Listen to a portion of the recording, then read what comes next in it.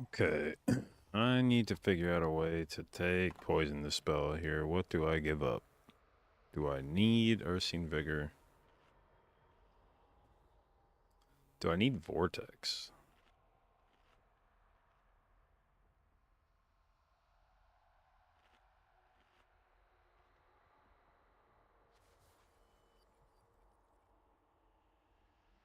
I feel like no, not really. We'll do that.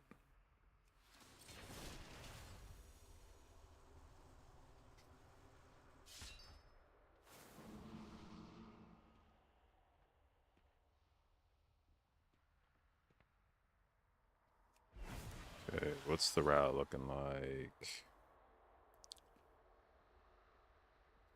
Okay. Is that together? That'll be kind of spicy. Let me just skip all that shit. Alright. Pull that.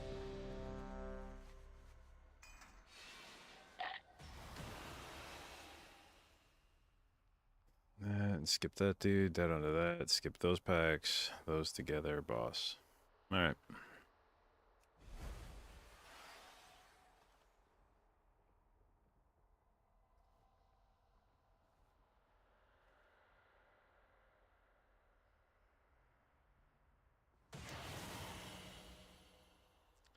What up, Ethereus? Oh, he linked the wrong route.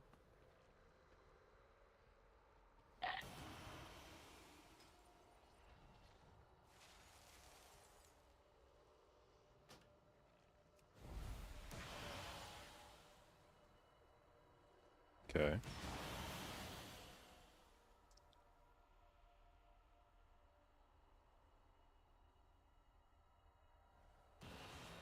So we cut this pack. Wait. That was also wrong.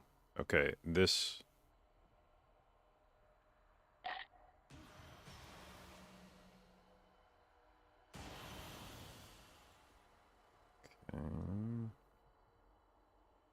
Oh, we grab all this shit. No bats on boss. Alright. Whatever.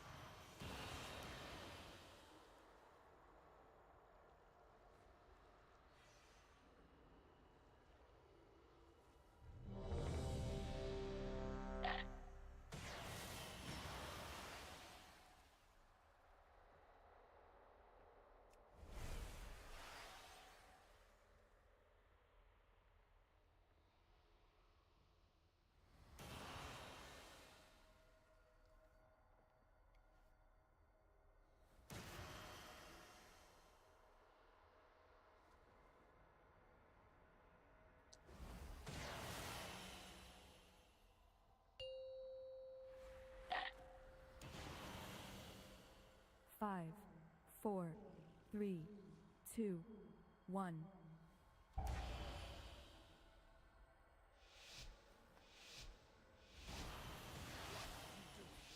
These specimens are very delicate.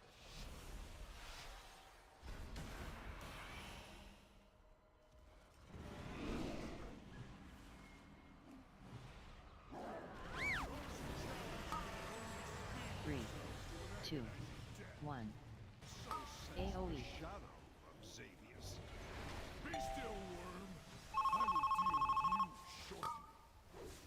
Don't remember what... Oh, yeah.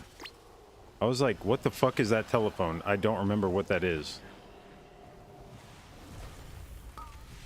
It's when I get spatial paradox. 3, 2, 1. AOE.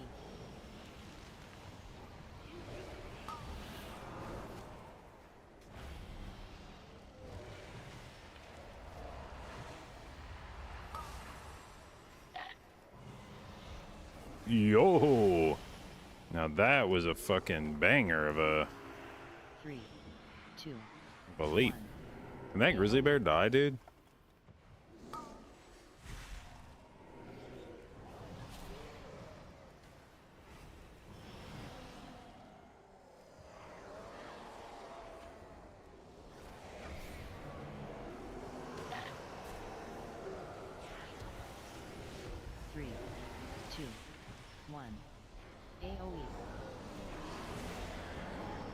Ah.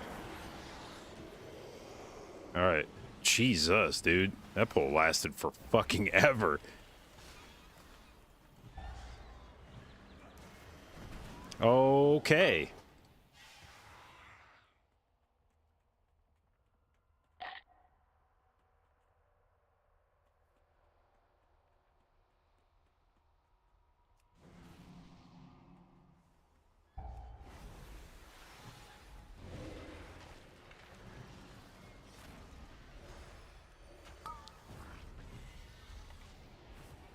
I actually probably did not need to take poison dispel in here. I just realized we have 2 poison dispelling specs. I probably could have gotten away without doing that.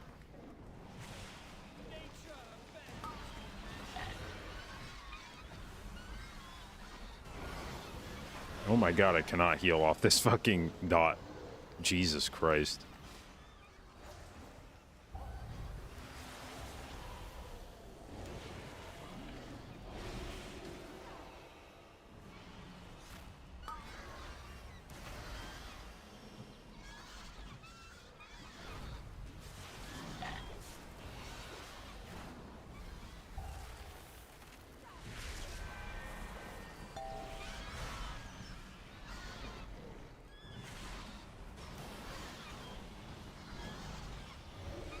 Bro,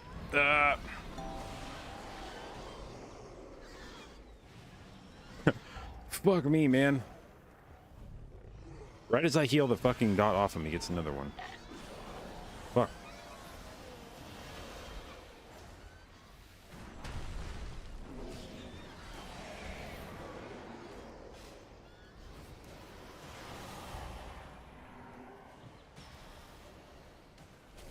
Hey. Hey, little guy, piss off, hey?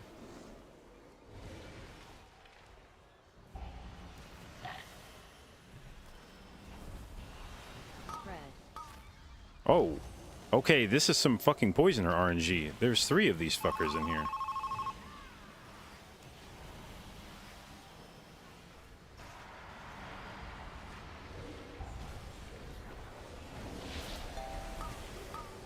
Spread.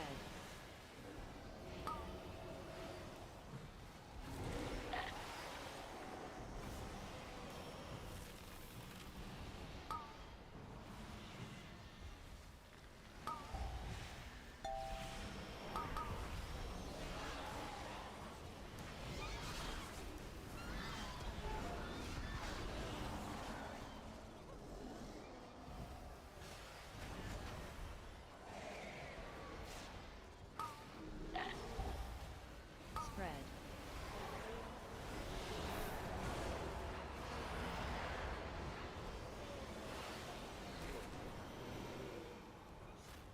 Okay, Nightclaw, you can fucking die now. Thank you.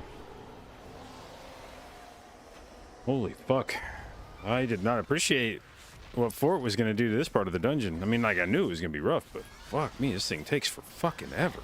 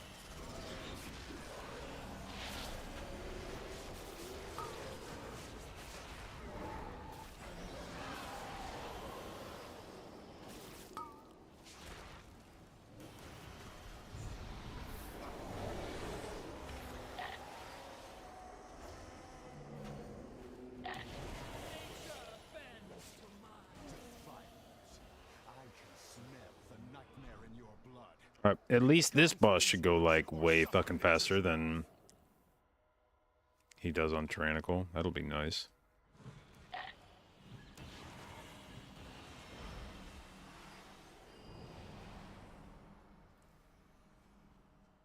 I was like, where the fuck is DH? I forgot he grabs the two mobs over here.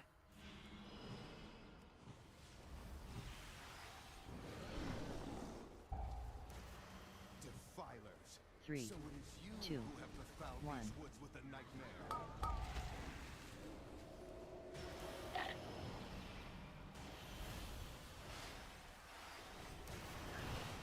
3, Powerful druid among you. You dare to 3, challenge my 2, authority? 1. Okay, it's the warlock baiting, not the... God damn it, dude! Ah! I thought it was gonna be a fucking invoker, and that fucked me all up. By tooth and claw, be purged! I am nature's fury incarnate! 3, 2, 1, 2, 1.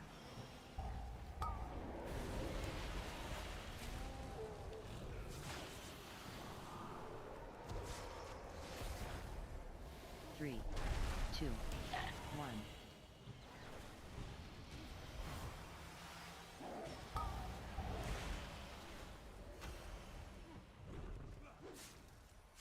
Six, 8. 3, 2, 1, 2, 1. What is that you hold, druid?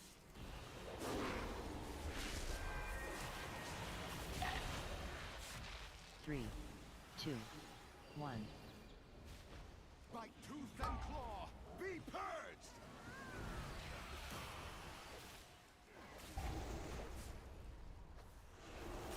3, 2, 1, 2, 1. 6, 8.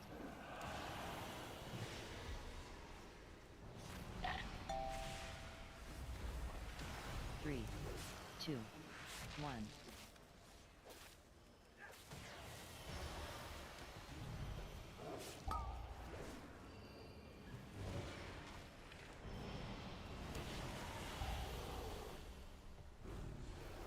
3, 2, 1, 2, 1. I will bleed the nightmare from you!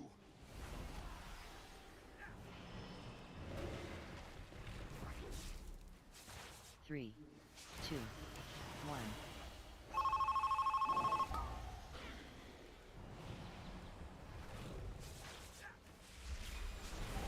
Blessed with great restorative powers, 3, but 2, I will rip you 1, all apart in the end! 2, 1.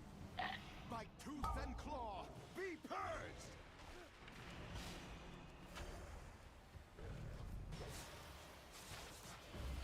3, 2, 1.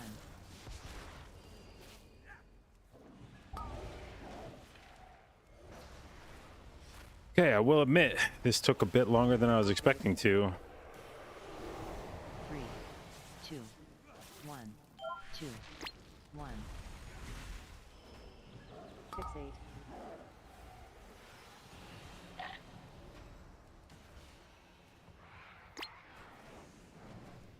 3, 2, 1.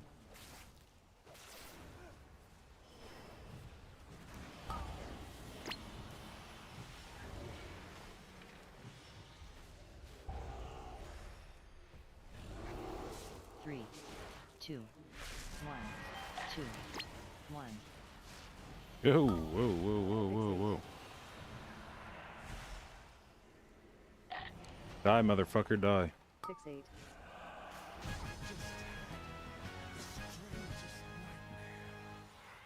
A fluke. Savor it and pray you do not face me next. They will be more than prepared. For your true power rests in the nightmare. Silence, weakling. When you open your mouth again, it will be to cry for mercy.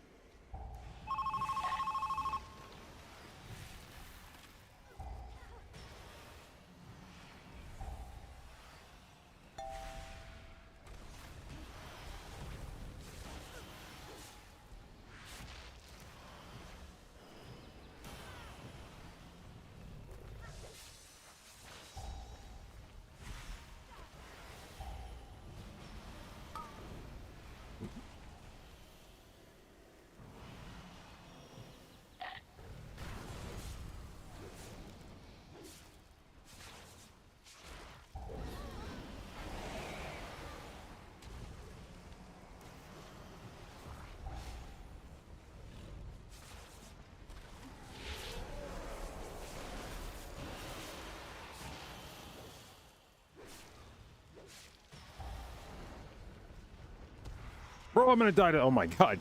What an awful time for me to pop that trinket that snares you. I thought I was just about to die to a root burst because I pressed my fucking trinket in it.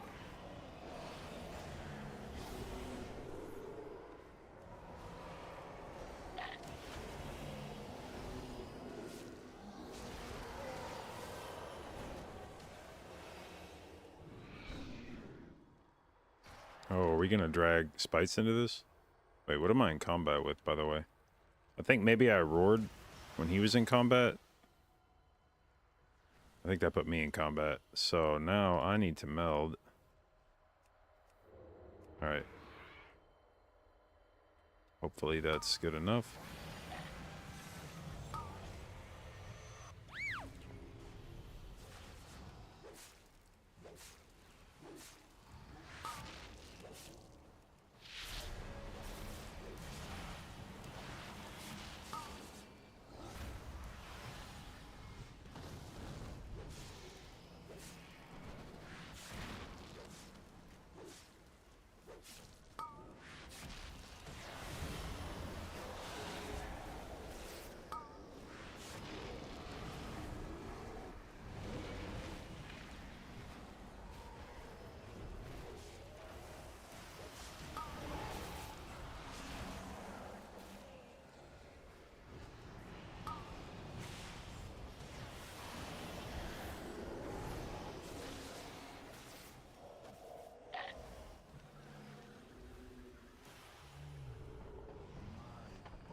Five, four, three, two, one.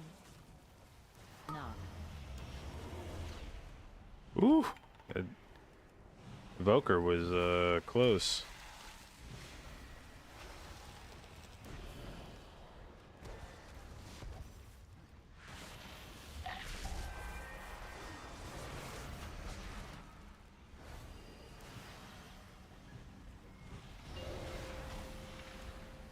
Adds. Five.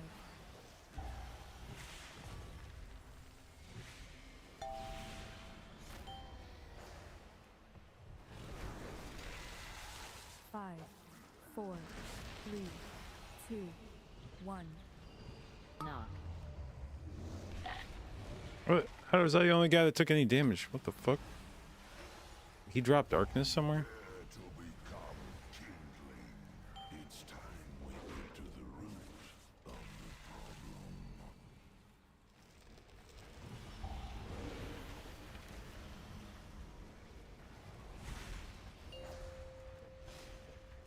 Adds.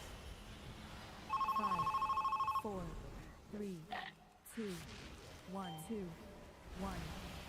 Knock.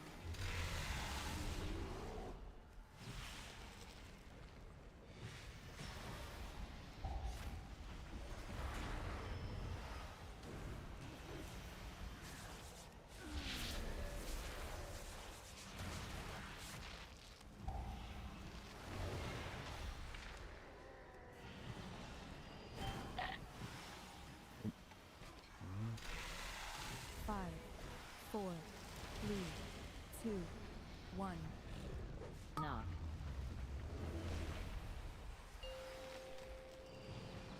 Adds.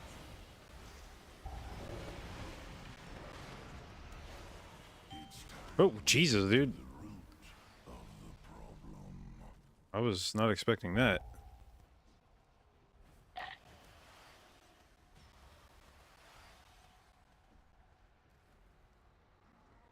Five, four, three, two, one, two, one. Knock. I will crush you to splinters.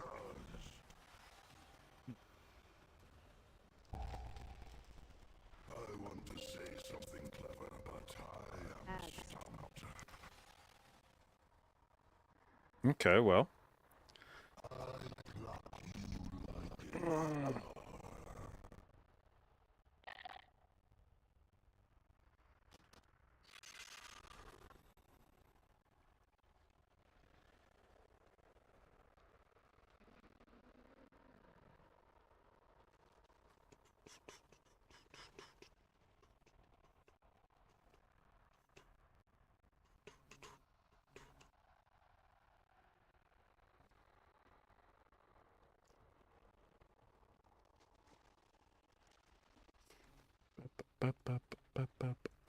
How'd Frack go yesterday? We actually saw phase 3, which was very promising and also somewhat unexpected. But that gave me a lot more hope because I feel like if you can see phase 3 on Frack, you can kill Frack.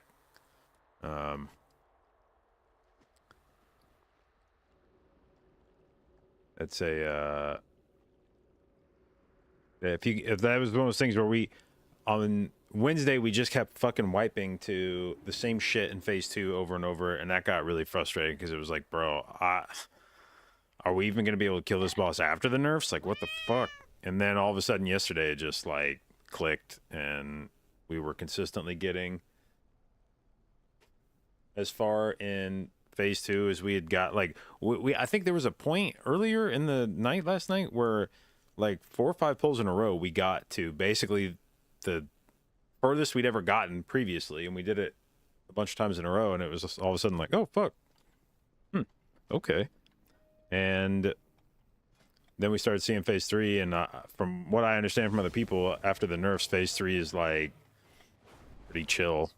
Like I think it might be the easiest of the phases now, and so if you can make it there, you can kill the boss.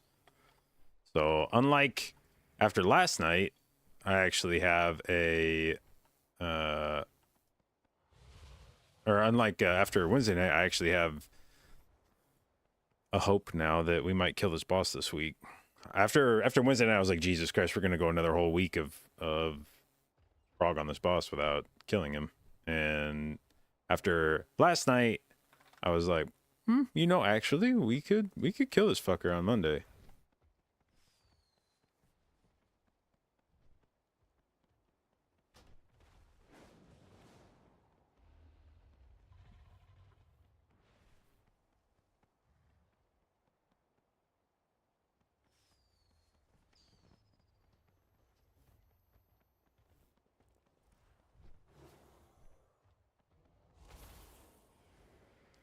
Been struggling hard on first set of trash, BRH, or first set of trash and BRH's resto. Any tips? Dot spam. I mean, a lot of that's on your group. Like, that's very much is my group getting stops kind of pull. If everybody's letting everything go off, you're gonna have a really hard time healing through that. That's very much I need my group to help me here kind of pull.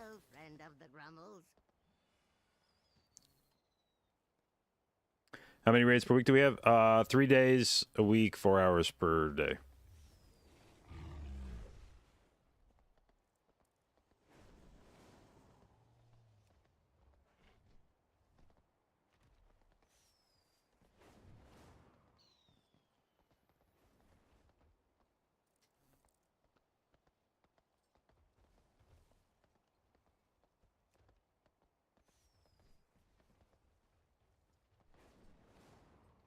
My threat plates link is broken.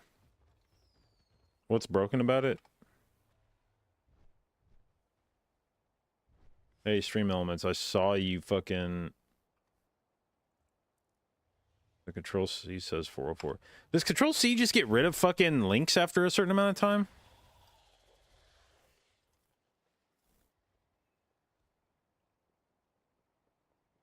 Guest posts auto delete after 72 hours. All right, yeah, you fucking win, Control C.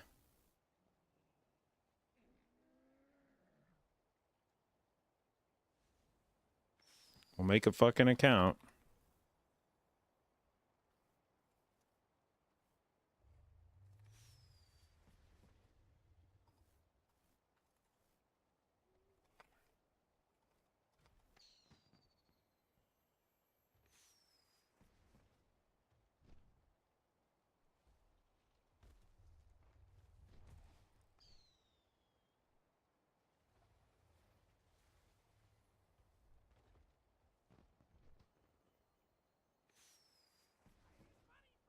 I was like, okay, so that's a recent change. Because I was like, dude, this was not a thing like before. I know that these Control C things were not disappearing this fast.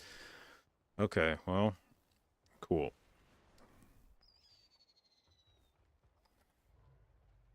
Oh well. I use them enough. I guess they've earned me making an account. That's fine.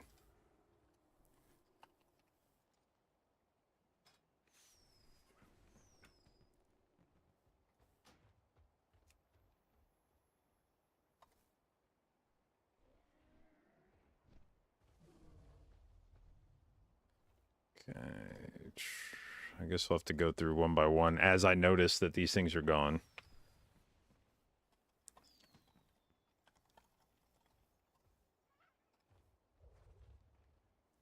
Am I playing Reforestation plus Convoke? I don't think so. Where's the fuck is my talents? No. I don't like playing Reforestation unless I'm playing Tree.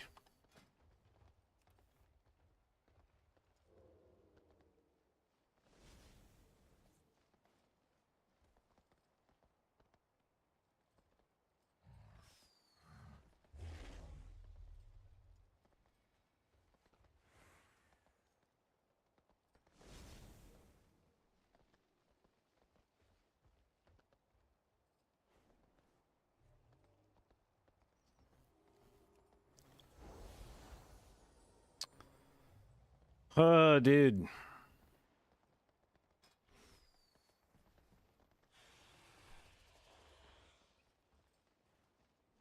Is he on Tom? No.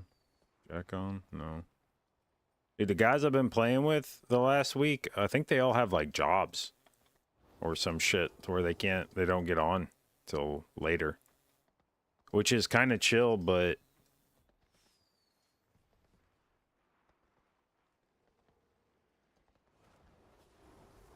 sometimes not, you know?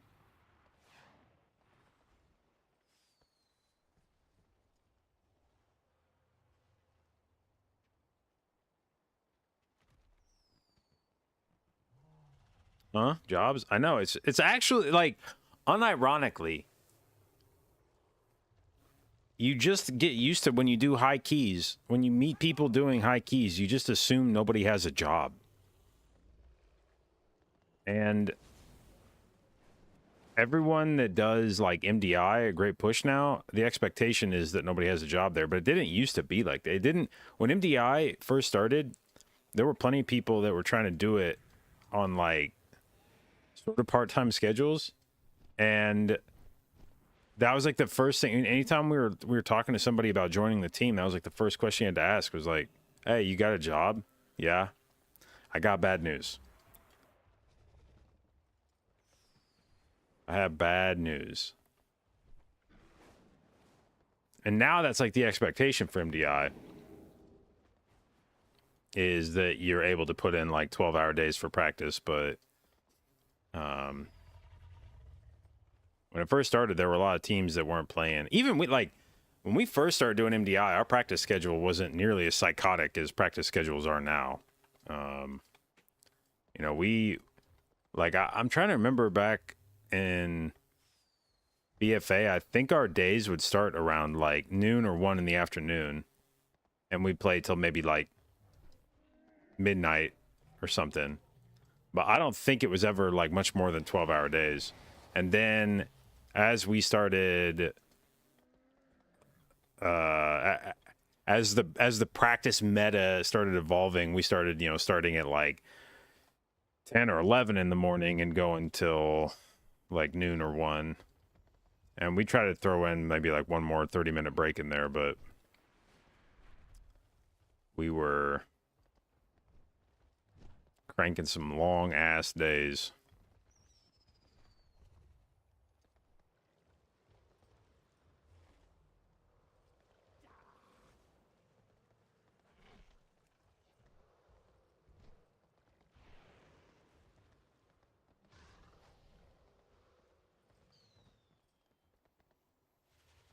Long ass, that's right. Long ass. And that was basically when I knew that the team was like done. When we kind of wrapped it up at the end of Shadowlands, it was like I couldn't get people to commit to practice. We were starting a few hours later. We were ending. It used to be that we would play through the evening and we'd take like an hour-long break for dinner. We'd stop at like 6 or 7 or something, take an hour for dinner, and then come back and practice for another like 3 or 4 hours. And it was kind of a nice break because a lot of times there'd be like a dungeon we were working on, and the dinner break would give you time to fuck off and eat and kind of reset your mind, but also you could like play around with a few ideas instead of chain pulling. Stuff could kind of like simmer. And a lot of times people came back from dinner break and people would have some ideas and you'd be like, yeah, I was thinking about it. And if we do this and this. And so you'd have a few hours to kind of play around with some concepts. Then you go to bed and do the same thing. Then the things you played around with at the end of the night, you'd wake up in the morning and go, hey, I slept on it and I have some more shit I thought about too. And the problem is in our last season, it just started being that like after dinner, it was like, yeah, we're just done. Like we'd go from like noon to like 7, and then it would just be like, yep, okay, well that's okay, I'll see you guys tomorrow. And it was like, what guys, what the fuck are we doing here? Like what, we're never gonna win anything like this. Like practicing 7 hours a day. That's not enough. Like we can't iterate on our routes enough. We can't get enough muscle memory built up in these dungeons on 7 hours a day. This is pointless. So after that season, it was, I spoke with everybody kind of individually, do you want to keep going? And it was sort of non-committal. And it was just like, all right, well, we're just gonna be done. Like that's fine. It was a good run, but I don't want it to devolve into this where we're just half-assing every season and finishing like fucking 6th each time.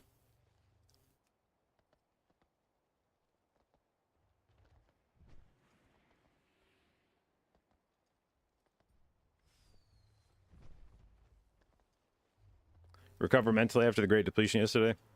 I wasn't even mad necessarily that we were depleting. I was just mad that we were just like lighting our keys on fire yesterday. That's what was making it. It wasn't that we were depleting, then that happens. But it's that we kept doing this shit where it was like, all right, what keys do we have? Okay, let's go into that good looking key. Deplete it 2 times. Oh, well, let's get the fuck out of here and go to a different good key. And it's like, no, let's not do that. Let's stay here until we actually finish this dungeon so that we know what to do next time we're in here. I really do not like that approach to doing keys where you don't... It was coincidentally going back to the idea of the MDI. It was one of the issues that we had in MDI practice where we would make an aggressive route and we would try to play it through, and we'd always wipe at some point in the dungeon. And we had enough hard pulls scattered throughout that we would never actually finish the dungeon in one run.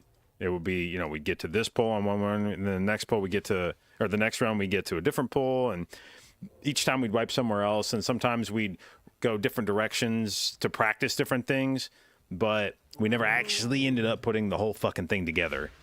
And the dungeon that stands out the most in my mind like that was DOS. And the reason that stood out is because you always had like some really fucking sweaty strat on Mozala.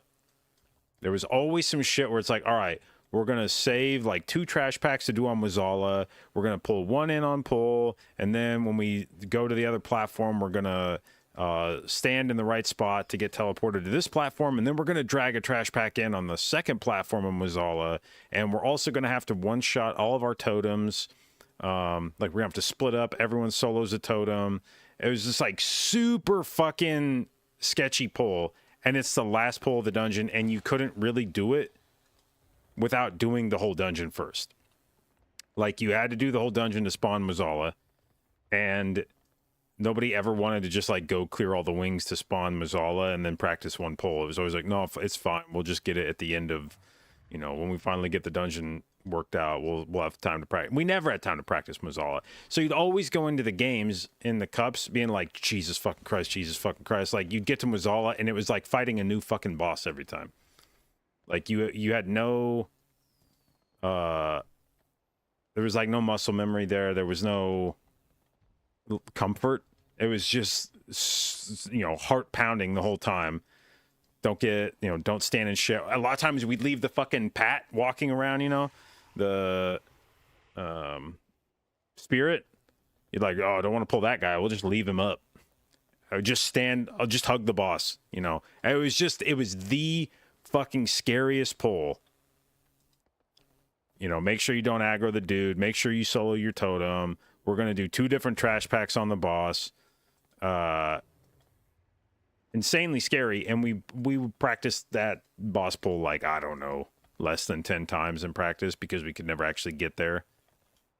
And that's the kind of shit that makes me mad in dungeons on high keys when you do the key. You know, like we had like a 32 weight crest yesterday and we fucked that up and it was like, that's fine. I didn't expect to time a 32 on our first try. But then we go into the 31 and then we deplete that. And then it's like, well, let's just leave. And it's like, no, let's not just leave. Let's finish the dungeon. Let's go into the 30, finish the dungeon so we know what it feels like. Do the 30, get another 31 out of it.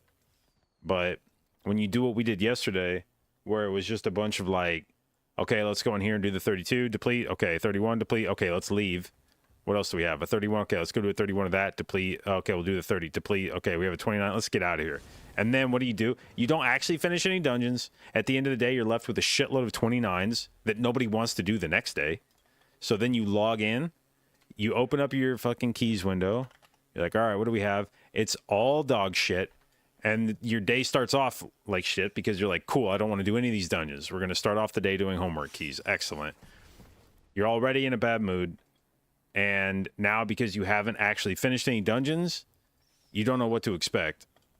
And there's a decent chance that even if you get past the point that you wiped on the day before, you'll hit a different point in the dungeon that wipes you that you would have figured out if you had done the whole fucking key the first time. So yeah, I was just very not pleased with how we chose to spend our time yesterday.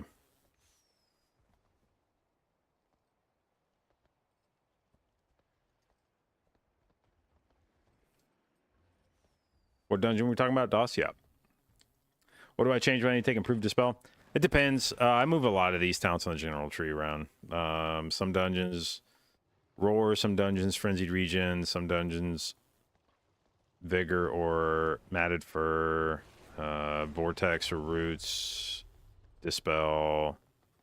You know, if it's like Sanguine Week, maybe Typhoon. If it's Incorp Week, maybe Hibernate. But some combination of those.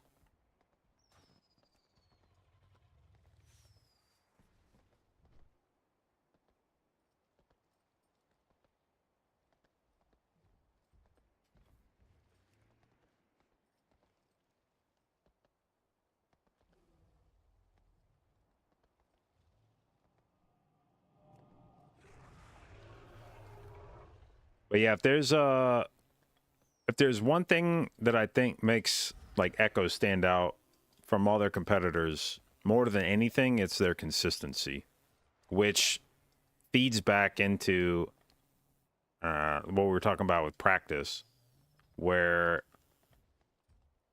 I mean, some of this is speculation because I'm obviously not privy to their practice sessions, but I think when Echo practices dungeons, they are consistent enough that they finish the dungeon. They pull it, and they don't have catastrophic wipes, and they can. It may not be a perfect clean run, but they at least make it to the end. And when you can do that in all of your practice runs, or most of your practice runs, you get comfortable in the dungeon, and it allows you to start tweaking other things like cooldown timings. Which is where you gain a lot of time in a dungeon, I think one thing that people don't understand is, you make a lot of time up in a dungeon by getting better at your current route, not necessarily by changing to a new route every time. You can, even after you've got your route locked in, you can shave a lot of time off of your route simply by making it cleaner, like by executing better, figuring out your cooldowns, optimizing your positioning on a pull, you know, how you gather mobs, which mob you hit, things like that. And even without changing your route, you can shave a ton of time off of a key just by getting familiar and comfortable with the route and optimizing the things you do in that route. And that was the thing that we struggled with, is that we would never get the route clean enough to be able to get comfortable with it. We would keep tinkering with the route because we would keep wiping on shit and it would never be consistent. So we never had, or I should say at least towards like in Shadowlands. I feel like it wasn't necessarily that way for us back in BFA and Legion, but in Shadowlands it just felt like a lot of our practice was spent even trying to not wipe to shit. We would just try these big ass pulls, and it was never consistent enough for us to finish the dungeons regularly. We'd have to reset, try the big pull, wipe, reset, try the big pull, wipe, and then if we ever did actually complete it, then it would be like, oh, okay, well now that we've got that, let's make another big pull. And we just never actually got reps in the dungeon. We just took turns figuring out which pull we wanted to wipe to. And that's it makes it hard to practice dungeons when that's your approach.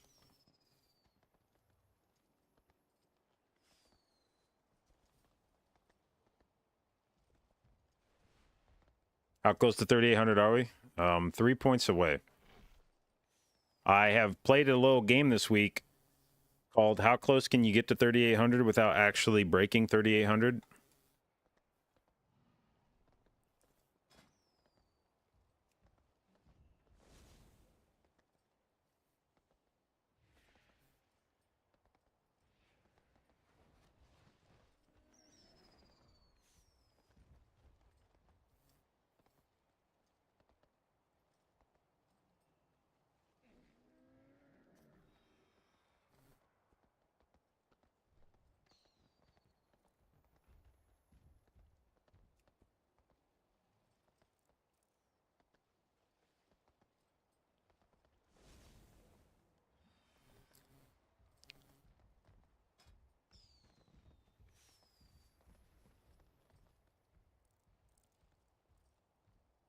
All right, there's Yaunt, at least.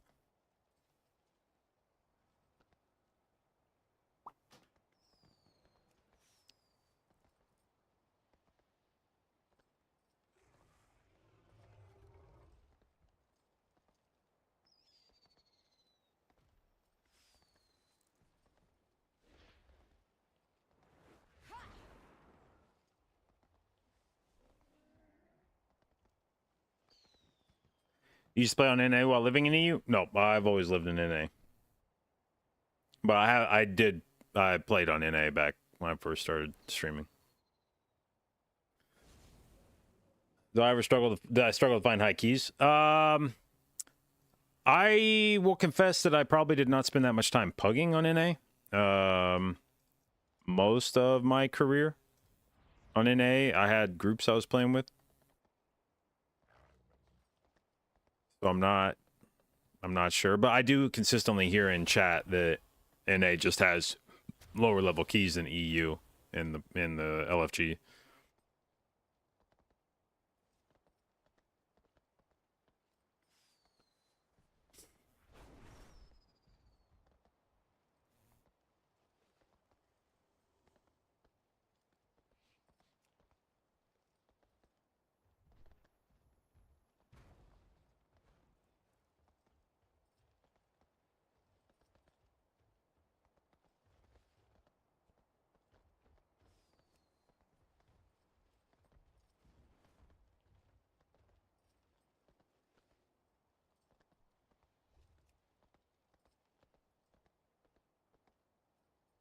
All right, I'm gonna go brush my teeth real quick.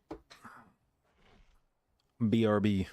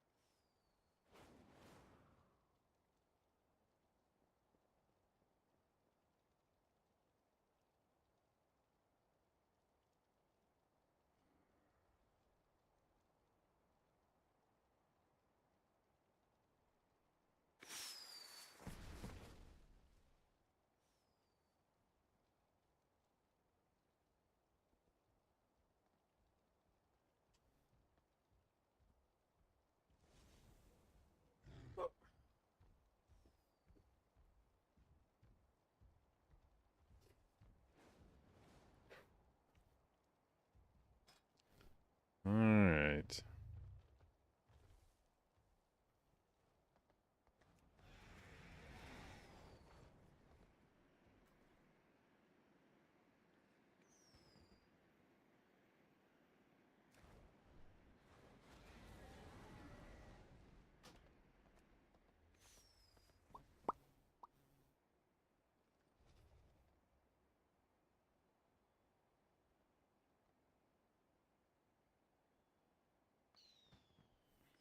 Guarak, thank you for the resub, babe. 12 months, aka 1 year.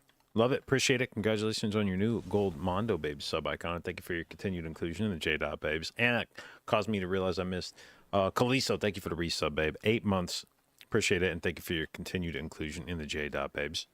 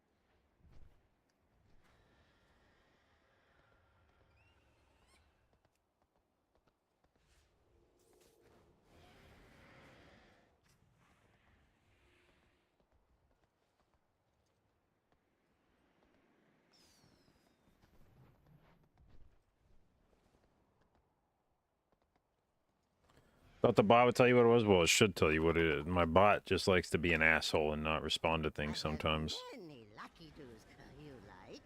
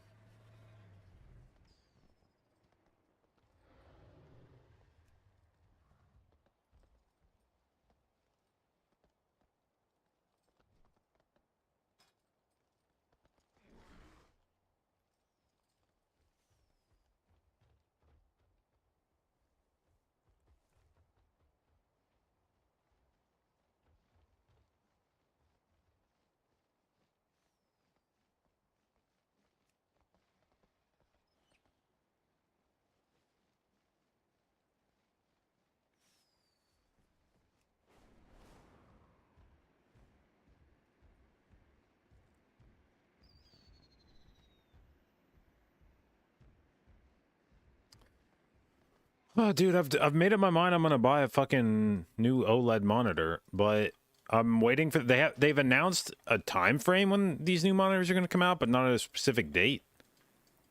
And this is like the worst when you've made up your mind you want to buy something, but it's not for sale yet, and you're just waiting. And I fucking hate. I just want to buy the thing and be done with it. And that's just how I am with purchasing shit. Like, I can go long stretches of time without, like, desiring a thing. But then, once my brain clicks into the wanting it stage, then I'm, like, obsessive about it until I buy it. And until it arrives. And then once it arrives, then I immediately, like, forget about it. And stop giving a shit, and then go again a long stretch of time before I care about anything. But that little window where I make up my mind I want to buy it, until I have it and I've put it together and I'm using it, I just can't stop fucking thinking about it. And that's how I am just like permanently now with this fucking monitor, is I just want it to come out. I keep checking, you know, like every few hours, because they've just said it's going to come out in February.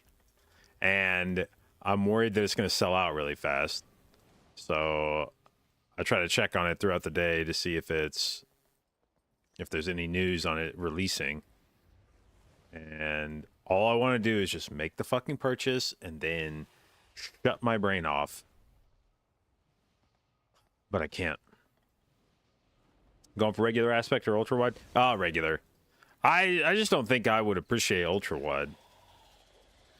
I don't think the advantages of ultra wide matter for me. Like,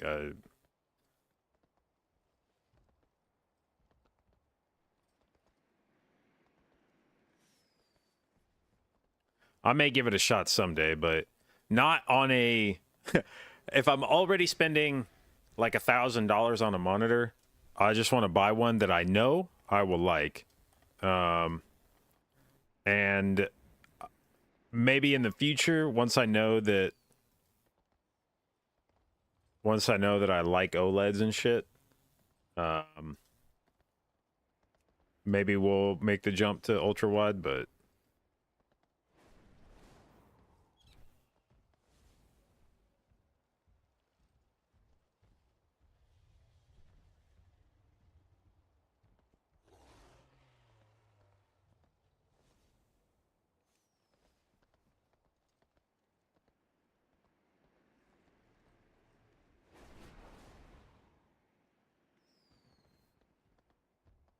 ultra wide is great, but do not get OLED.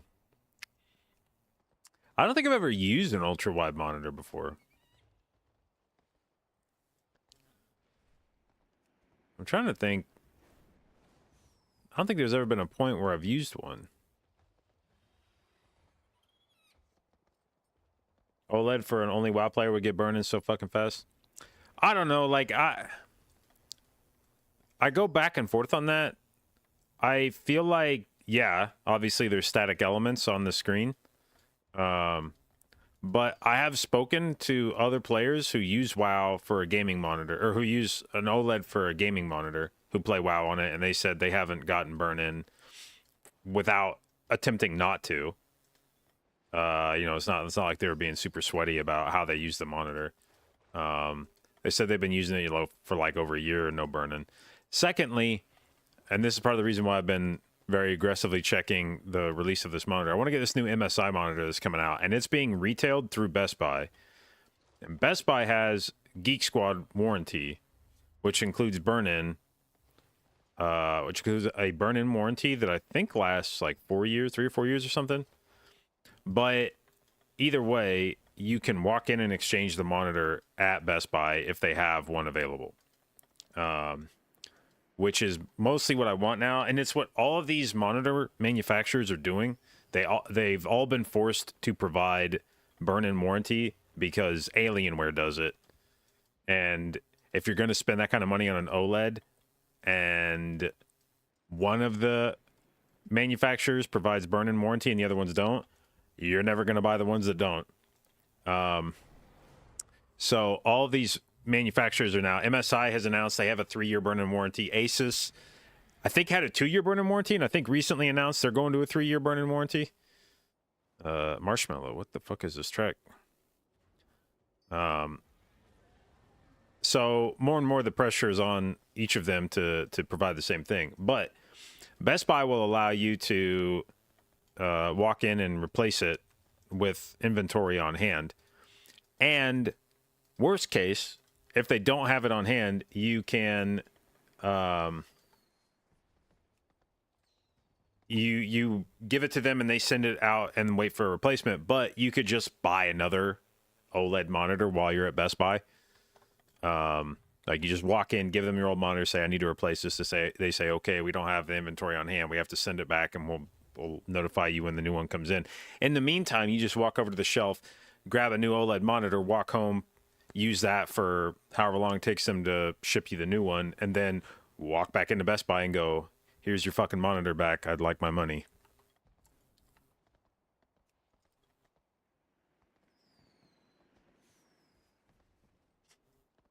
But yeah, anyway, even independent of burn-in warranty, as each new monitor generation comes out, they have like more and more burn-in prevention features. Like the MSI one, let me see if I actually can even just pull up a list of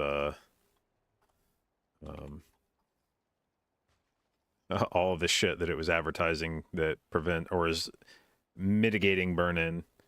They have, where was it? Yeah, here we go. They have a graphene film with a custom heat sink. They have boundary detection. And so it says, after a certain number of seconds, the boundary protection adjusts the luminance of boundary between two images or an image in the background. They have taskbar detection. So if it senses like your Windows bar at the bottom, it'll attempt to reduce the luminance of your taskbar to prevent burn-in down here. Multi-logo detection. So if it notices static and prominently contrasting logos, you know, like maybe a chat box or some shit on your screen, then it'll attempt to reduce the luminance there. So there's definitely been a lot of technology in each successive wave of OLED monitor generations that are designed to mitigate burn-in. And like I said, if you have, you know, a strong warranty on it, then that's really the last thing about a monitor that concerns me with OLED. It's like I want an OLED monitor for no reason other than to just try it out, see how it feels. But even if it sucks with the burn-in, if you get a 3-year warranty, you just keep fucking replacing it. And then hopefully the technology has gotten better at some point in the future when you get a new monitor.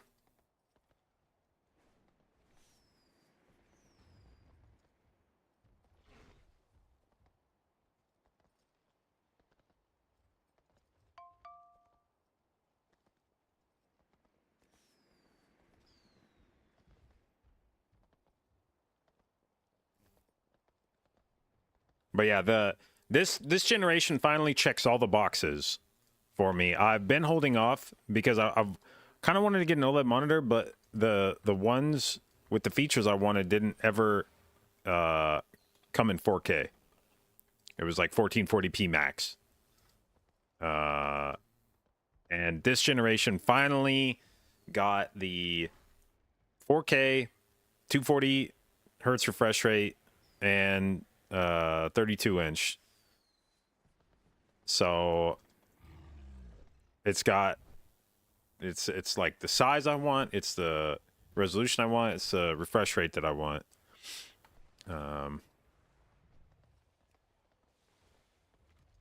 So I'm down to pull the trigger on it.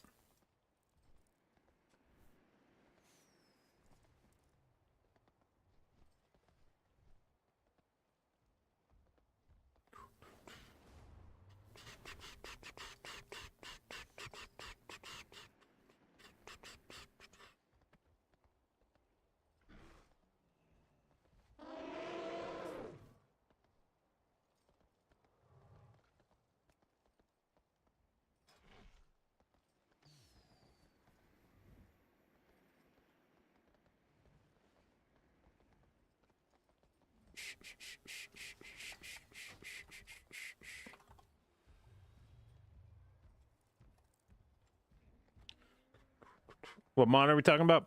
Well, the one that I'm looking at is the MSI 321URX. Which is this, it's the panel that's used in that is a new panel released by Samsung this year. And it will be used in several monitors. MSI just happens to be the one that's like, it currently exists in the Alienware. MSI is like the next of those monitors being released, and the MSI one is supposed to be like $250 cheaper than the Alienware one, which is why I've got my eye on it instead. And also the MSI one is being released through Best Buy, which means you can get the Geek Squad warranty, which I'm also. Ass Made in the USA just dropped. Holy shit, is it February 9th? Oh my god, it is February 9th. Hang on.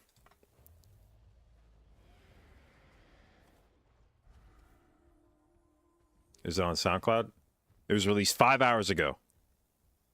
Hold up.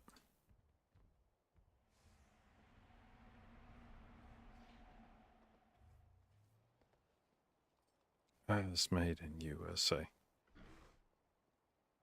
Ass Made in USA. Ass Made. Fuck yes, dude.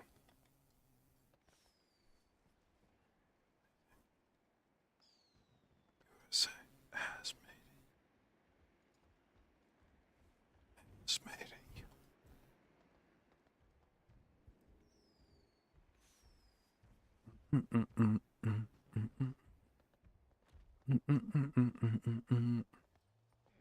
This is American ass.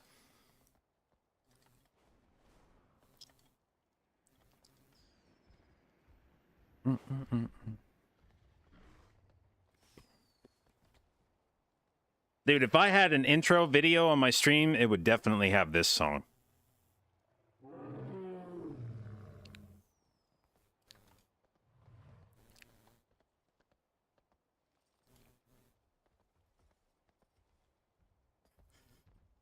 The guy in the USA, ass made in the USA, ass made in USA, ass made in USA, ass made in USA, ass made in USA.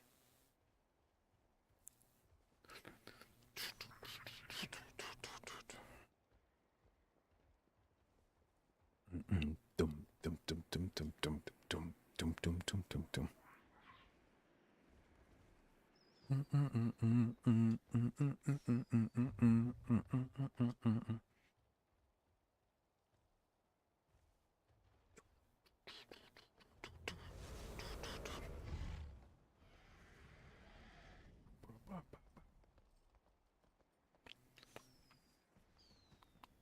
Made in USA.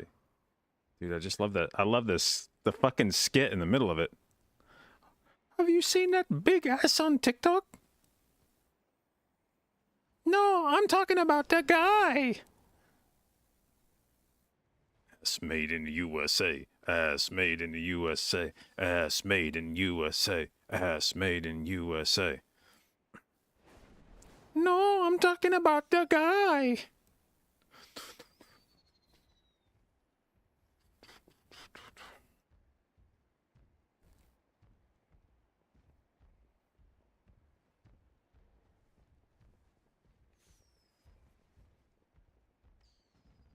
This is American ass. Oh man. Song is a banger, it really is. It really is. And it gives me a lot of nationalistic pride. Ass made in USA.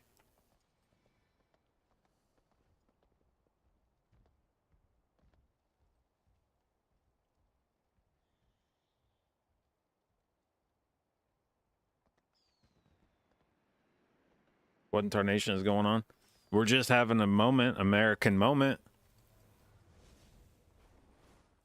Too bad it's only 2 minutes. No, I actually think 2 minutes. A lot of times I'm disappointed by a track that's only 2 minutes, but for a track like that, where a lot of the appeal of it is humor in some sense, if the track goes on for like 4 minutes, it like outstays its welcome. A track like that, 2 minutes feels like the perfect amount of time. You get the joke, you get a few repetitions of the hook, and then it like moves on. And so each time you hear it, it's just long enough to remind you and be funny, and then it like moves on, and the joke stays fresh.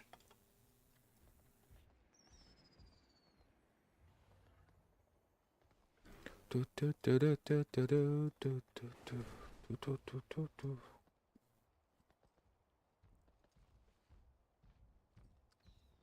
right, you got a question. You've timed all keys at 20 for both Fort and Tyrannical. You want to start pushing higher as Balustrade. What's your next steps? Start pushing. Apply to the groups.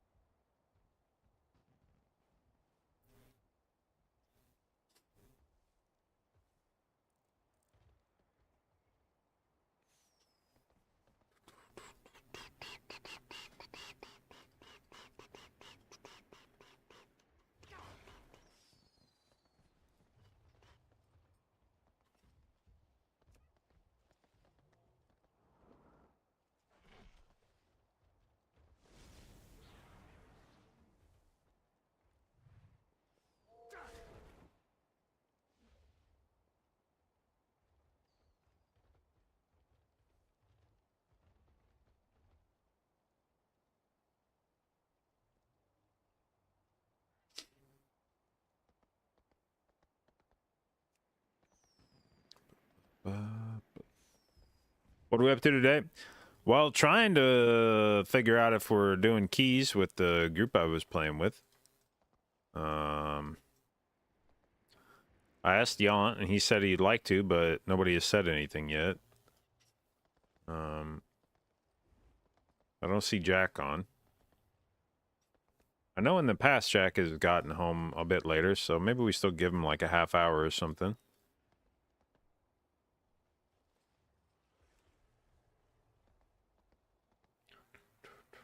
What percentage of my friends list is playing Discovery? Let's see here. 1, 2, 3, 4, 5, 6, 7, 8, 9. Oh, Robin's playing. Okay. 10. Shaq playing. 11, 12, 13, 14, 15. So 15 out of the people online.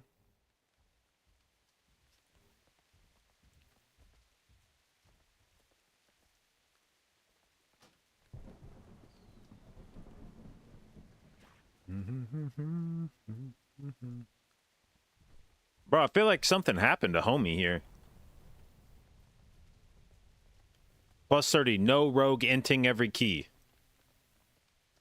You just want to, like, tag him? Sounds like you have somebody in mind when you say that. Well, look at this guy, too. No rogue. Do these guys just get out of the same group or something? Plus 30, no fucking rogues. 29, no fucking rogues.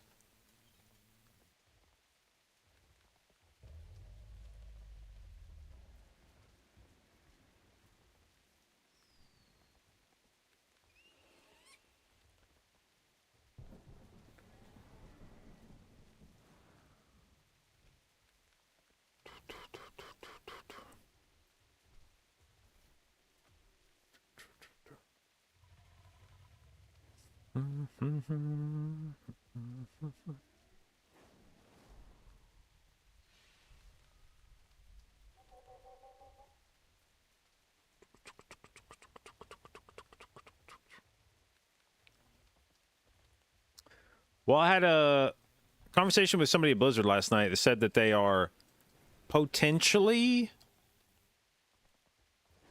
open to giving Mythic Plus a look in the near future in terms of kind of like revamping it, which gives me hope that maybe we can actually make some meaningful changes to the system. And what's frustrating about Mythic Plus right now is that it feels like you could improve it dramatically with a relatively small amount of effort. Like, it doesn't need to have a bunch of stuff added to it to make it better. It needs to have a bunch of shit removed from it. And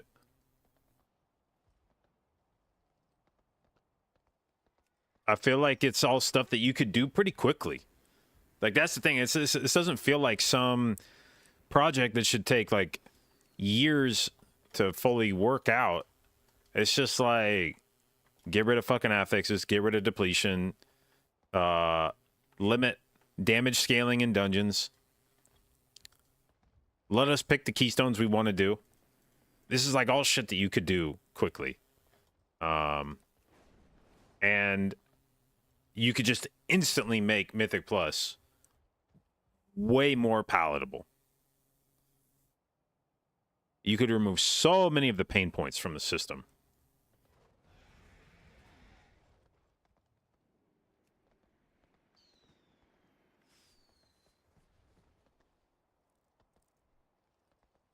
Remove durability loss.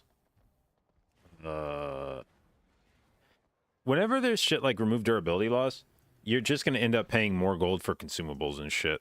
That kind of stuff just filters its way into other parts of the economy. If people have more gold, like if you save gold from not losing durability when you die in a dungeon, then people are just going to have more gold and they're going to spend more on consumables and prices are just going to go up.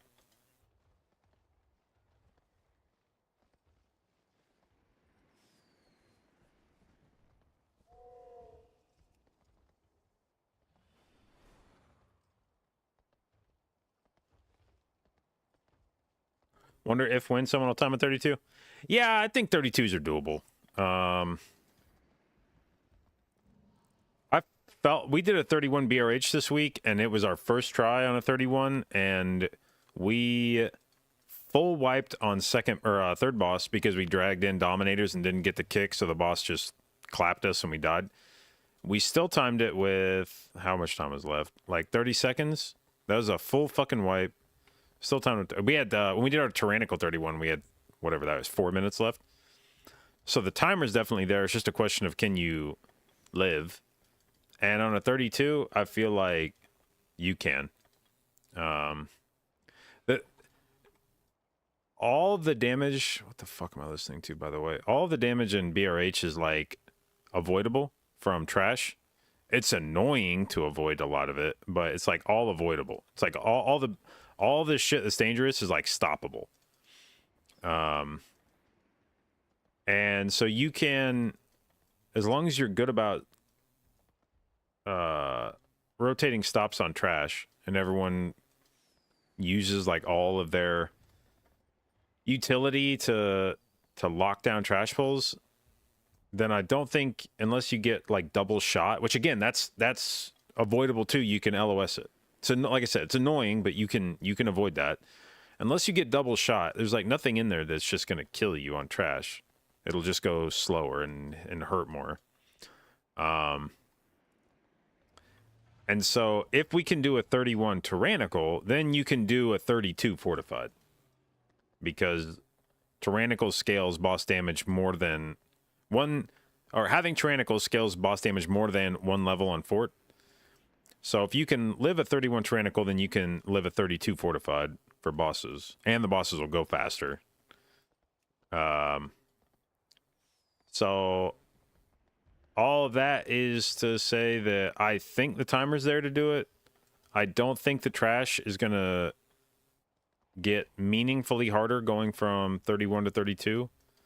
And the bosses shouldn't start one-shotting you if you can live at 31, and we showed we could. So yeah, I think you could do a 32 BRH. I think you could probably do a 32 at all. The timer's definitely there. It's a matter of like living the last boss, I guess. 32 Waycrest, I don't know. That starts to feel pretty fucking wild. Because there is some unavoidable shit in that dungeon that just hits really hard.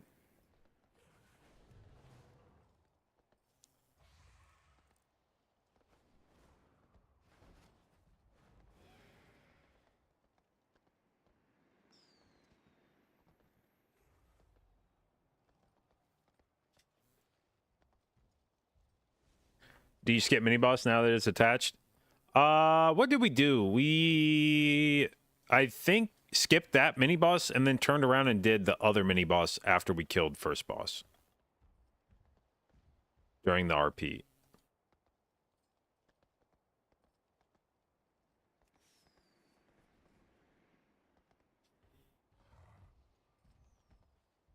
What up, CBA?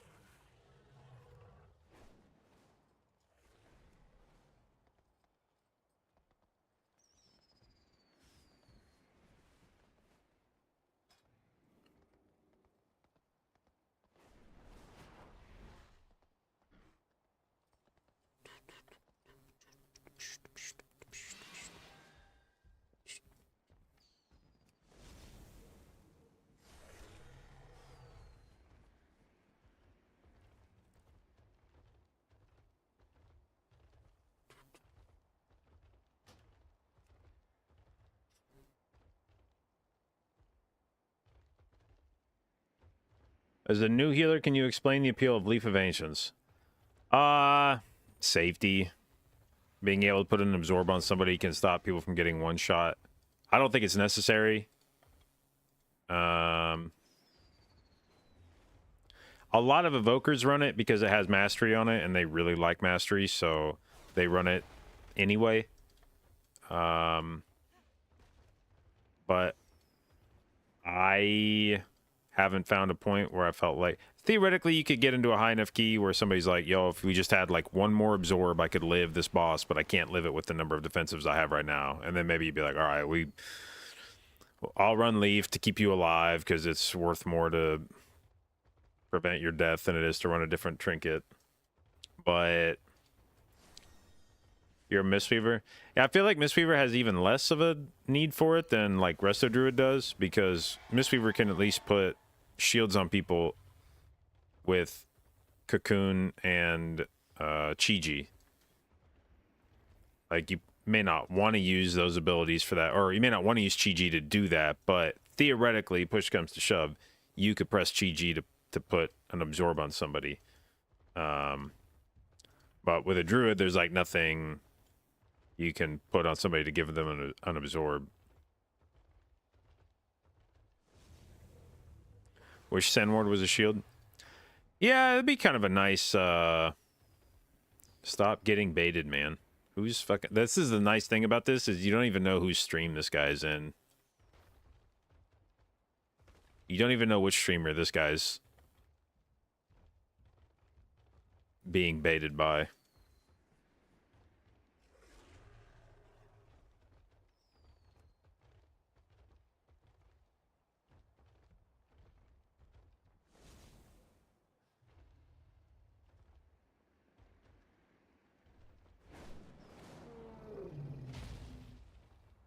Probably the guy saying no rogue. Oh, dude, that would actually be amazing if there's some, like, fucking drama playing out in LFG groups.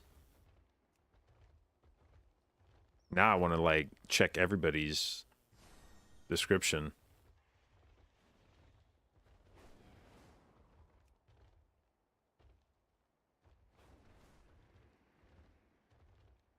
Fuck this shitty-ass group fun. Bro, I feel like that's not going to go well for you. I'm not a snitch. I'm not going to report you.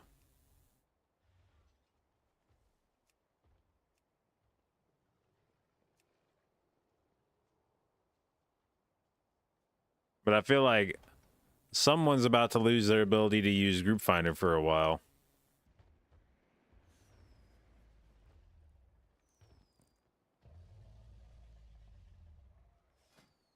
Closer look at the Mog? Yeah.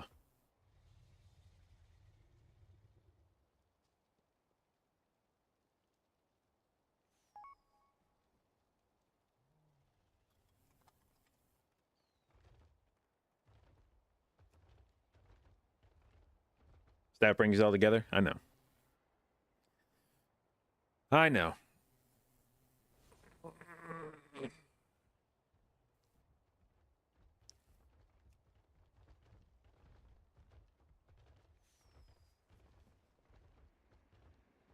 What do I think of the playstyle around Grove Guardians? I mean, I don't feel strongly one way or the other about it.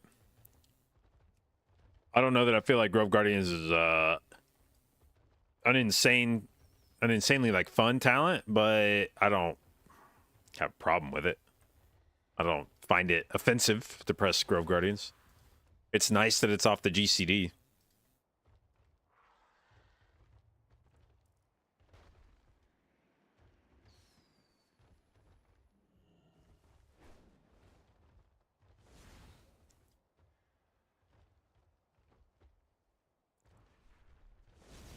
Anything I can do to help your healer out more in Sandroom and fall outside of the normal?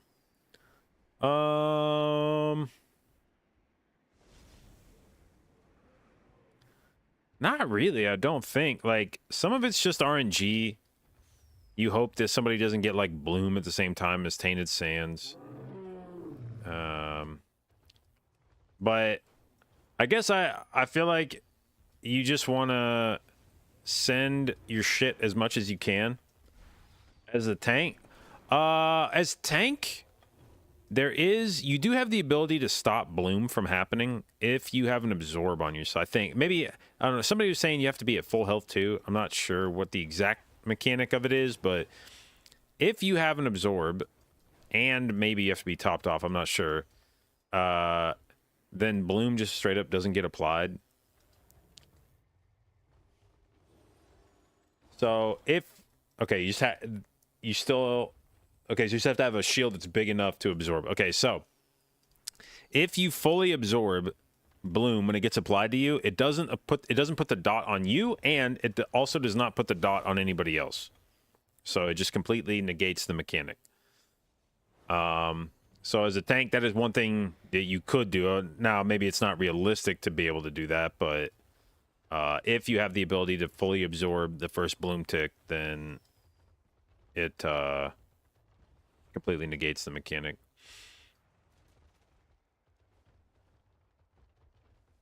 Otherwise, the way that you sequence the pulls could potentially help.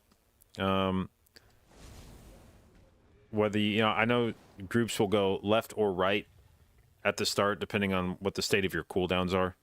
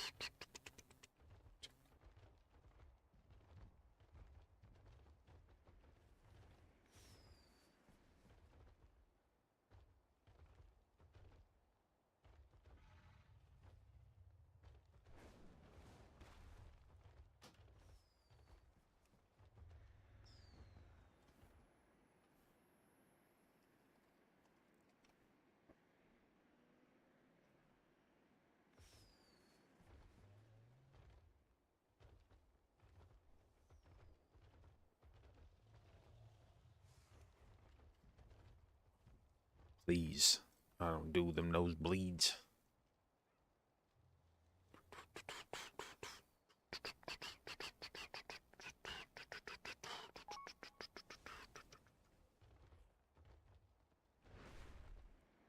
All right. Jack says he's going out soon.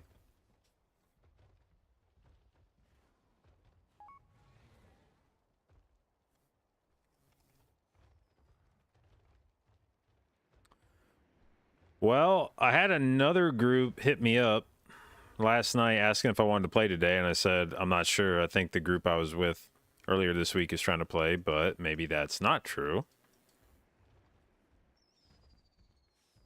Updated your weak aura add-on, and now all your weak auras are gone. Any tips? I'll maybe try logging out and logging back in, see if that fixes it. Alternatively, and this is too late to be of use to you now, but as preventative measure going forward, I would recommend downloading Weak Aura Companion and using that to update your weak auras, because it's a very useful little app, but also because it backs up all of your weak auras every day. So if catastrophe befalls you and for whatever reason all your weak auras get wiped out, you will always have a backup based on worst case scenario yesterday's weak auras. What's the app called? It's called Weak Aura Companion.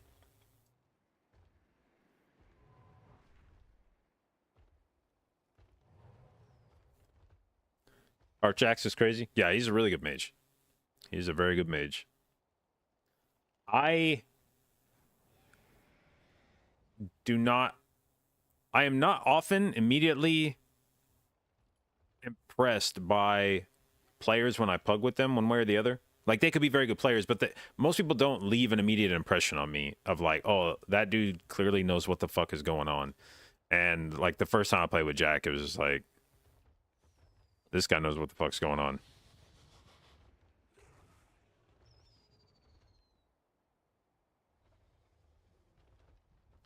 Is he better than Fired Up?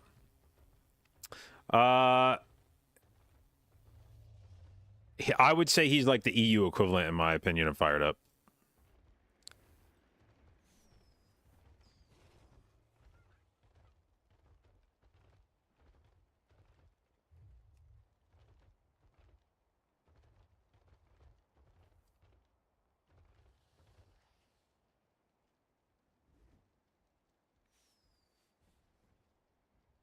Who's the best balanced druid?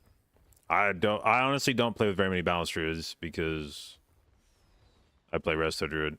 I'm trying to remember the last time I played regularly with a balanced druid, and it was probably Legion.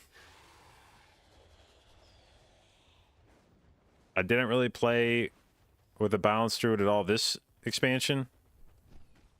The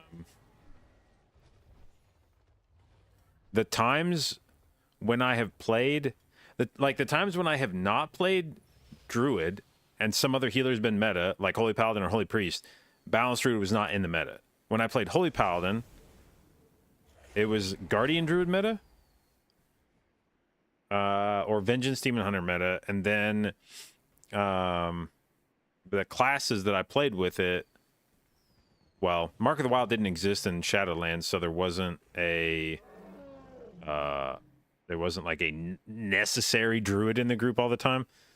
So I pretty infrequently played with Balanced Druid in Shadowlands.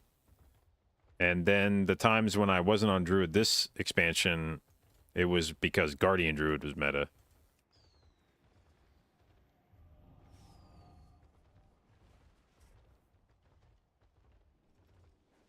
I would say, yeah, the balance druid that has probably impressed me the most on EU would probably be Kenix. Trying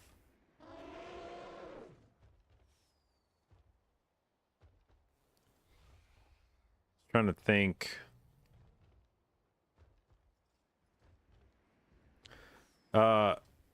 Goop was a very good balance druid when he played balance druid on NA.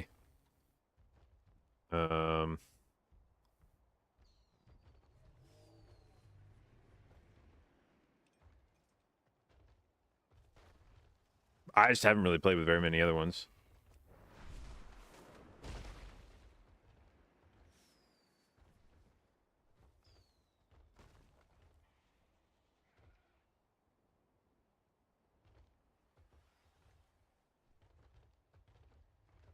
Is it true that you need an Og to push as a Disc Priest? I'm not sure. I've definitely heard people comment that Disc benefits a lot from like spatial from Og on certain bosses where you want to be able to cast while some other mechanic is happening that's requiring you to move around. But I have not myself played Disc at that level to get a sense of whether that is like a requirement or a luxury.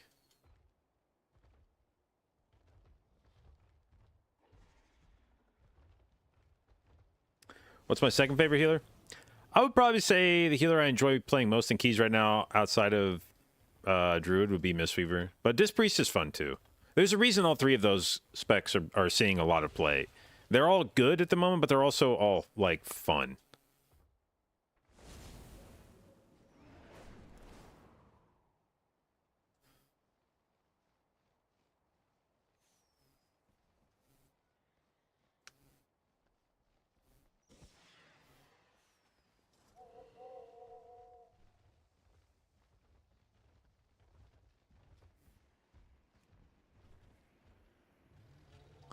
Let's see, a 29 throne.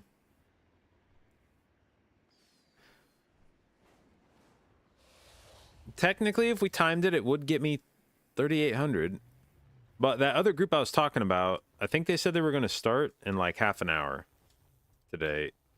So, kind of waiting to see what the deal is with them. Does Weak Aura Companion automatically update? No, it'll just let me pull it up. I'll show you what it looks like. So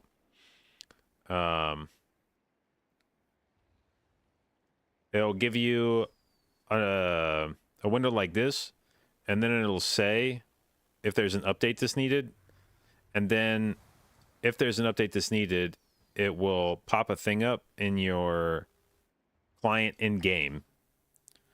So you go to /weakora, and there will be a window or like an extra tab at the top that'll say this weak aura can be updated, and then you click a button and it'll tell you, it'll give you the option to either create a copy of the weak aura, like a new copy of the weak aura that's updated, or you can update your current one, and there'll be a drop down list of different features of the weak aura that can be updated.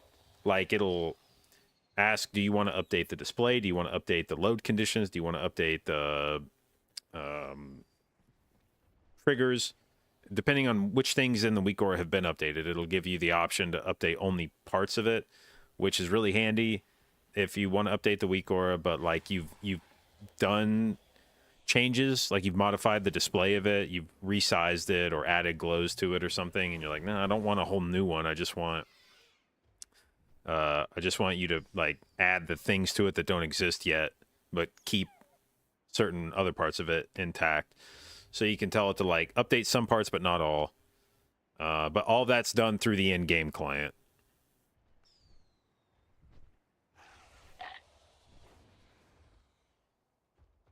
Have I spoken at all about the Oracle Hero Tree?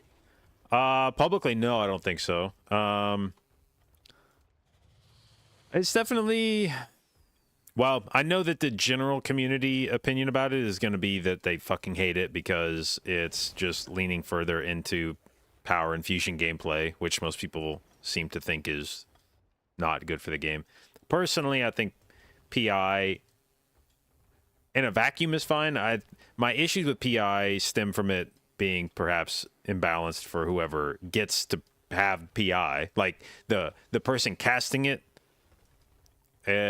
potentially gets a leg up by being more valuable to a group than somebody who doesn't have PI. But for people that cry about like, oh, PI fucks up parse, like actually shut the fuck up. Jesus fucking Christ, I cannot mute someone fast enough that cries about how PI fucks their parses up and it makes it so that somebody pressing the same buttons I do is doing more damage. It's like, welcome to team sports, man. You think that everybody that's ever played on a team before didn't have teammates that affected their fucking performance? You think Michael Jordan didn't sit around saying to himself, man, if I had John fucking Stockton on my team, I could average 5 more points a game than I do right now. Karl Malone's lucky ass gets to have a generational point guard. Or, you know, you think that a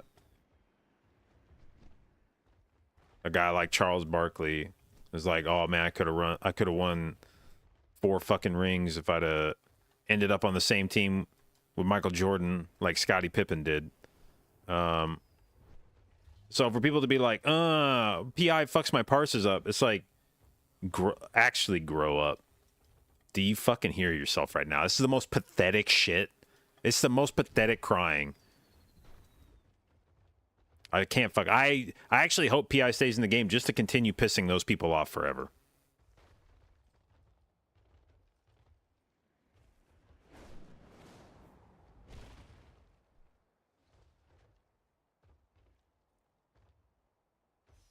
So anyway, the Oracle hero talents being based around PI, maybe not the direction I would have taken that, but I don't necessarily have a problem with it.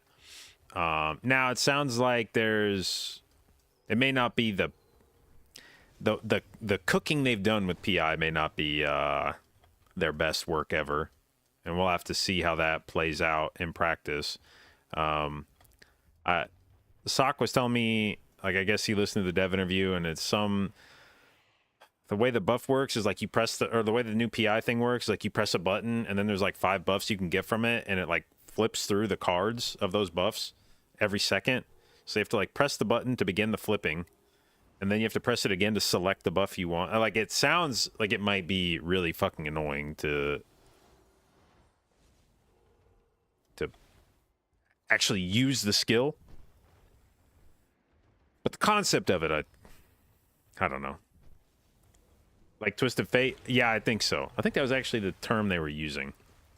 They kept referring to Twisted something. It was probably Twisted Fate. I thought it was an old WoW mechanic, but maybe it was a League mechanic. But yeah, it was just, I guess you press the button and it starts cycling through buffs, and then you press it again to select the buff that you want. Sounds like Blessing of Seasons. Similar-ish.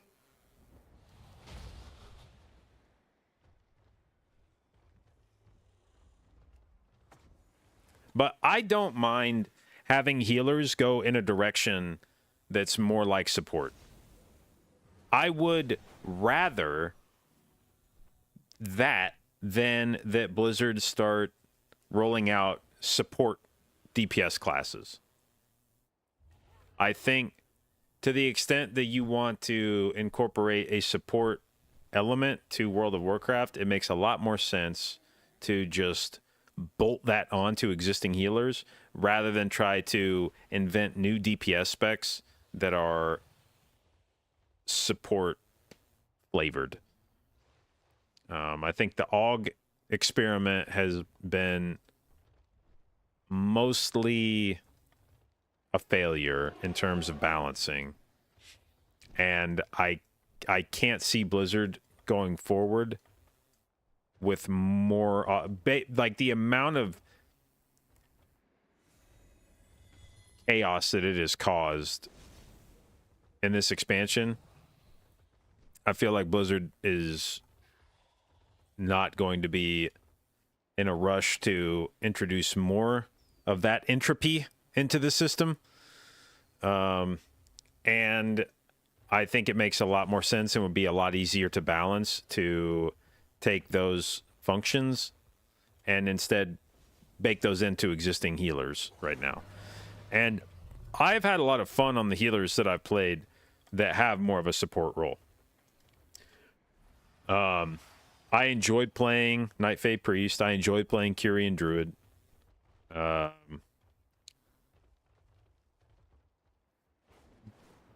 Using Blessing of Seasons on Paladin wasn't super interesting, but a lot of that was just because the blessings themselves weren't super interesting. You weren't really doing that much. Like, when you put Blessing of Summer on somebody, it didn't change their gameplay at all. It's just some amount of the damage they're doing is now, like, counting for you. And, like, Blessing of Winter doesn't do anything for anybody. Blessing of Autumn doesn't change the way that a character feels. Like, you do more healing and stuff, but it doesn't change how it feels. And then Blessing of Spring, and then Blessing of Autumn was the only one that really had any impact on the person that you were putting it on. And even then, it was like a pretty small impact. You know, you're reducing their cooldowns by a pretty marginal amount. But the playing Kyrian Druid I thought was very fun. Playing Night Fae Priest was fun because of like the number of times that you press, you know, you just had like fairies and PI up all the time. There's always something you were pressing on somebody to give them damage. But I enjoyed those playstyles. If they do more of that, I don't mind that. And Oracle seems like they're trying to do more of that. But it'll be, I think a lot of it will come down to what they do for other healers in that regard. If they go super hard on making Priest a buff bot, but they don't do anything similar for other healers, that could be a problem, because there's a lot of people that will avoid that because they just don't like that playstyle. And then I feel like the only way that you get people to play it is by making it good. And if you make it good, then it's probably better. They all 3,800? No, we've been sitting within 10 points of 3,800 for the last like 48 hours. I've been waiting to see if the team I've been playing with this last week is going to play today. Jack said he's going out, so I don't think he'll be around. And if he's not around, it's just Yant and Anicia that are on. And so I don't know. I had another team reach out last night and ask if I wanted to play today, and I told them I wasn't sure because I thought the guys I was playing with this week were going to be on, but that may not be the case. So that other team said they were supposed to play in like half an hour.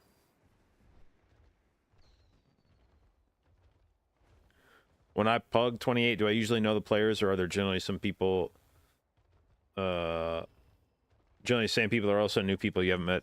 It kind of depends. If I see somebody in a group, I mean, I'm never just going to join a group that's like a LFG group that's doing a key I don't need. So if there's somebody in a group but they're doing a key I've already timed, that's not going to make me join that key. But if there's a key that I need and there's somebody that I recognize in the key, then I'll be a lot more likely to sign up to that key. But I would say majority of the time when I'm doing pugs,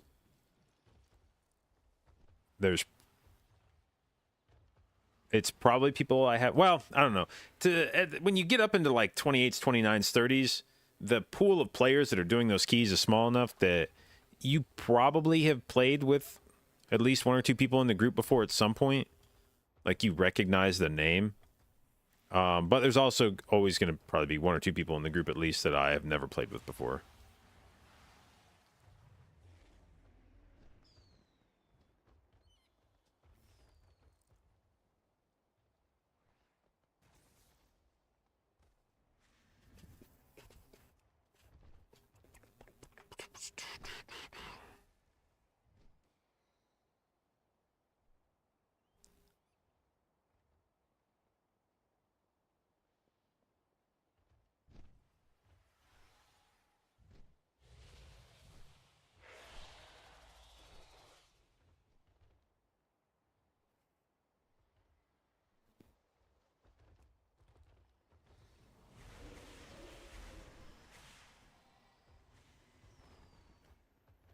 What? In the past weeks, I never answer a single question of you.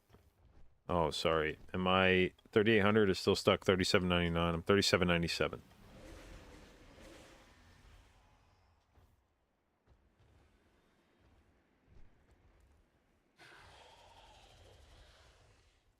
Are there people who, when I join, they see me and leave? I don't think so. I feel like I have to be one of the most positive people in Pugs. I don't think anyone's... There may be people that were not happy with how I played in the key, but I don't think I've had like a toxic interaction with anybody that didn't start it. Like, if there's certainly been some times where I've gotten into it with somebody in a Pug, but it's because they said some shit that didn't need to be said first, and then, you know, all right, I guess if you want to get into it. But I don't think I've ever said anything in a Pug that wasn't basically just like, GG's, nice try, good luck next key.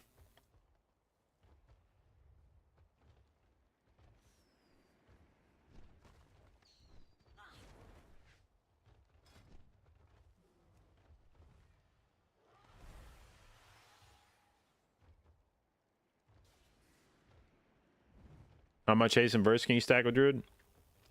I try to push up to the DR on haste and verse, so I try to push up to the 20% DR on haste and then up to the 10% DR on verse. And then once I hit those points, I start putting it into crit. Any recommended guides for getting the resto keys? I mean, the Druid Discord, I think, is a pretty good resource for that. I don't know if anybody has a guide that I'm aware of that's especially good for Druid.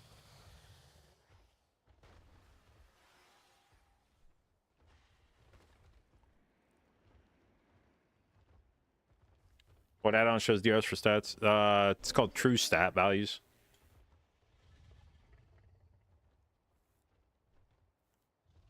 What do I need to get 3800? I think anything that gives me score right now will make me hit 3800. Because I need 3 points, and going up a key level on your alternate key is worth roughly 3 points.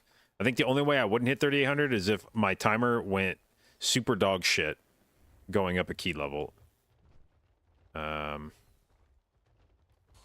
Which I'm not even sure is like possible. I don't know that any of the 4 keys I have right now are like an insanely good timer that would get a lot worse.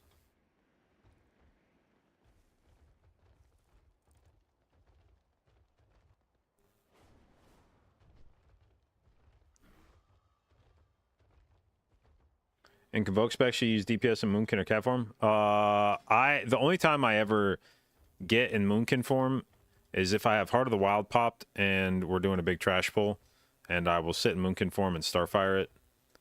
But it has to be a lot of mobs, and I have to be confident I'm going to be able to sit there and DPS, like just spam Starfire a ton. Not have to do much healing.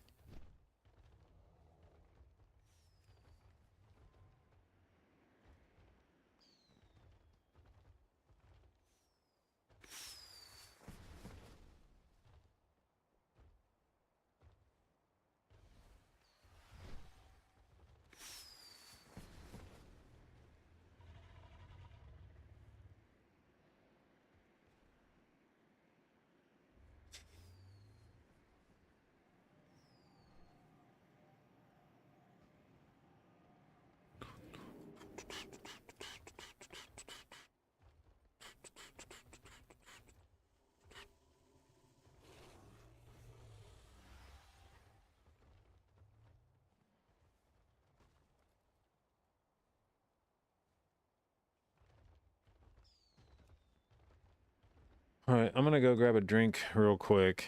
And then I'll probably hit up this other group that wanted to play, see if they're still looking for a healer. BRB. God damn it, dude. This fucking earbud keeps coming out in my ear.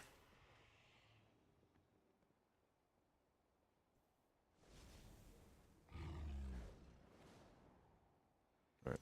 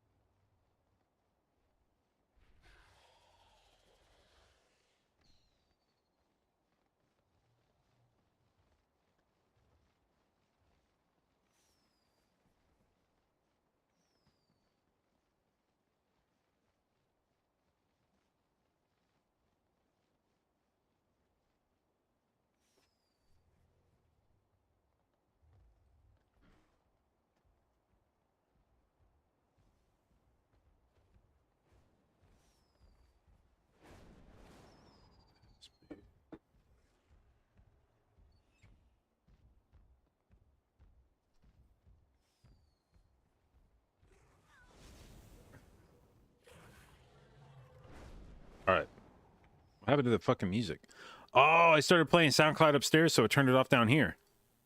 I played Ass Made in the USA for Shauna when I went upstairs. I was like, babe, you know what today is? She's like, no.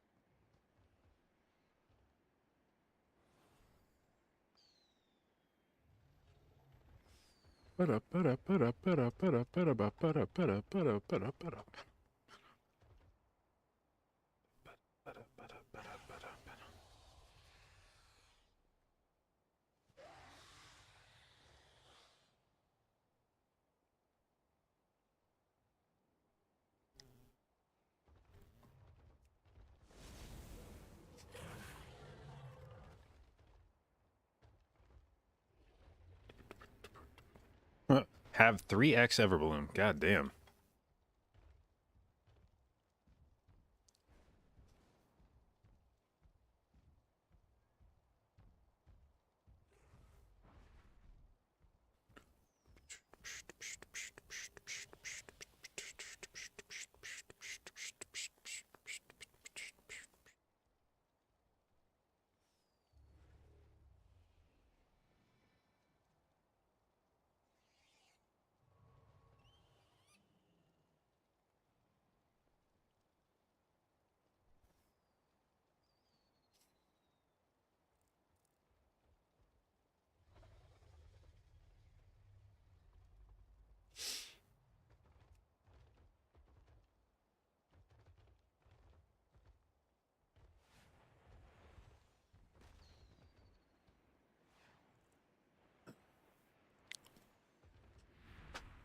Yeah. What the hell?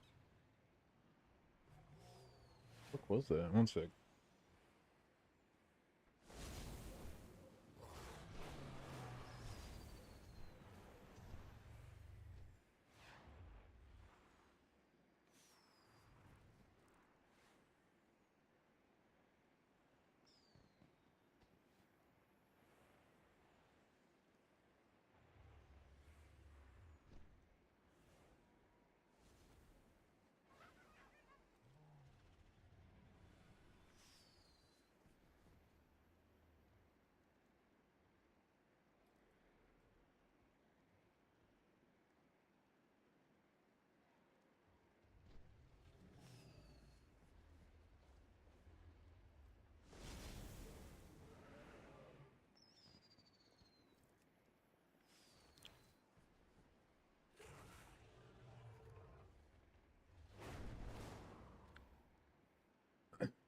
What up, Taka? Nice tits. Thank you.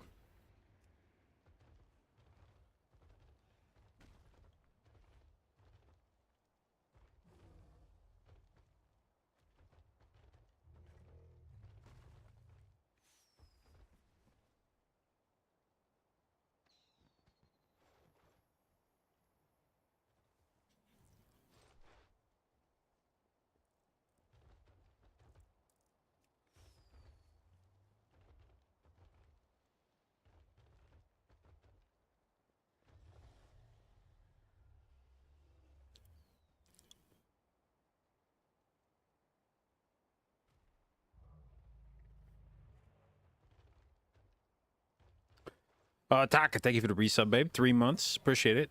Congratulations on your new blue Ultra Babe sub icon. Thank you for your continued inclusion in the J-Dot babes. Don't see any chest hair and you're unhappy about it? Yeah. It's because it's like still winter and it's cold down here, and some days are just CBA, man. It's gotta be a hoodie.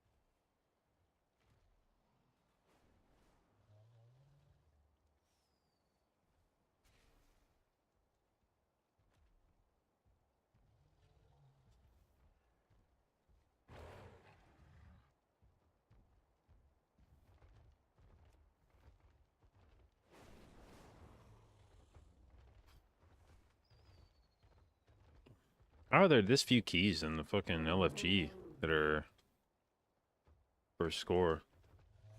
Do I typically put one of my life plumes on myself?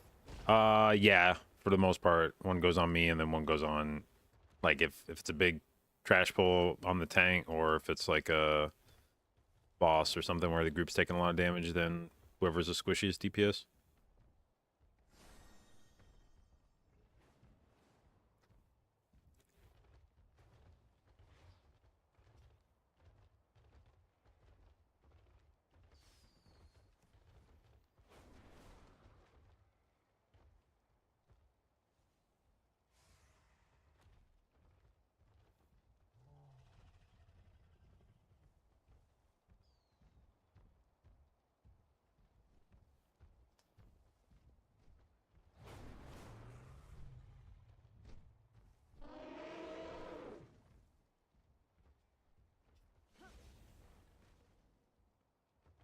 Is there anything you can do to help blood DKs or just send positive vibes their way?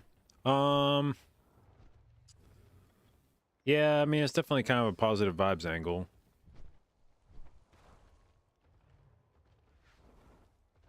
They probably, I mean, blood decay probably gets more value out of a percent mitigation cooldown than any other tank, because their health bar moves so much that that percentage will add up to a ton of damage mitigated.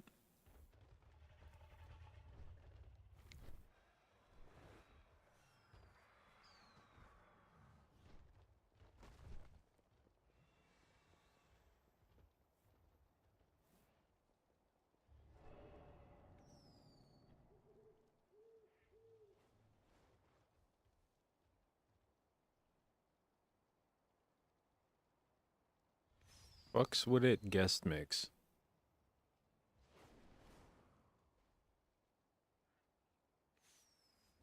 Is this actually a good mix?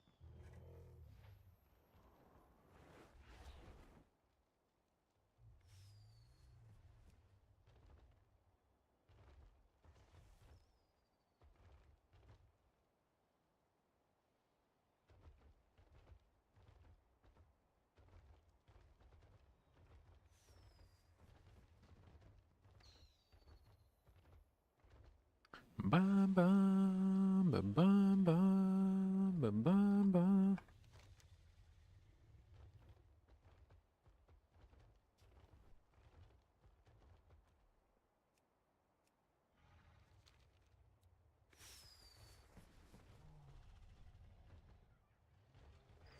What happened to that group?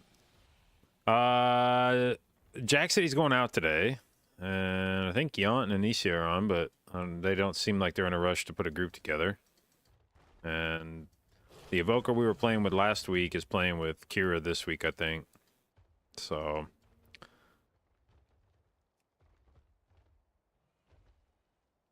short answer is I'm not sure.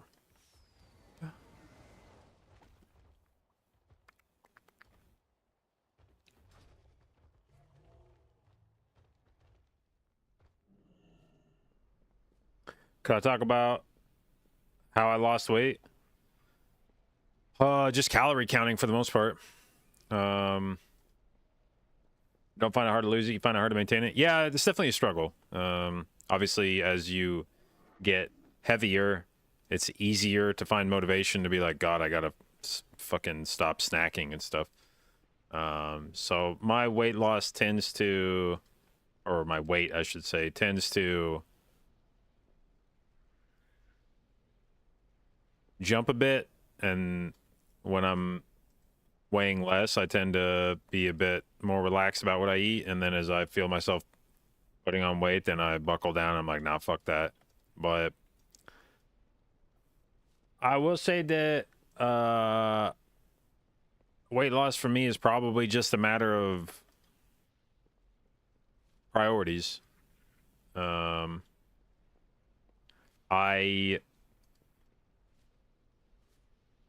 I mean, I know it would probably sound kind of toxic to say it, but truthfully, I think I would rather die than get fat again.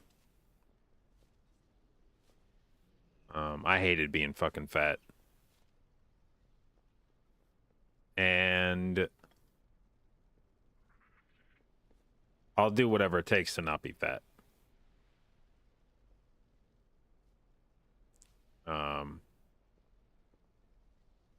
That's like the number one thing in my life is don't get fucking fat again, dude. That shit sucks. And there's a lot of ways you can accomplish that. There's honestly, there's a lot of routes to weight loss. You know, diets you can put yourself on. At the end of the day, the most important thing is picking something that's sustainable and that you can stick with. Something that doesn't feel terrible to do. But like which diet you pick is a lot less important than just making sure that it's something you can stick with. And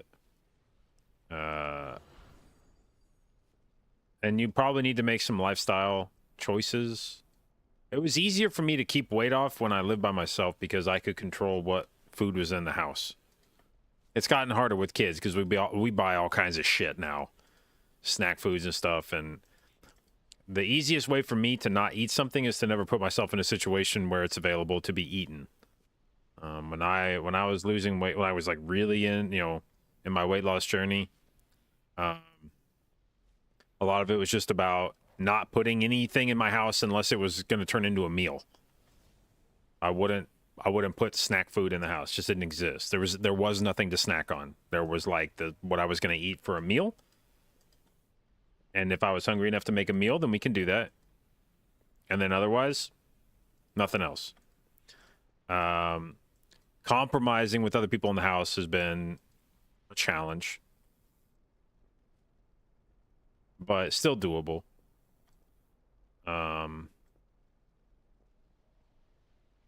What made me fat before?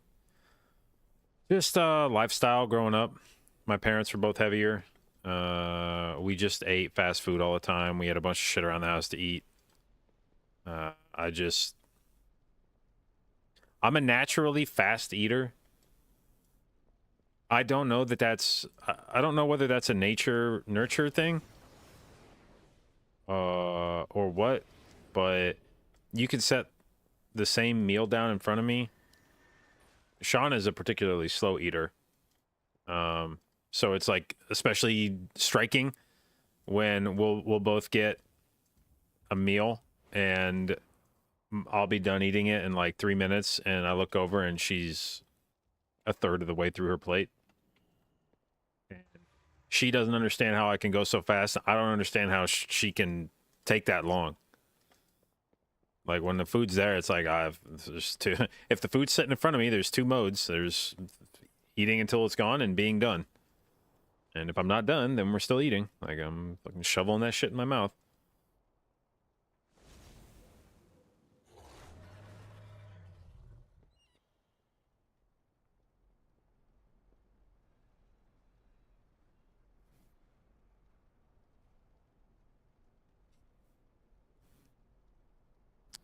But yeah, I would say for me, the biggest struggle with weight loss was even realizing I could lose the weight. I was just fat basically my whole life, up to the point where I decided to lose weight. From about kindergarten till I lost weight in college. So from about kindergarten to college, I was just a fat kid. And it never even occurred to me that I could lose weight. Being fat was just part of my identity. So it never felt like a choice to me growing up. It never felt like, oh, the decisions I'm making in life are leading to me being fat. I look back at the things I used to eat now and I'm like, Jesus Christ. You know, I remember there were nights I'd go spend at a buddy's house, like sleepovers. We'd buy like a 30 pack of Mountain Dew and like a fucking pound of Skittles. And we would knock that shit out. I'd slam like 10 Mountain Dews, eat half the fucking bag of Skittles. And it never occurred to me that like that's an insane amount of calories. That's got to go somewhere. It was just, you know, it was just what I did. And it really wasn't until I was in college that there was sort of a light bulb that went off. It was like, bro, you could just not eat like that anymore and probably lose weight. Up to that point, it just felt like I was just fat. You know, it's just what my life was. I would daydream about not being fat, but it never really occurred to me that I could make that into a reality. And then at some point in college, it just sort of occurred to me, hey, by the way, you could do something about that. And once I started losing weight, then it became addictive almost. To me, I think the easiest way to get somebody onto weight loss is to get them to lose the first 5 or 10 pounds, see how fast it comes off, which isn't sustainable, but it gets that hooked in your head. You see that your actions can have results. You see that like, oh, if I change how I eat, how I live, the weight can come off. And it can come off fast, goddamn. And once I started doing that, once the weight started coming off, then it was like, oh, holy shit, how far can we push it? And I pushed it too far. At first. Like, I think at my heaviest, I was like 270, 280 pounds, somewhere in there. And I eventually ended up at one point being down to like 135. And that was definitely way too skinny. But it's hard to stop.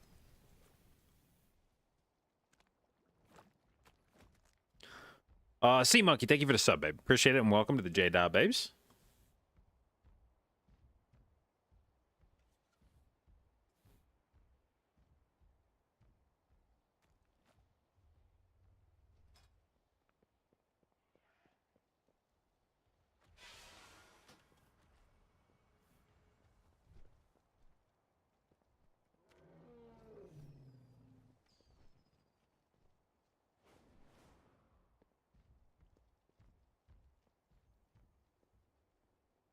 Diabetes runs in your family, and that's what motivates you to not eat like shit. Yeah, I don't think I have necessarily anything quite so concrete. It's just, I remember, I mean, it gets harder to remember because it's now been, it occurred to me, I've now lived almost as much of my life not being fat as I have being fat. And I still, in a lot of ways, think of myself as a fat person who's temporarily skinny right now. But it's been long enough since I was fat that I've started to dissociate myself from that identity. But it wasn't so much that there was any, health problem or something I was trying to avoid. It was just the general state of being fat I didn't like. I didn't like how my clothes fit. I didn't like how I got winded so fast from doing any physical activity.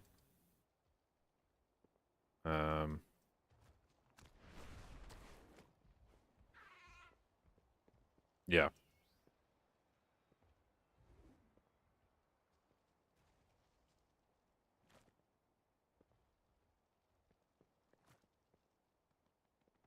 How much weight did I lose? Well, I was 270, 280-ish when I started losing weight. I think I'm like 170-ish now, so it's probably about 100 pounds from my heaviest. I've weighed even another 30 pounds less than I weigh now. That was definitely too skinny. I have a picture that I took of myself from that point in my life that I keep on my Google Drive just as a reminder. Anytime I'm ever like, I should lose more weight, I look at that picture and I'm like, nah, bro, you look like you're in a fucking concentration camp back then. Don't do that. Like that was, you see fucking ribs and shit poking out. How tall am I? Like 5'11".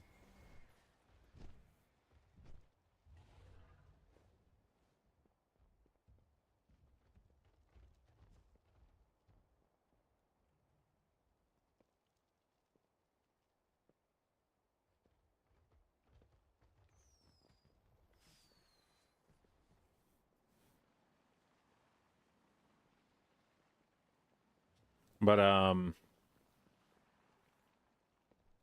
yeah, I mean, losing weight, it's the same deal with working out,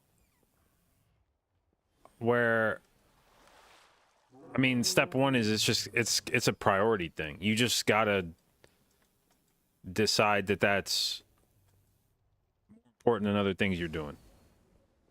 And a lot of times when people ask, like, how do you lose weight?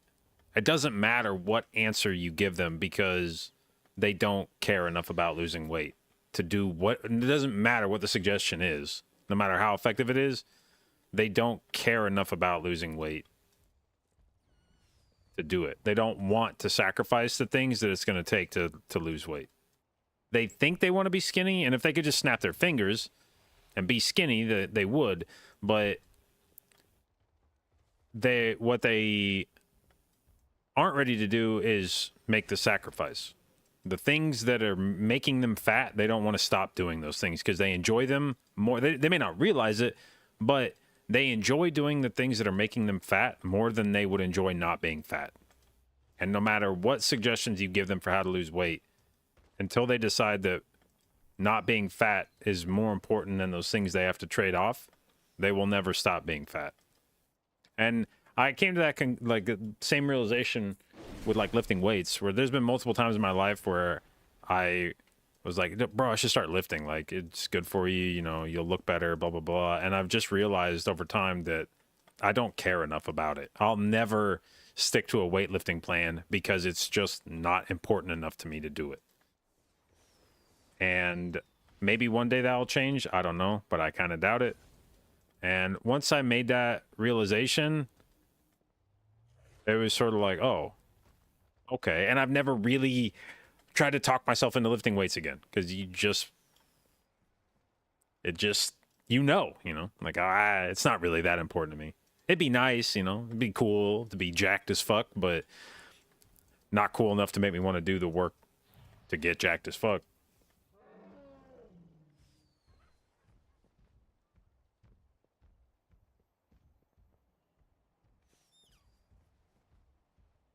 What up, Boulder?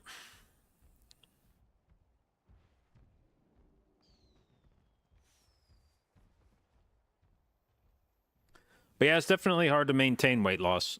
Once you hit that point where you're not really losing weight anymore, your motivation has to shift. It's a lot easier to be doing a thing and seeing weight come off. But when you're doing a thing just to maintain your weight, you don't get that dopamine from stepping on the scale and seeing a lower number. And it's hard to get excited about stepping on the scale and seeing the same fucking number every day. And you have to kind of shift gears there. And my guess is that a lot of people that experience dramatic weight loss have that initial struggle. Some of them will go back to being fat.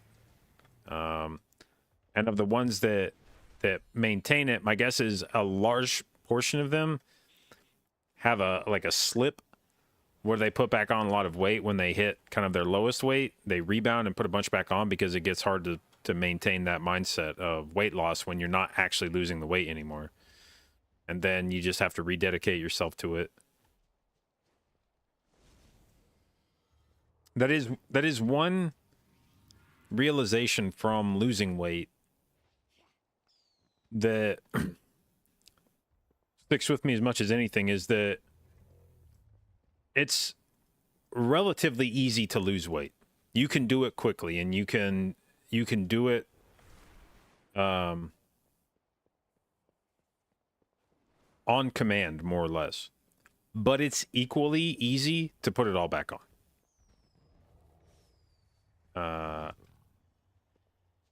And for as fast as I can shed 5 pounds, I can put 5 pounds on even faster by just being a glutton. And that's one thing about people. First off, there's a lot of people now who weren't around in my life when I was fat, and so they don't have any. In fact, most people in my life now probably were not around when I was fat, so I've never been a fat person to them. So when I fuss about my weight, a lot of people were just like, bro, what the fuck are you talking about? And I have to loop them in. But one of the things about, when I say stuff about like, oh, I gotta not eat that, I'm trying to watch my weight, and people are like, and like, it's one of those things where once you figure out how easy it is to put on weight, you just have to be very vigilant about it all the time. I have to be on guard about my weight, or if I stop paying attention to it, if I just allowed myself to eat until I was full, I would get fat again like that. It is very much like being a recovering addict, except it's just a food addiction, more or less. And that never goes away. Like, my relationship with food, my desire for it has never changed. If you sit me down in front of a meal I want to eat, I will fucking annihilate that meal. I will eat the fucking shit out of it. And I know that I will do that. And so I just have to not put myself in that situation in the first place. And a lot of times, I'll get fussy about food, and people will think I'm being really weird because they're like, bro, you're not even fat. Why the fuck are you being this weird about it? But it's just, if I let myself get comfortable with food, I'll get fat again so quickly. I've done it a couple times in my life where, for one reason or another, I just kind of stopped caring, and it is scary how fast I can get fat again in the right circumstances. Like the year when I graduated from law school, the summer afterwards, I was like, it's the summer after law school, let's kind of celebrate. I was fucking drinking like every night, eating out a bunch, just being a general hedonist. And I think I put on, in the like 3 months between graduating law school and getting a job, I think I put on like 20 pounds. And it didn't really hit me until I had to put on slacks for an interview. I had to go to a job interview, and I went to go put on my pants, and like, holy shit, it was a struggle to get into them. And I like instantly started panicking. Like, I was like, oh my God, what the fuck did I do? Bro, how did you get this fucking fat? What the fuck is wrong with you? And instantly went on like a crash diet for the next week or so. Yeah.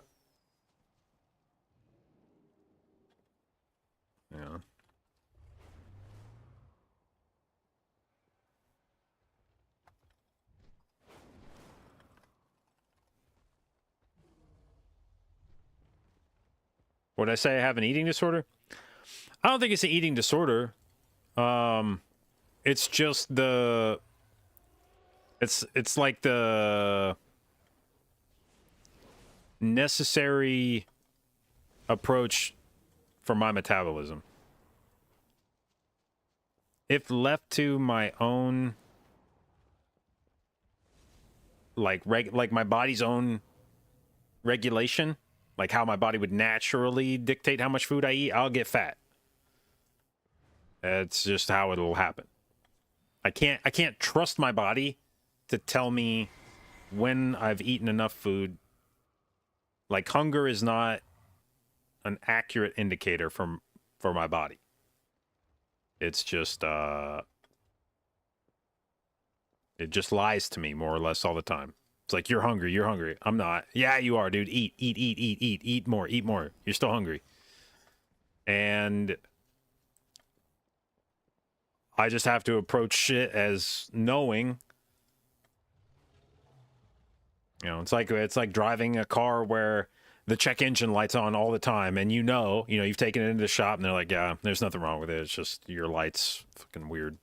And you just have to learn to start ignoring the light.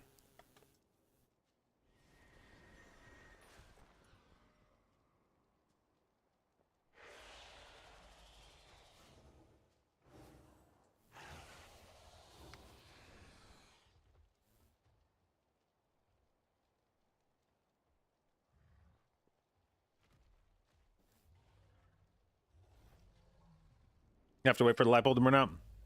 It never will. I know now, I've now been at more or less my current weight for like 15 years. It's never going to change. It's just, you just learn to, how to deal with it. And it sucks. Honestly, there's been those new drugs that have come out. The diabetes things, the Wegovy, that end up being very potent appetite suppressants. And I would be very interested in those, not because I want them to lose weight, but because it would make it a lot easier for me to maintain my weight. Where that's the struggle I have, is I'm hungry more than I should be. Like I said, if I ate to satiate myself all the time, I'd get fat again.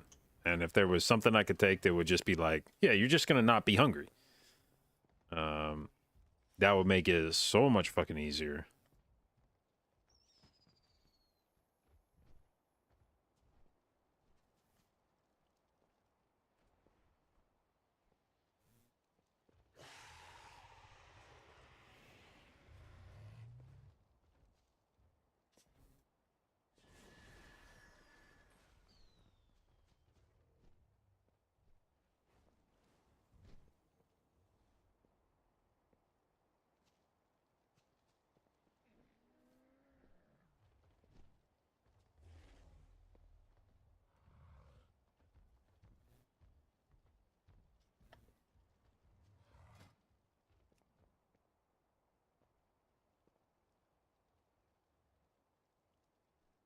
All right. Well, the group that I messaged said I think they've picked up a healer. So we might be in the old pug cycle again.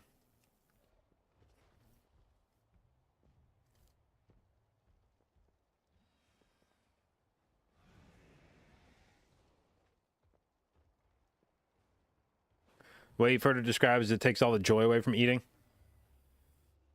I actually had a similar approach in weight loss, where I just ate food that wasn't that good for a long time. I would only buy food that tasted okay, so that I couldn't even get excited about meals.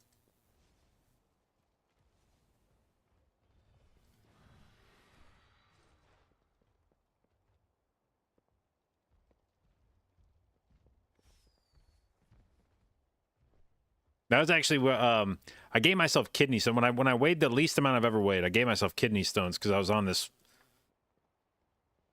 batshit crazy diet that I'd read about online where it was, fuck, what was the term they used? It was protein sparing something. And the entire purpose of the diet was to allow you to lose fat, but not muscle. And I understand, you don't have to hit me with, like, you can't not lose fucking muscle. I know. But the point was to allow you to lose as much fat as possible while sparing as much protein as possible. But the diet ended up being basically eat a shitload of chicken breasts and not much else, and then take supplements, caffeine, and ephedrine.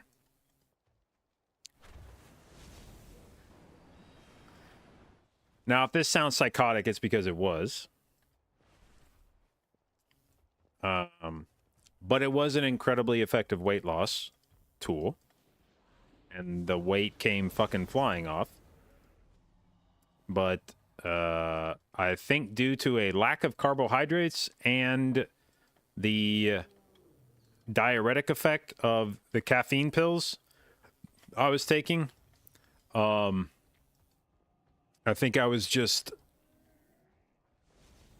constantly dehydrated. And so anyway, I ended up forming kidney stones, and that fucking sucked. And that's what ultimately caused me to stop that diet. Ended up in the ER one night. But that was a pretty miserable diet. That was just because I didn't even try to make the chicken appetizing. I just boiled it. Every like 2 or 3 days, I would throw a shitload of chicken breasts into a pot. I would boil them, and then I would throw them in the fridge and then pull them out. And I had a few different sauces that I would use on the chicken, but like nothing else. It was just chicken and then some kind of low-calorie sauce on it. And it was not appetizing, but when you're hungry, everything tastes kind of good.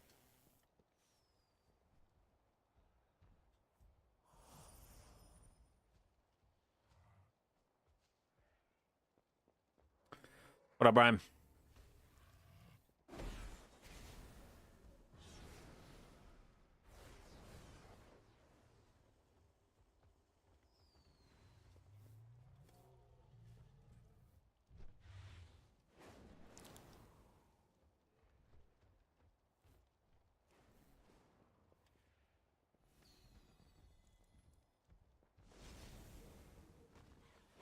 Also, the purchasing ephedrine part, that part was like really spooky because you get put on lists and shit when you buy ephedrine because you can make meth with it. And so every time I would go into the store to buy ephedrine pills, they would like take your ID and scan it, and that was that was very spooky for somebody that was sort of uninitiated. The first time I went to go buy the pills, and they're like, "Yeah, I need you to give me your ID. I need you to like fill out this paperwork or something." And I was like, "What the fuck?"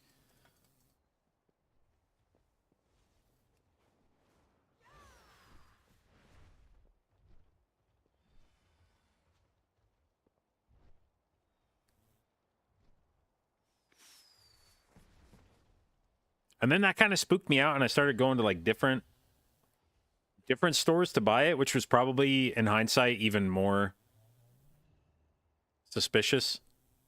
But the first time I went to one place to buy it and they were like, "I need to see your ID," I was like, "I don't want to go back there. That was weird." Then I went someplace else and they did it too, and I was like, "That's weird too." And then I went to a third place and they did it, and I was like, "Okay, I guess they're all doing it." And then I was like, "Fuck, did I just go to 3 different places to buy ephedrine?" Like, that's for sure. If you get put on a list for buying it, there's definitely a second list you get put on for buying it from 3 different places.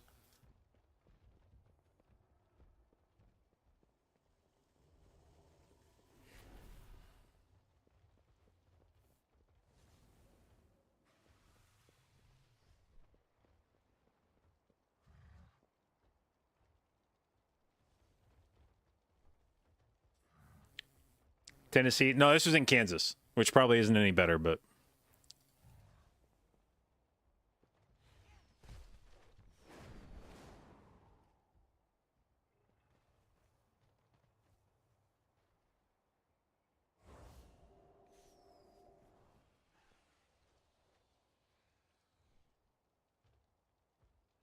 But yeah, we had some good shopping carts in that era of my life. I just roll up to the register with like fucking 10 pounds of chicken breasts, and then caffeine and ephedrine pills, and a couple different kinds of mustards.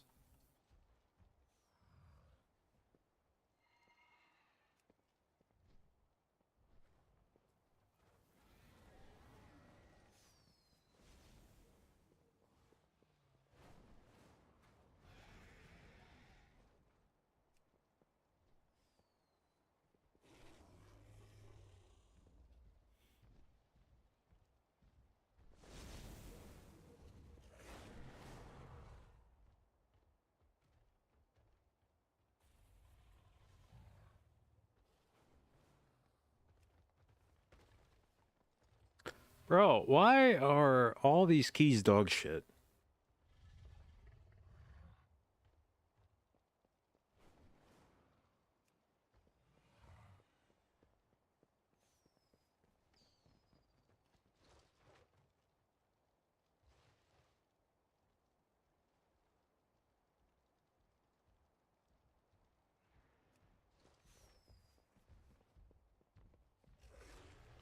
What up, Six?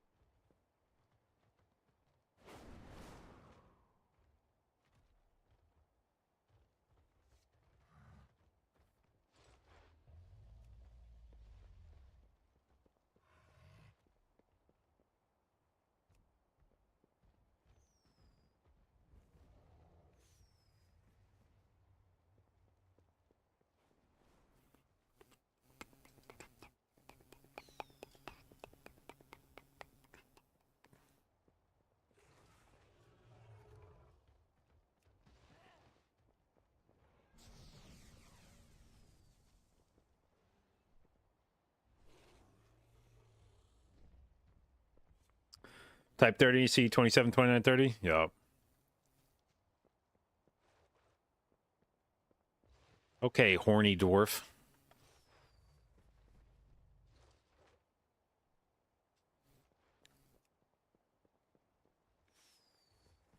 I don't do them nosebleeds.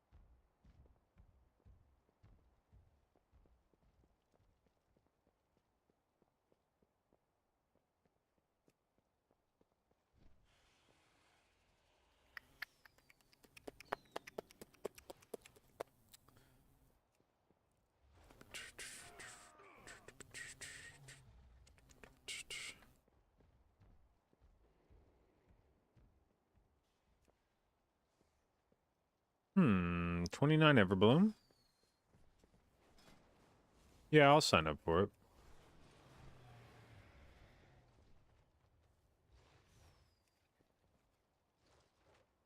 Yeah.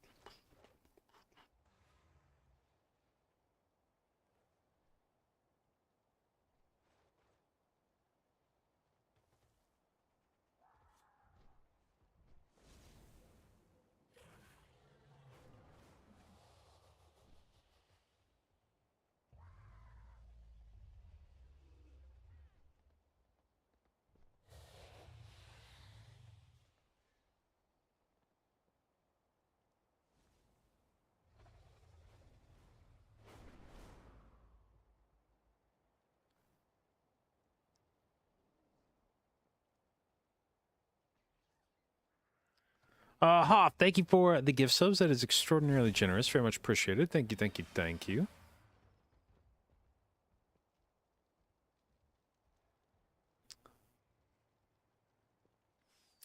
How close are we on Farak? We hit phase 3 yesterday. Several times. It was the first time we'd ever gotten to phase 3, and then we got there multiple times. So that was good. That felt good. But I feel like it's definitely within kill range now, which I didn't feel like Wednesday. After our raid Wednesday, I was like, Jesus Christ, we're going to be on this boss forever. But then yesterday, we got multiple attempts in on phase 3, and I am now cautiously optimistic that we might be able to kill it Monday.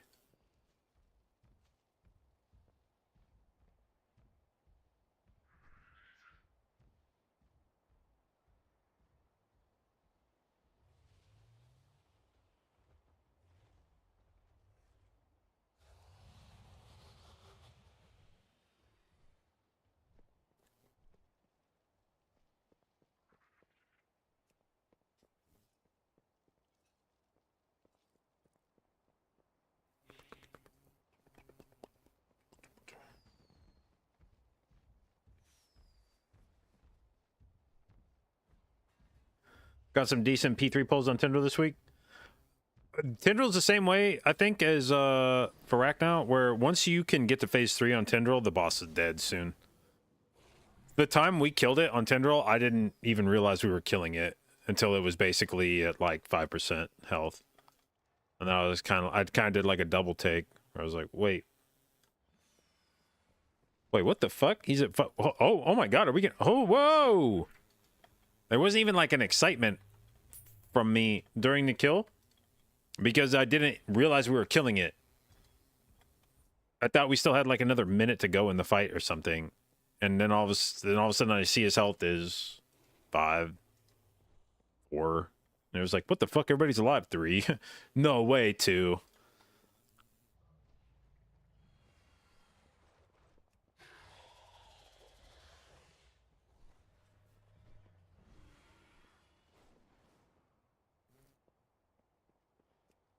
But yeah, I think we only went to phase 3. I'm going to say less than 10 times before we killed the boss.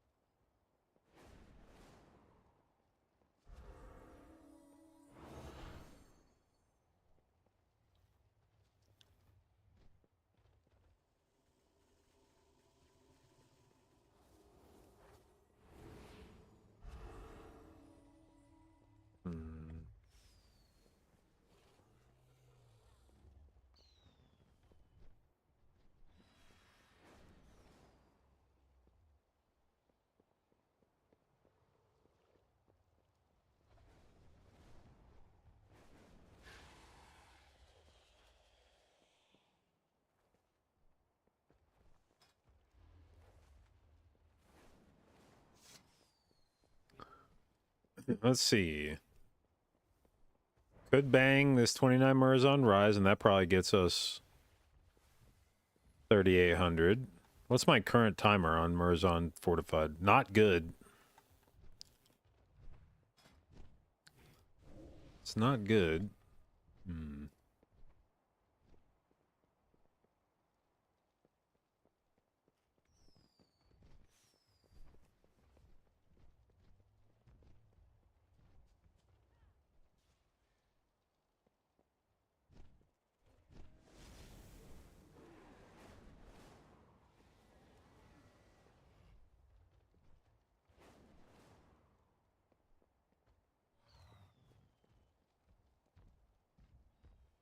Great Disc Priest? Yeah.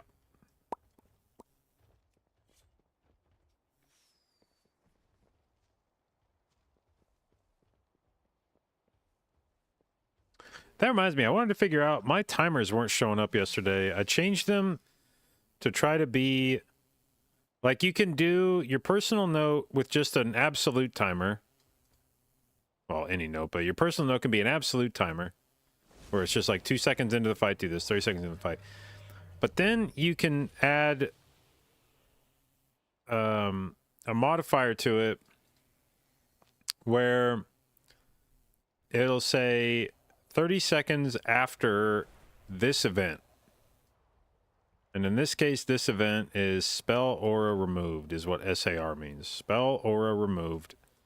And then you put the spell aura in. And then the one says that it's the first time that the spell aura gets removed. So what this is attempting to do is to say this spell aura removed is when you transition into phase 2.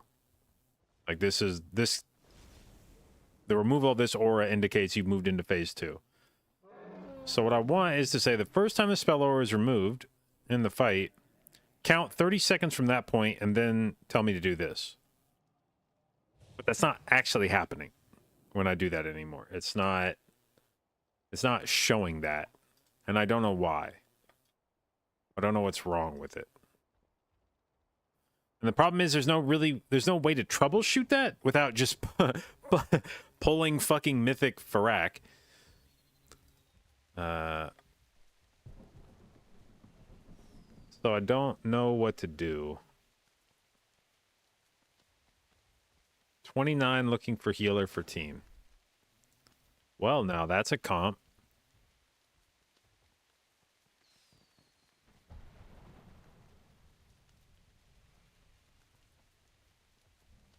Do we just send it and say fuck it?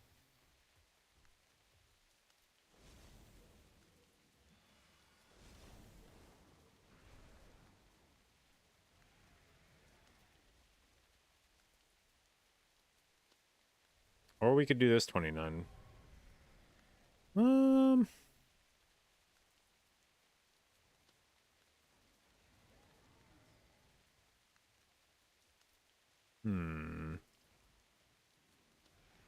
Now all of a sudden there's like multiple keys to do, which is how this shit always works.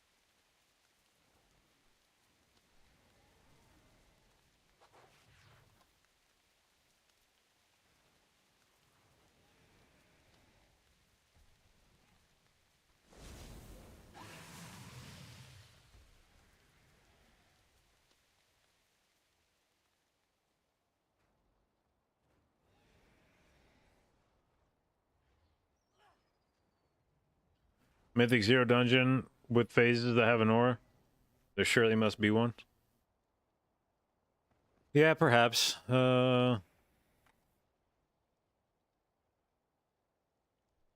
What's weird is it's the same syntax, I'm pretty sure, that gets used on the general note. And this does work. Like this one, time, SAR, blah, blah, blah. I'm pretty sure this one does show, but it's my personal note that doesn't. But it shows these ones that are just the timer. But when I try to do this, it doesn't work anymore.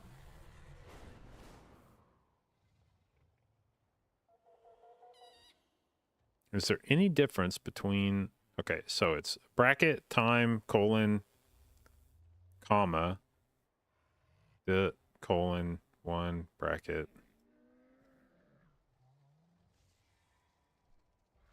Here it's bracket time colon comma bracket.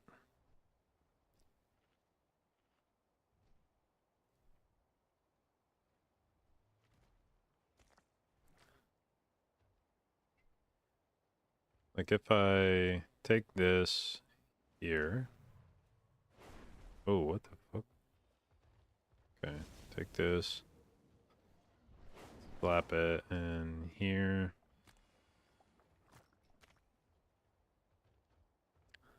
Do.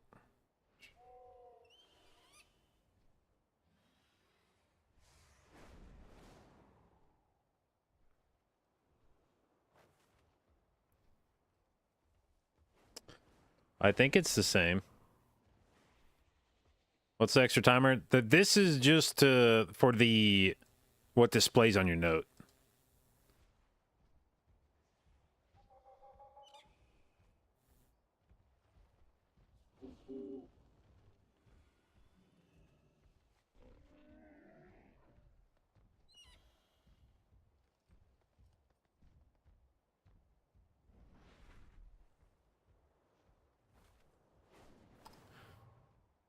Wasn't I getting 3,800 yesterday?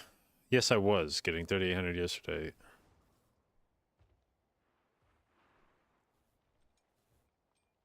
29 EB.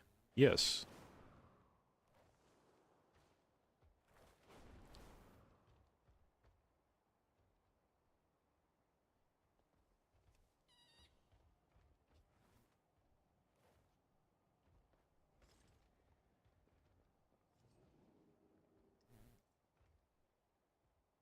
And then the other thing is, I don't know if it's like my weak aura that's the problem. Maybe my weak aura is what's causing issues.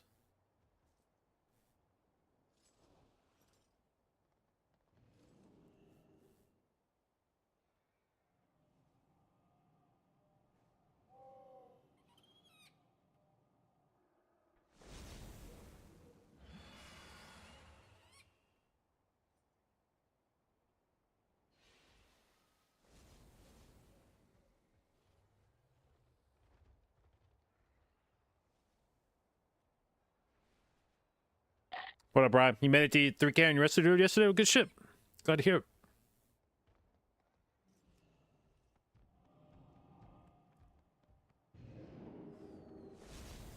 Monk. Why the fuck do you want a monk?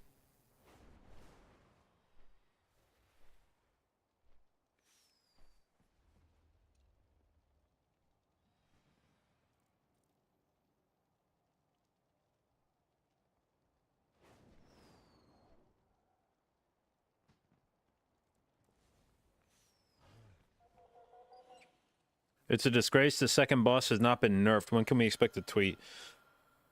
I don't know. I think there's other more pressing encounters in Mythic Plus right now than second boss, but that boss definitely does suck.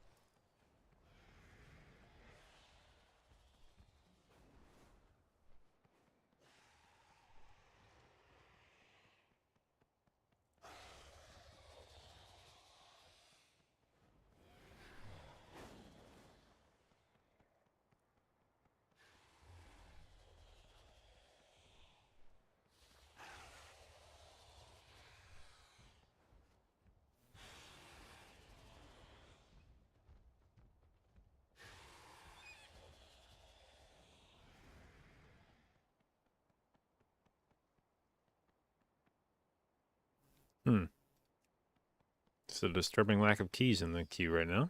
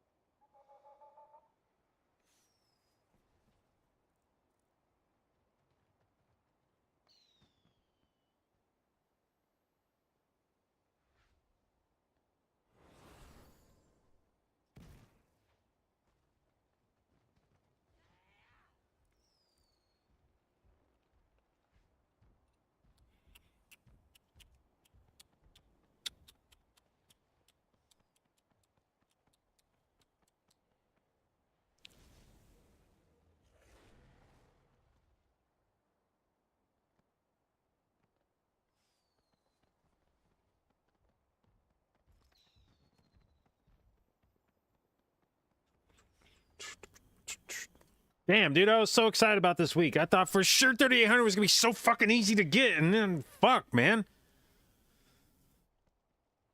Ugh.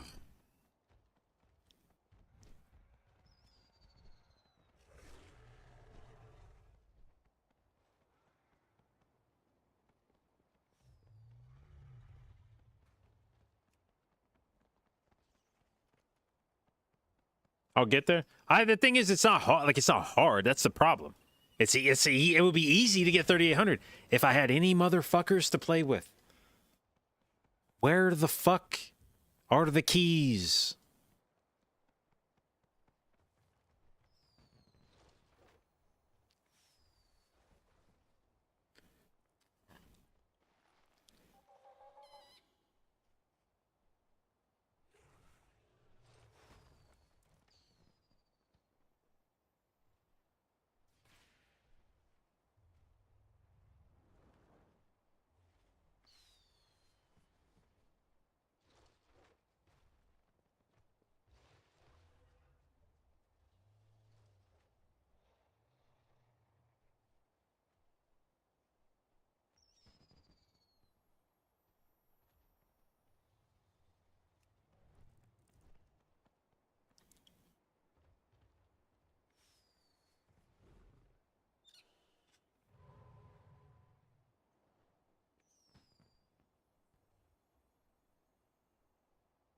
We need a solo queue? Yeah. I mean, I at least would like to experiment with one.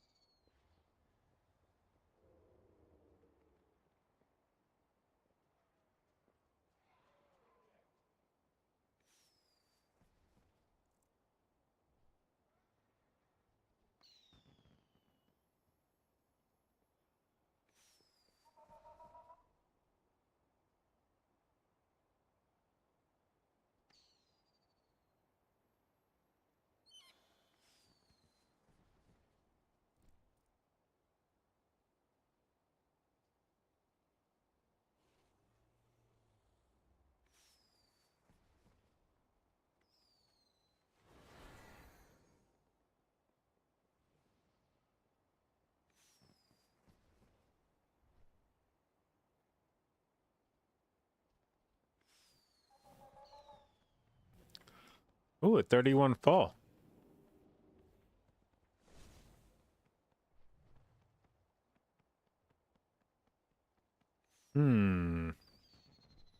It's a shame they already have a balanced druid, eh?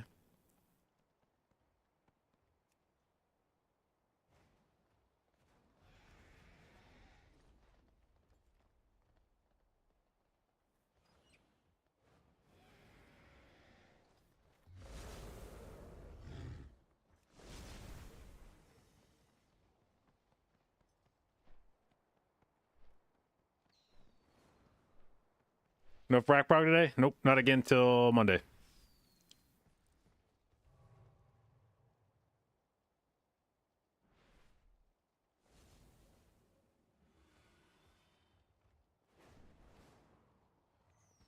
What add-on do I use that shows details about group comps? It is... Holy shit, it worked. It is... this.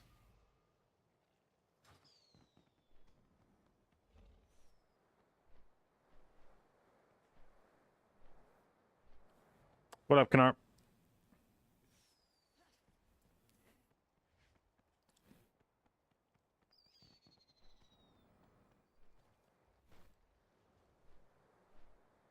Wait, Yargi logged up. Wait, is he gonna log on Shadow Priest? This will be based as fuck if I join the group and then they switch classes for me.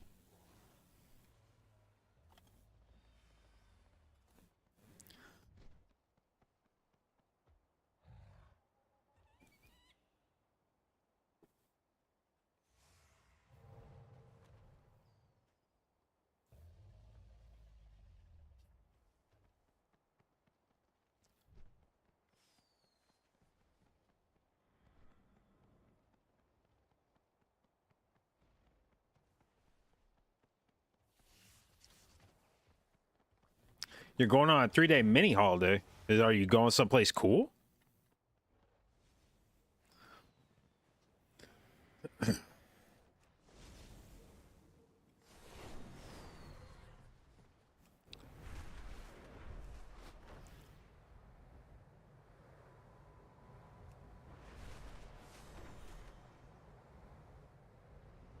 Not going abroad? No. Yeah, but are you going someplace cool, like, locally?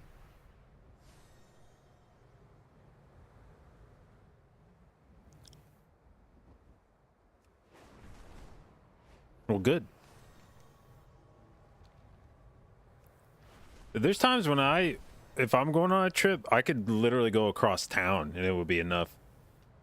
I just want to see new buildings.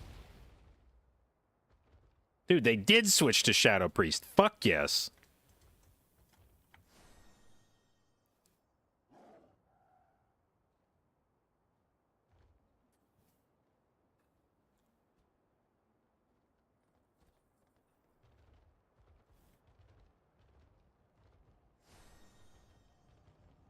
I know Yargi's played both Boomkin and Shadow Priest in I'm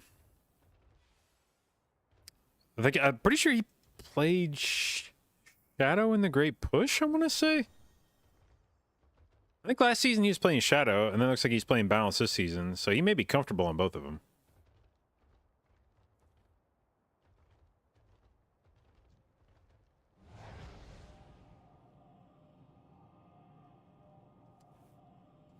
Negative tilted healer. Were they playing with AJ? Did he have enough of it?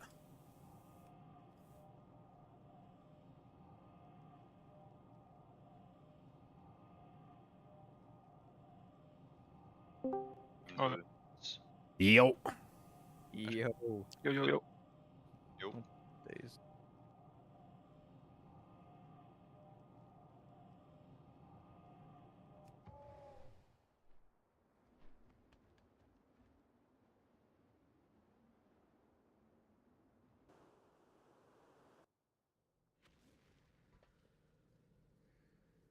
The infinite Dragonflight has already infiltrated. I mean, your gear's not that bad, I guess. We must follow. You need to get a crafted ring, right? Still?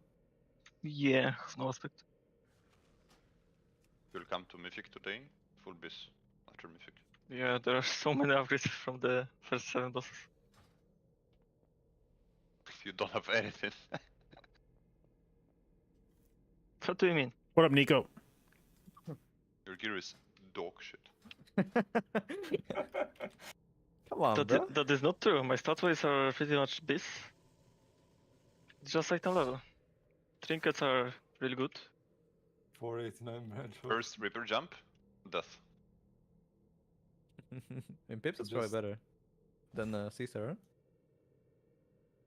huh? What again? No, just asking Yargi. Kia was Yeah. playing C-Star as well, I I think. mean, for sure 489 PP is better. But C-Star is Do you need mastery? really good as well. Jurgi? Doing Any it what? mastery? Any mastery? Yeah. I have 7k almost. And you didn't buy BU ring with avoidance and socket? It's full crit, this ring. Read and a bit mastery. But you have like crit sockets and chance. Right? Yeah, because you need some crit as well. You have too much haste and mastery. Actually, what about last boss? I heard Shadow Priest suck on bird face. Mm, Is that true? I don't think so. If you have cities, it should not be that bad. I feel like your burst is pretty good as a shadow.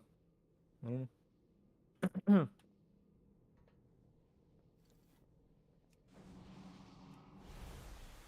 But maybe not when it's like one target. Maybe when you have like more targets, then it's better.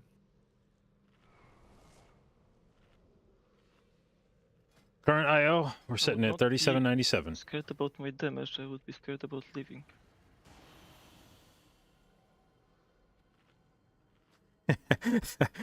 Don't worry, guys. I'll be dead long before you find out I do shit damage. He's dead on by the time we get to the first boss on the ramp. But it's good. Like you have C-Star, so you have so much verse. You never die. Hmm. Do you have to invis spot on the start of please? Or you can get through with Fate. I think he was going with Fade. I think That's why he was Fade, slower yeah. a bit. Fade and Sooth. They're all dragons, aren't they? I think so. You can soothe dragon Yeah. and humans. I think you should be able to soothe everything. Yeah. I'll be a bit in the back. You can have stoner. Yeah. Actually, wait, no. You need to stone. I mean, I can just invis spot.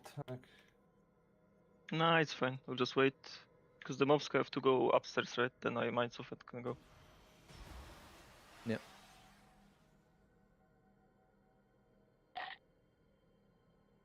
Wait, who are you stoning on?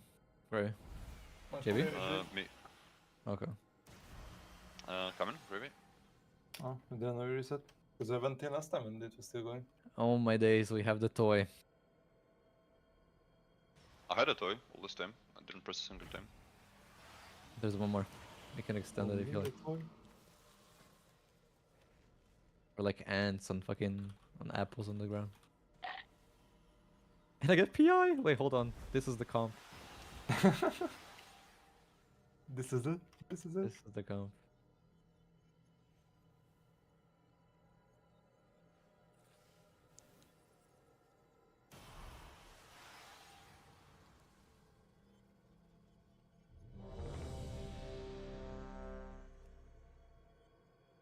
Doing 29 or 30? This is a 31.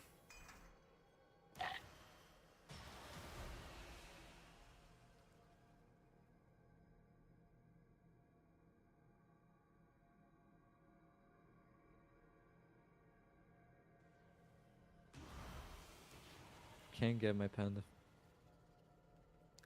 I need to check something.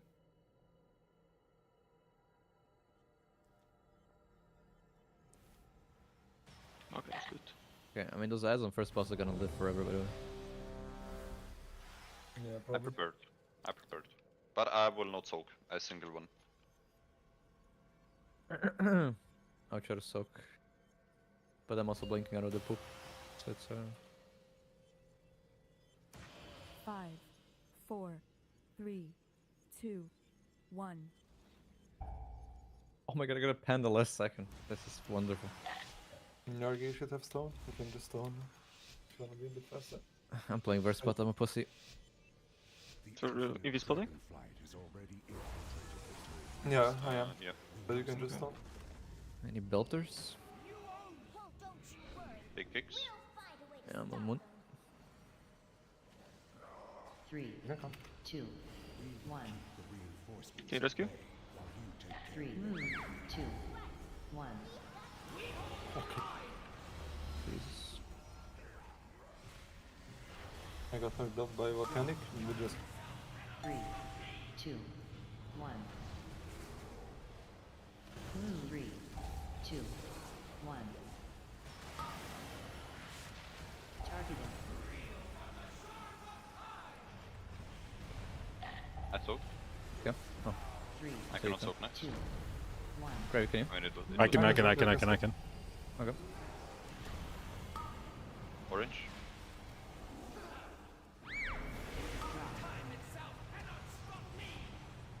Balance it now. 3, 2, 1. Move. Whisper.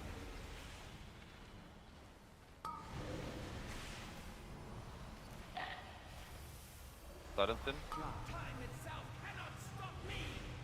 3, 2, 1. Move. Jump now. Get my spray.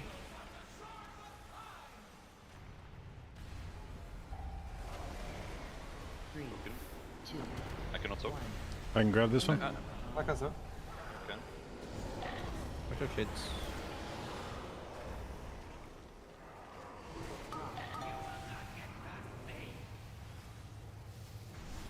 Jump now. 2, 1. Move.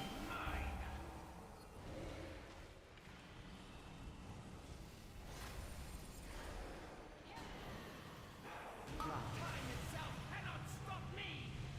3, 2, Jump now. 1. Move.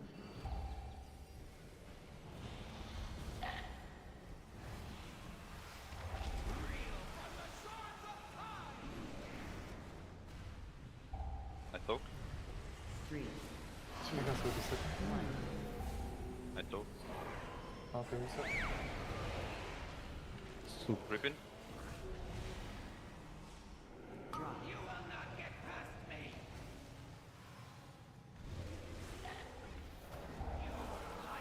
Oh my god, yeah. Oh my days. It's fucking Christmas.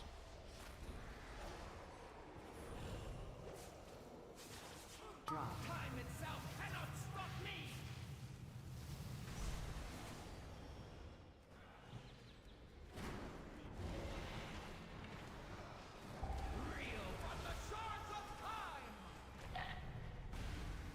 I'm soaking.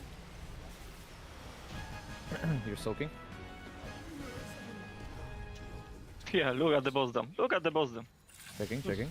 Oh my days! Oh, How broken is that speed? 484 by the way. Add PA on top of this. Yeah, but he also gets VA. It is part of his series. I don't need to count that. We ain't counting. I wish I could jump Full off the damage. floor. Yep. I'll do. I do first. Yarki, you do next on Skull. Took some friends. One. Sorry. Nice stuff. I do again. Yarki, don't click. Sure. I have Yarki, you quick, do next. I have quick first. Yeah. No need. Yarki, you do. I cannot do. Next. Gravity kick. I can't do that. Oh no. Coming through. It's fine.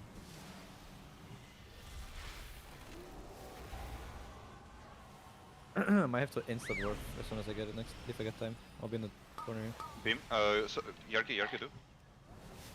Beam. Beam.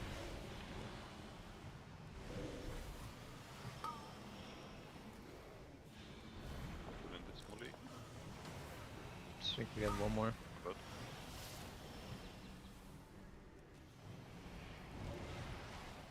Gravity, you do. Skull. I'll invis it, I'm fine. I'm dead. I can't. How is it? Never mind. Jesus, it's a fucking pit show. Holy fuck. And they will stop at nothing to ensure the rise of my darkest self. Nothing is helping. Flash healing, fading. Fucking dog shit mobs. Nice to have cities for this pack. Yeah, no, we have everything for this. I haven't have self-blast and shrink.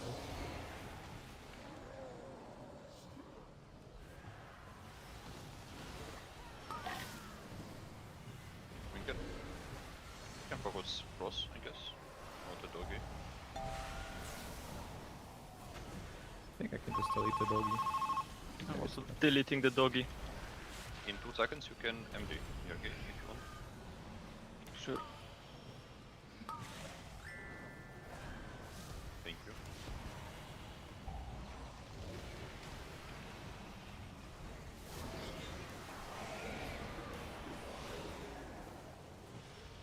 At the first on cross. Bro, this dot is not normally.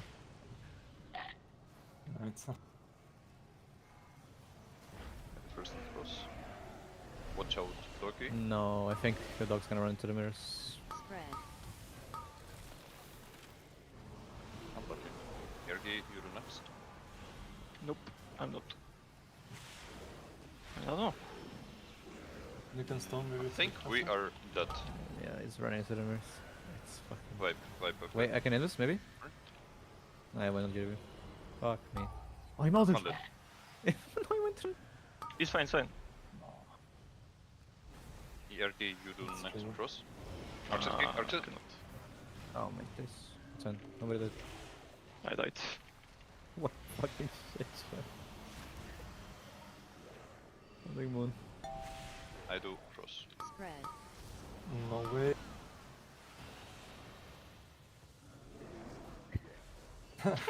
Can't even get back. Oh man, this room. Do you want me to do next? Yep, you do.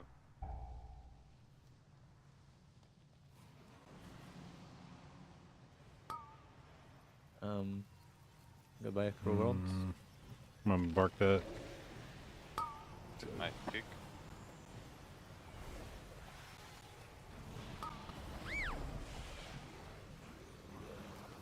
I'm sending on this. Same. With this. And Yeah, dog- Gyukira. The dog came in. Thank you for PI. I will not take. Arxis, you do next and cross. Okay, I'll just TP this.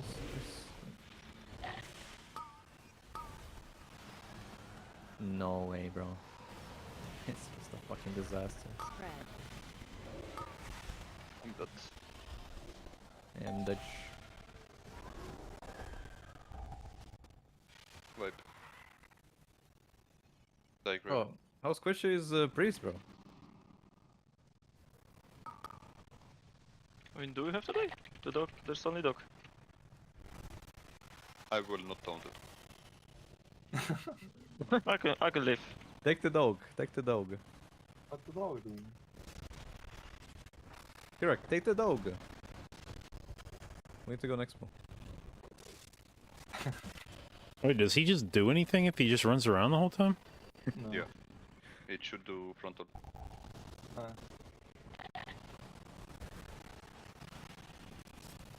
Oh my days.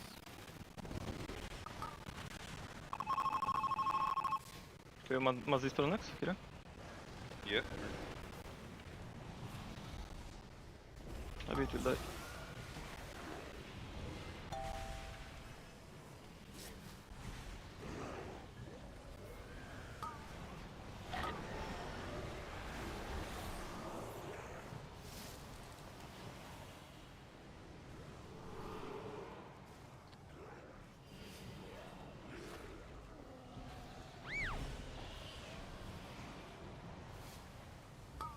Cross.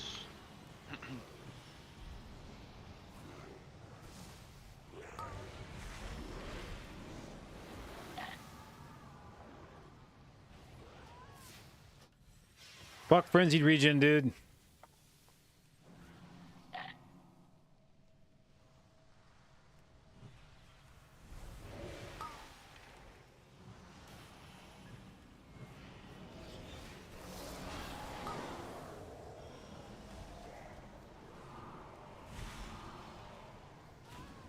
This is so sad. Oh This is my so God, sad. dude. Did we leave any debuff at all? All things.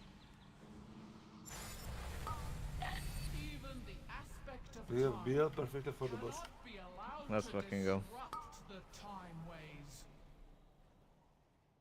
Surely. It's fine. Are you pulling some leeches? Yeah. Alright, Dispel be me, Greavy, I guess Priest Mage probably? One, pull in. Yep.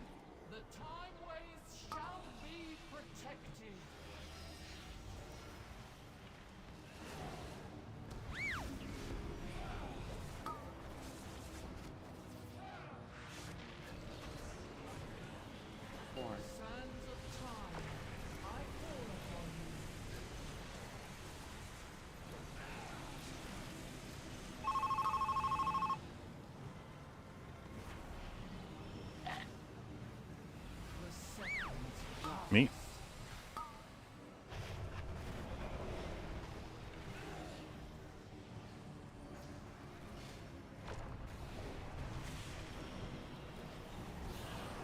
Fat broccoli just running around.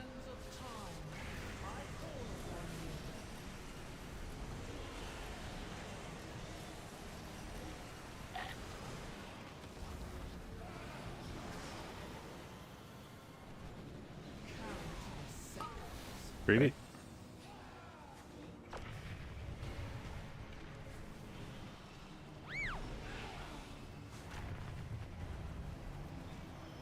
I will pull 3 mobs. 3 leashes. Use. I mark one.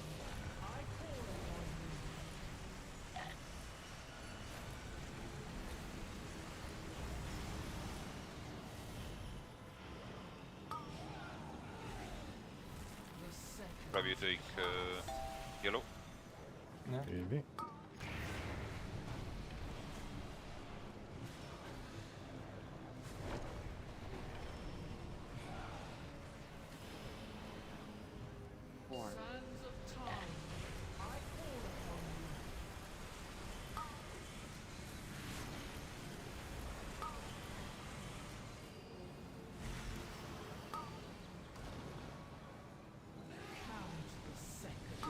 Me?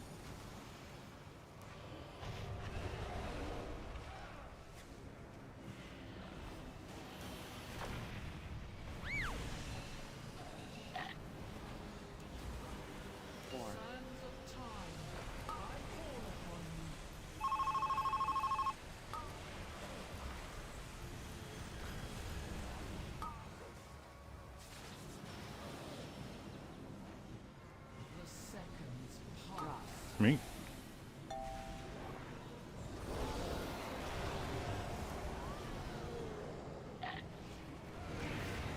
Oh, mama. Oh, mama. I totally forgot to do open the shades.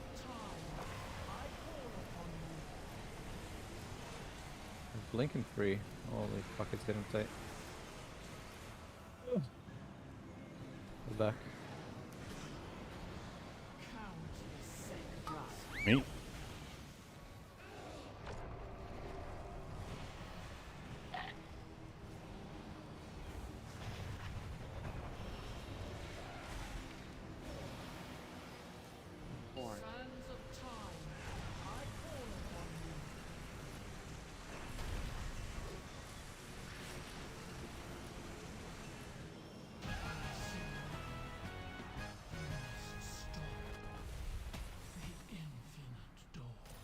God, this song Not sucks release, I ass. guess.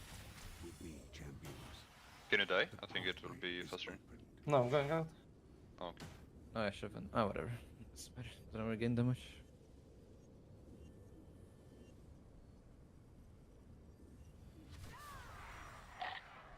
Three, two, one, go. Going.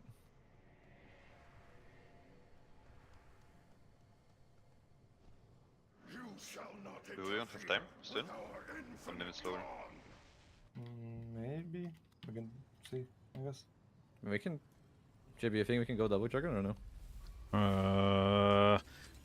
We could try. I mean, I don't think it'll go well, but There's no way we do this. Track the influence to a place Listen, man, I have self-less.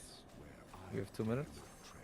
We have I'm V, gonna go in. We have V. we have PI, I we have shall be with you in a rescue. sense. I will not Separate. even live till we probably. I think we can. I don't think we do. I mean, I Go, don't go, go, go, Craven. He must have just fallen. fuck it. Go grandpa style. He was the biggest proto-dragon ever. His hunger nearly consumed all of dragon I think we would live. I think so too. We have a lot of pride in this comp. But I guess the dragons Shadow are. Priest HPS. Look, we have pots back now. It's. Can you still? GP? Yeah. Possible?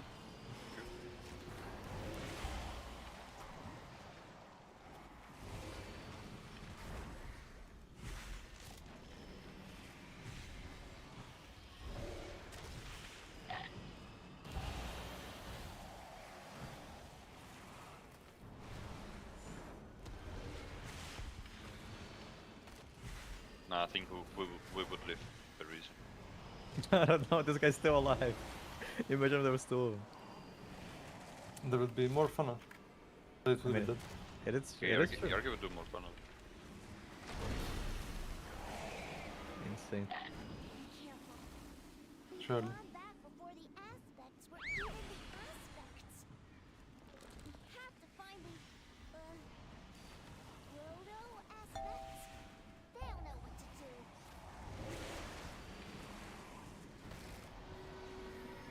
You can call for the V whenever you need it.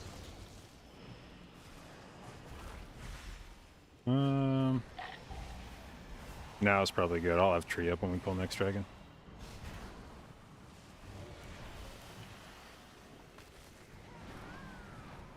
The big broccoli.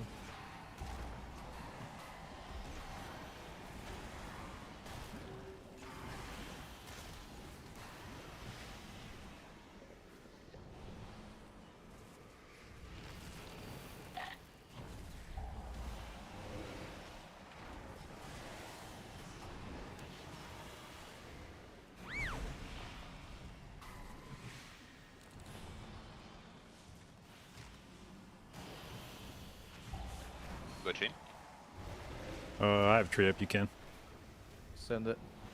Go chain, yeah? Yeah. Chain. I have big ignites.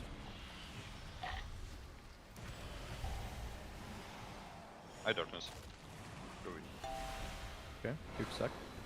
Stuck on the floor. I'm in sack.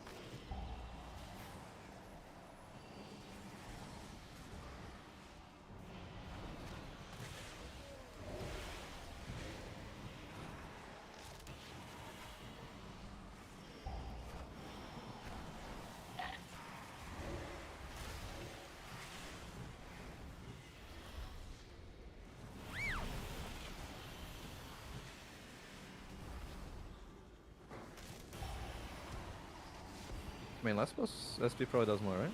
I would imagine. Does he benefit more from haste, or? I don't know. Not sure.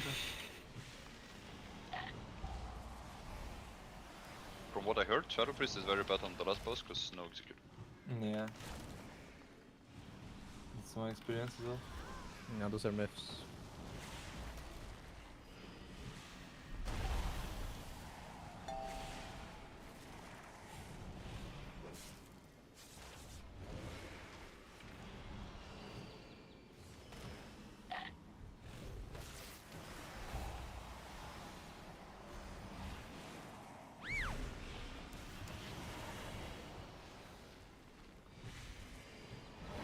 Oh, you still dwarf.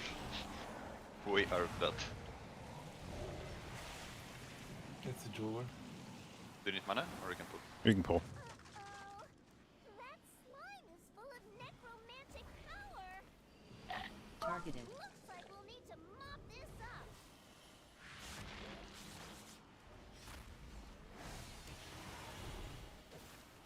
Clear.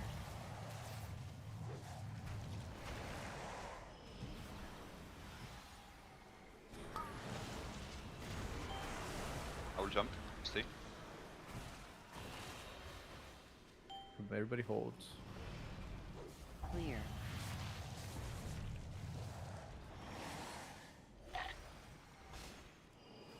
Targeted. I will move.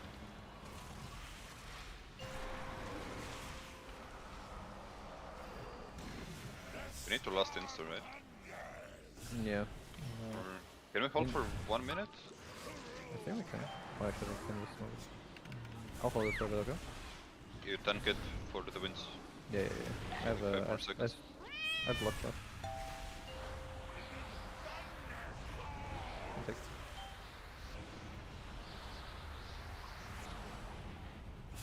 So holding? Or I feel like we have to send Clear. because of the. Yeah, just send out, baby. Fuck it.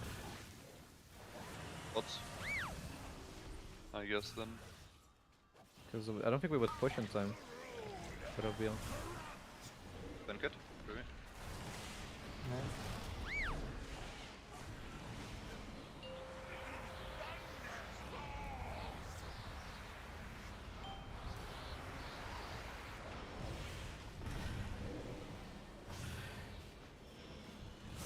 Clear.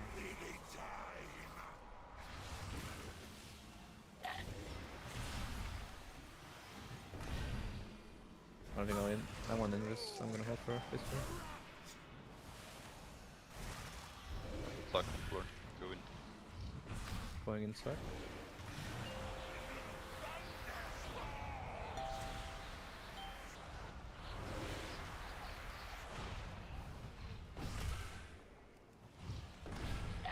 Clear.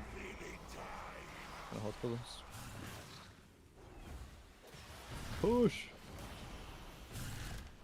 Well, we have 1 minute to kill this boss.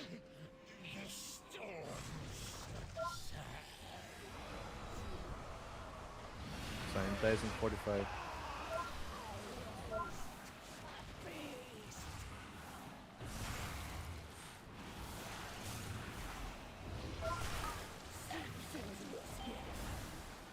They're gonna Yargi up there.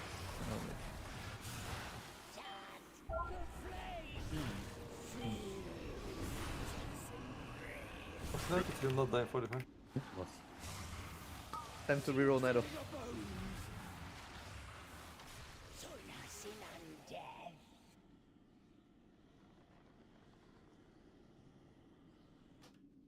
Hello, Yargi?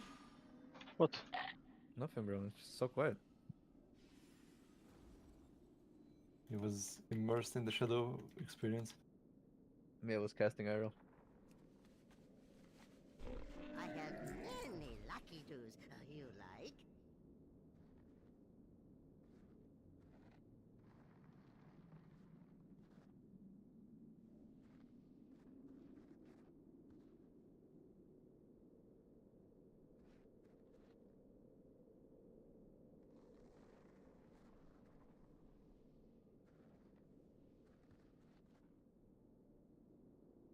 But no, bro.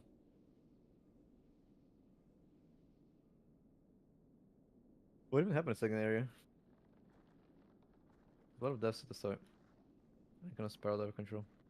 Yeah.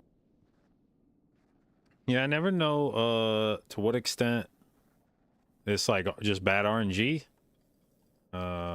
Druid's not great for some of that, because if the debuffs go on, people have light blooms on, great, and if they don't, then it's hard to catch back up.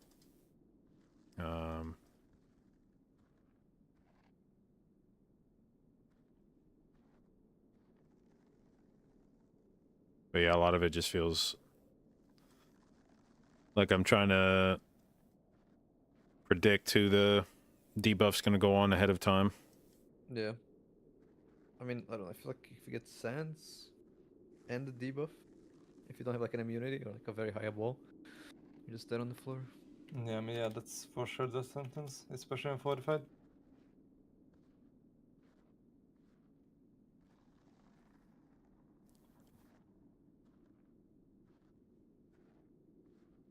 And so there was one time where I died to my weapon blocking. That was fun.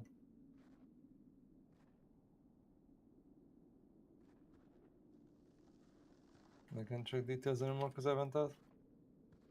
We played a bit differently last time, Kira, right? We went left side. And then did 2 of the big guys on the left so we can jump down.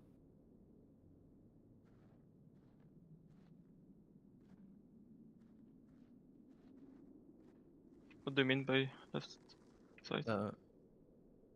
Go dog with moments first, and then after that, the big guy. And then the big guy again. Oh yeah, I think we should do this because we had no CDs for the guy. The big fella. Sweep up second time on the first boss.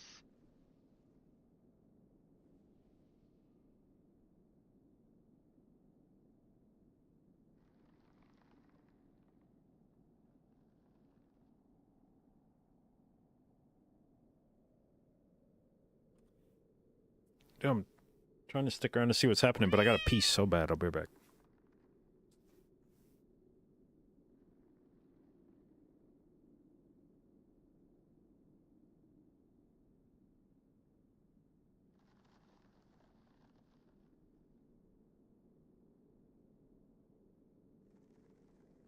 We go further? Kira? I don't know. I think I'd rather chill if Hierarchy has raid soon. Alright. Can just call it a day then. Oh, I have right in like 3 hours, I think. Isn't it 7? No, I'm in the second one. It's at 9:50. I'll go work a bit. Playing for like 5 hours. No, let's take a slow break. Thank you for coming, JB. Thank you. That was a wonderful fleet.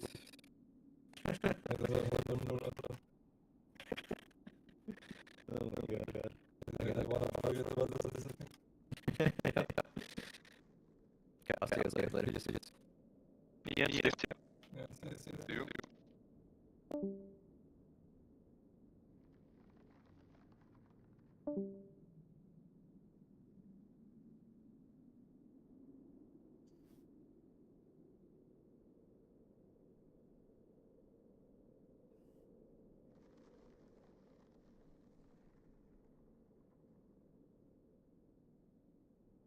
What happened? Yo, step AFK for a sec. We finished? Yeah.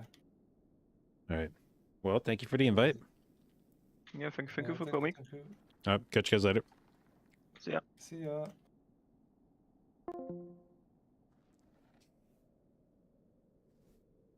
Alright.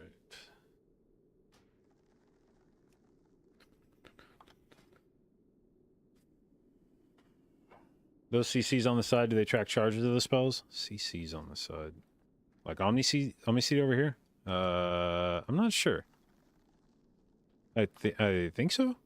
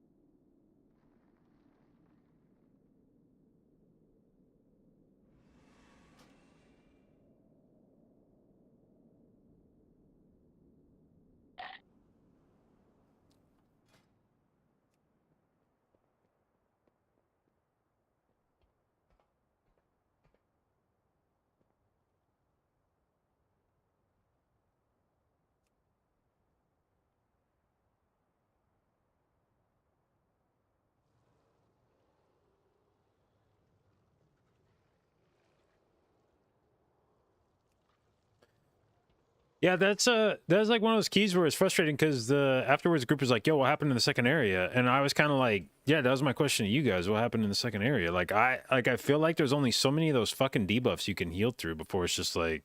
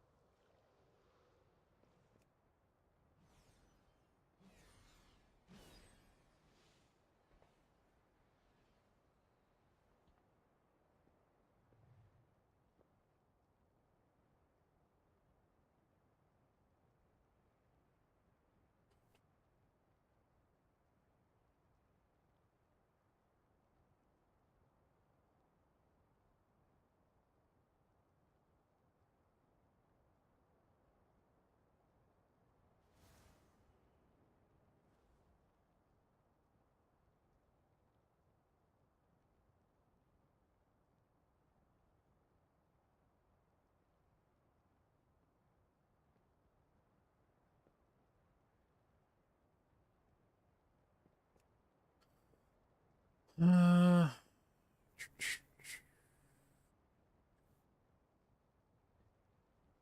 that a pug group? Well, it was not my main group, but it was also not. That was a pre-made. That's that group's like 3850.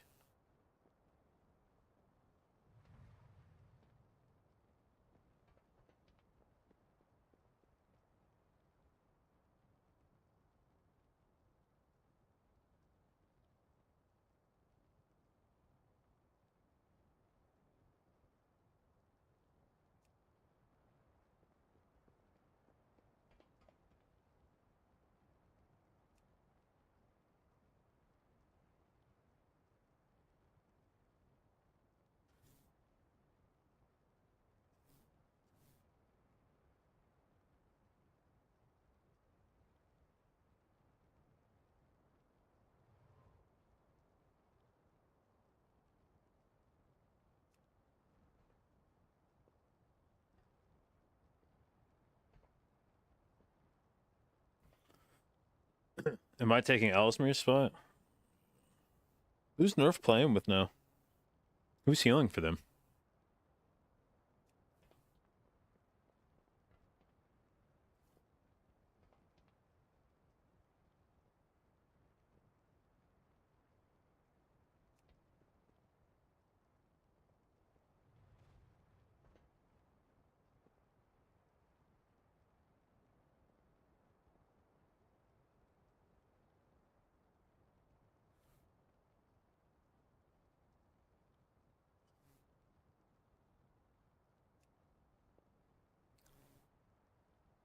Babe, where are you going?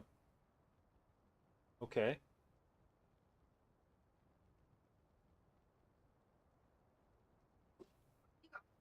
Nowhere. That's why I'm wearing sweatpants, but you're wearing jeans.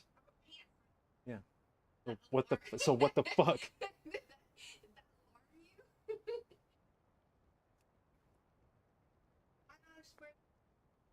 What? It's cozy day. It is now. Bye.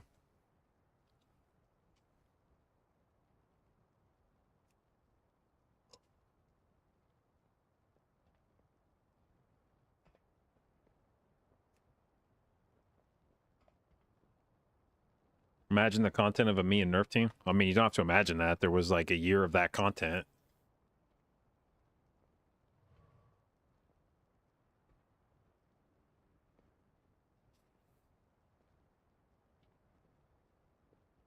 Missed it. Yeah, he and I played together season 2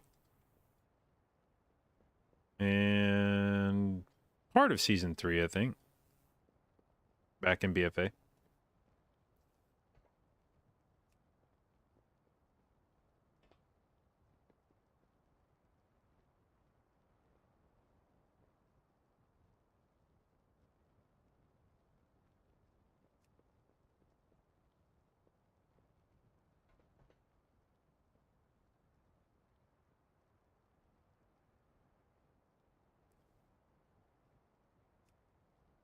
That was where Nerf got his big break.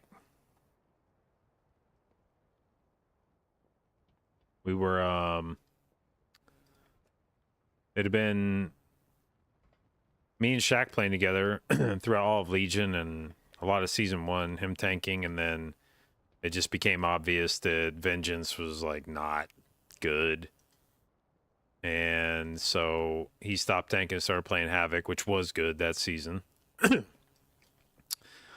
And then we kind of started trying to find a new tank. We cycled through several dudes. We just couldn't find somebody that was like consistent and worked well. And then one day, I think it was Shaq, maybe it was somebody else. It was like, yo, there's this guy, his name's Nerf. We should try playing with him. And I was like, all right, fuck it.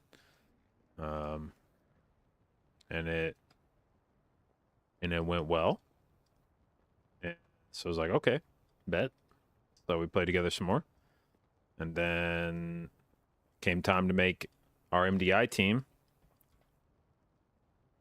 for that season. And that was the season where, you know, our Legion MDI team was me and Marvin Mitt and Ben and Eamon. And Eamon had quit, so that was our tank. And in Legion, Shaq had been ineligible to do MDI because of stupid laws in Quebec and Blizzard's rules. But those rules changed. So Shaq became eligible, so we slotted him in for DPS. And then that season was the season where I made the executive decision to replace Mitt and Marv in an effort to get more multi-classers onto the roster. So we had Ben and Shaq as DPS. We needed one more DPS, and then we were looking for a tank, and we've been playing with Nerf. So I was like, okay, well, let's invite Nerf. It seems to work well. And then we needed somebody for the last DPS spot. And with the way that the meta was working out, it was looking pretty likely that we were going to need a rogue. And so it came down to two guys that we were debating between. Flawless, who we've been playing with a lot on live. And then Yoda, who we'd played with a bit on live, not nearly as much as Flawless, but I've kind of seen Yoda. He that was like the season he kind of started playing, and I had seen him around, and I knew that he had background in tournament play in some MOBAs, and that ultimately ended up being kind of the tiebreaker. Was I knew that Yoda had that tournament experience, and so I was like, well, you know, all things being equal, I prefer to go with a guy that I know has like done it before and is familiar with that, because you never really know when you invite guys to do tournaments. You never really know when you invite guys to do tournaments how they're going to handle like the practice schedule of that. And so knowing that Yoda had done tournament play, probably familiar with what that requires of you time commitment wise, so we went with him. And so that was our squad for the first couple seasons of BFA. Different pants, yeah, okay. Every time I work myself up to go get a haircut, I should. Yeah, okay. That's just a box of your shit. Fuck yeah. What shit? I throw it out. What shit?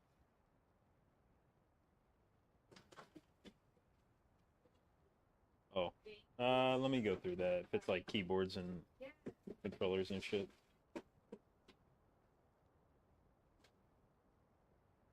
I need to take a look at it. Do you think that what they're looking for?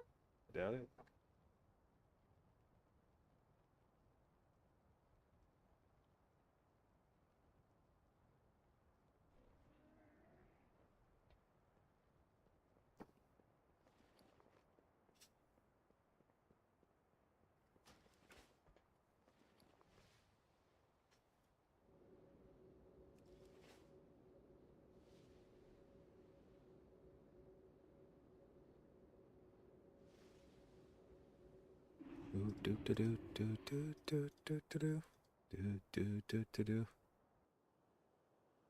Bro, why is WoW pay to win website not updating anymore? What's going on here? It hasn't updated in 23 hours. How am I supposed to know if there's any auctions I can snipe? Am I dreaming?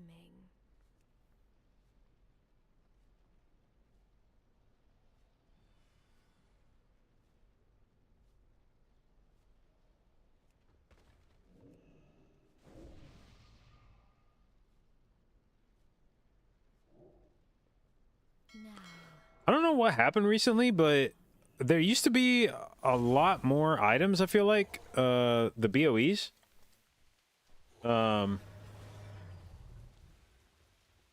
There like used to be way more BOEs a couple weeks ago, and now they've like all been purchased. Like they're just gone now, not being replenished, and it's weird. I don't know what happened. Pay to win website? Yeah, it's a website that scrapes all the auction houses and then about once an hour updates your auctions, so you can kind of keep track of either trends or if you're looking for specific items.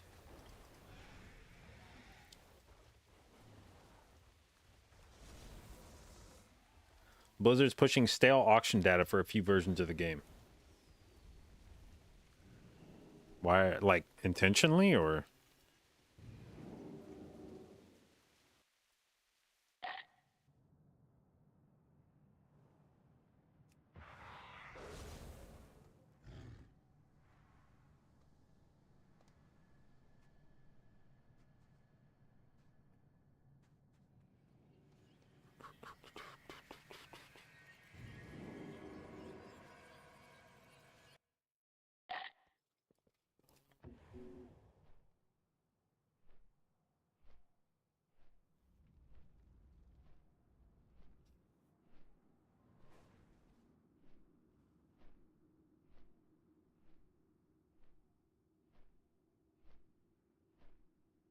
It breaks every now and then. They fix it without saying anything.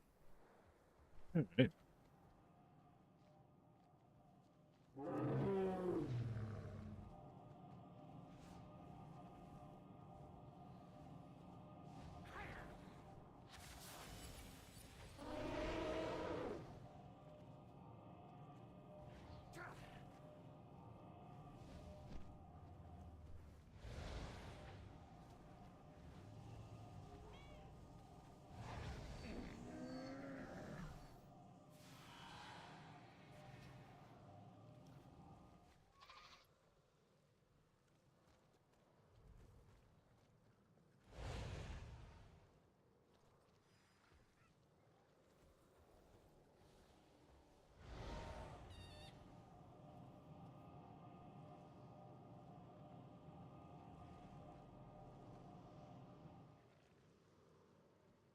Okay. This is the first comp I played in with no Demon Hunter in a while. What's the best MMO mouse to use? I have no idea because I don't play with an MMO mouse. Too many fucking buttons. Weirds me out. What's built for high EB? Let's see. What are we going to do in here?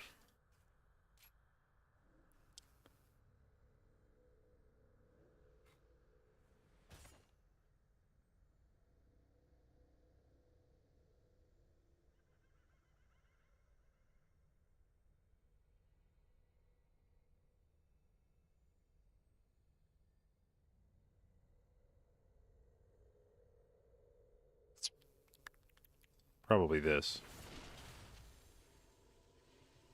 Convoke for sure. Honestly, this is not a bad Convoke dungeon because of how it lines up on third boss. I probably waffle on this dungeon more than any other one in terms of whether to play tree or not.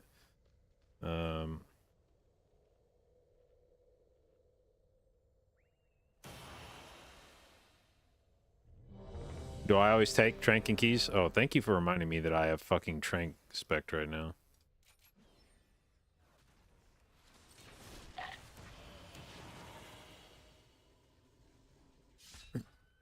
No, I do not.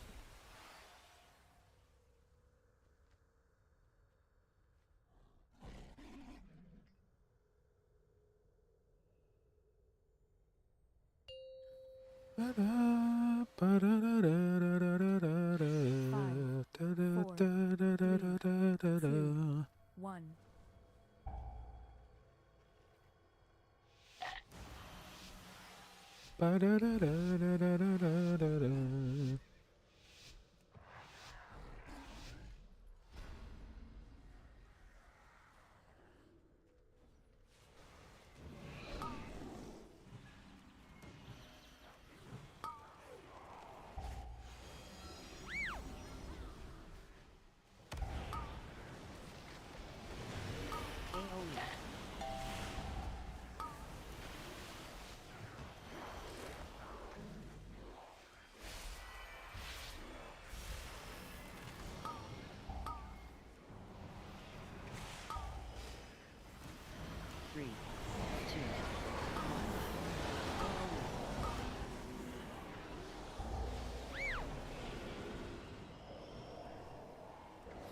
Yo.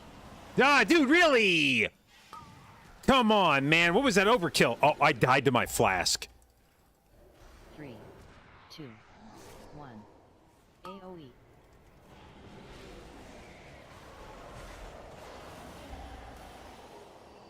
gotta be fucking kidding me, man.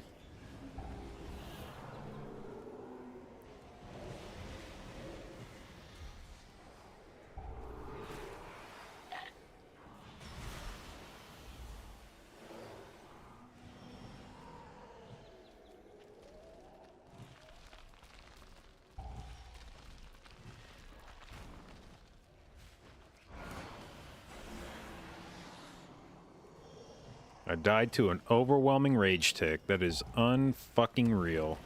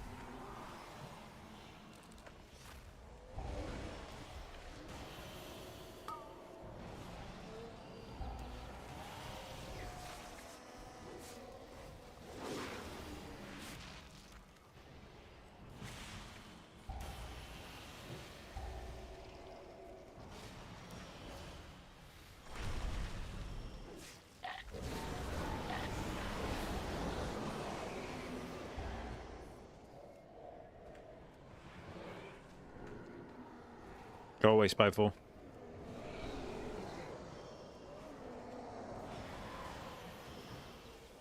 Alright, we're utilizing some tech in this dungeon, known as mind controlling the Stinger.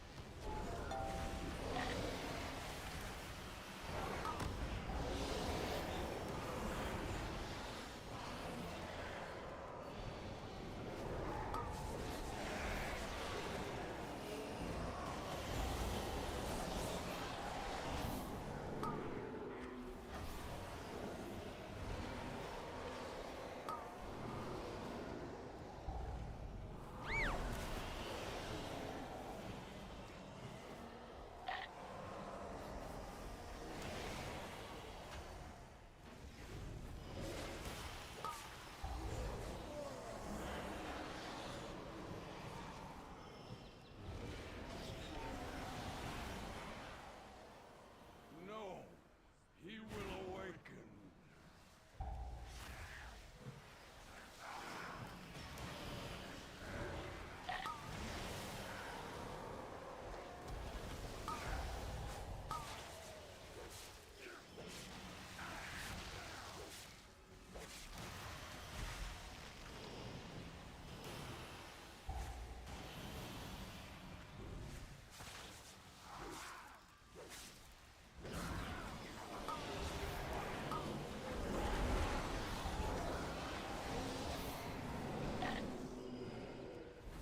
We have not yet purified the water.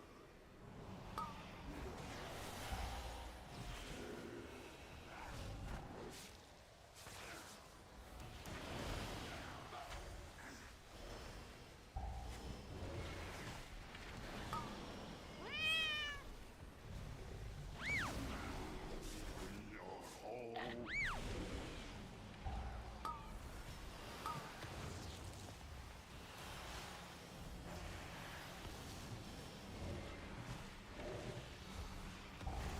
Oh, Jesus.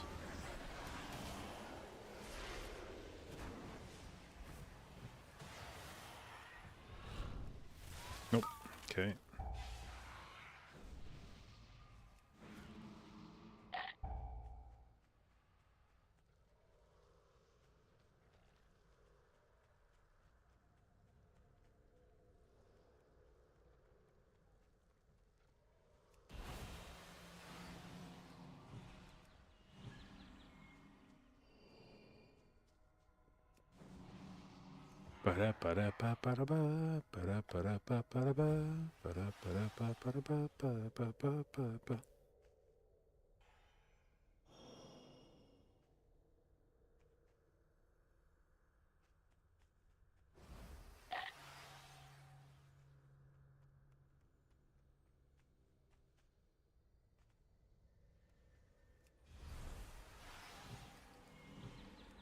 We have not yet purified the water. We are all doomed.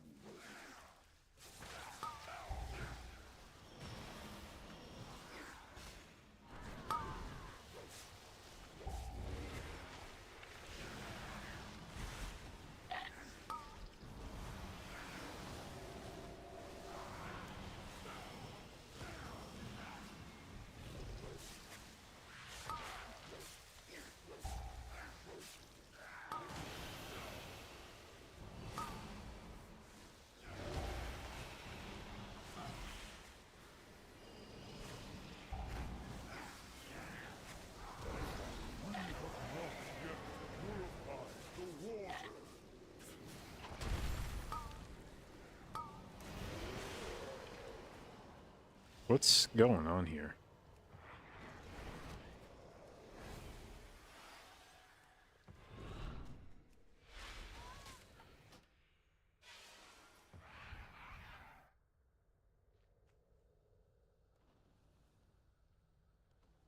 Okay.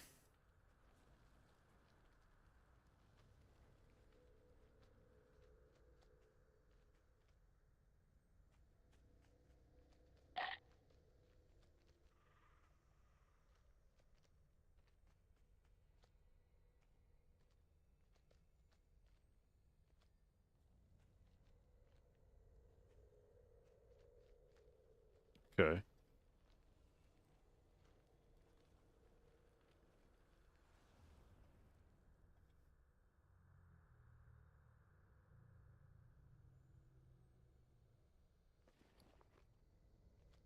Group appears to be done.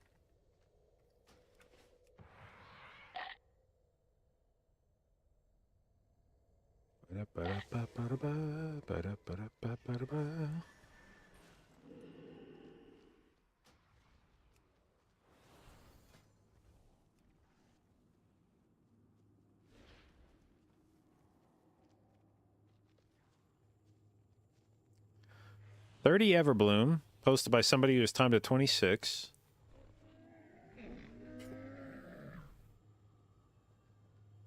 $30 DHT. That would get me 3,800, would it not? I believe it would.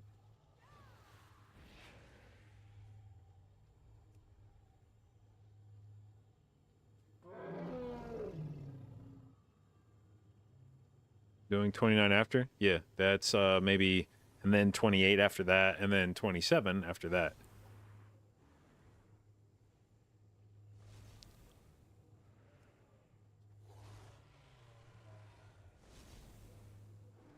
Fuck it, we'll sign up for it.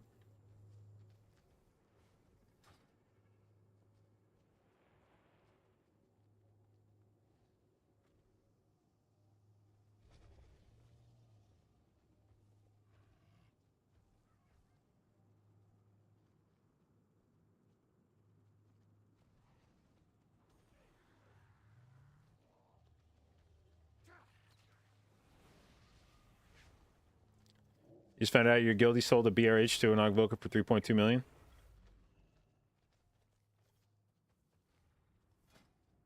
Well.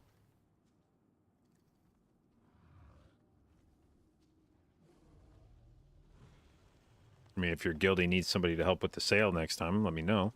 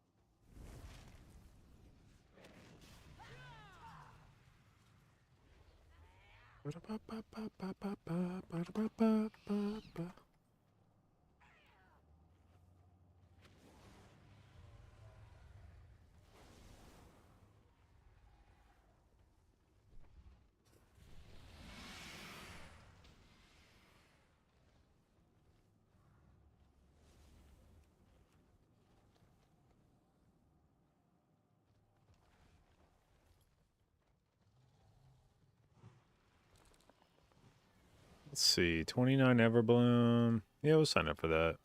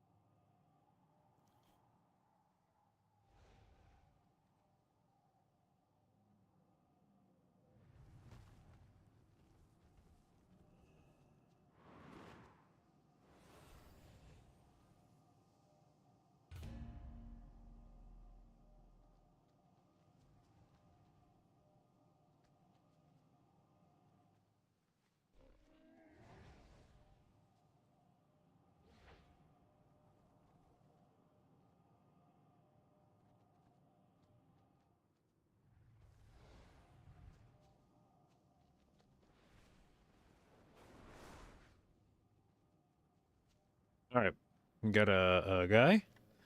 Now the question is whether we're going to do that Shadow Priest shit again.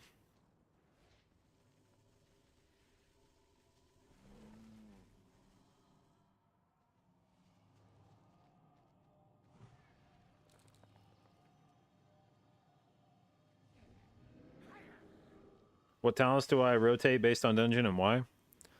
Well, Convoker Tree, based on whether there's any sustained healing necessary in the key or not.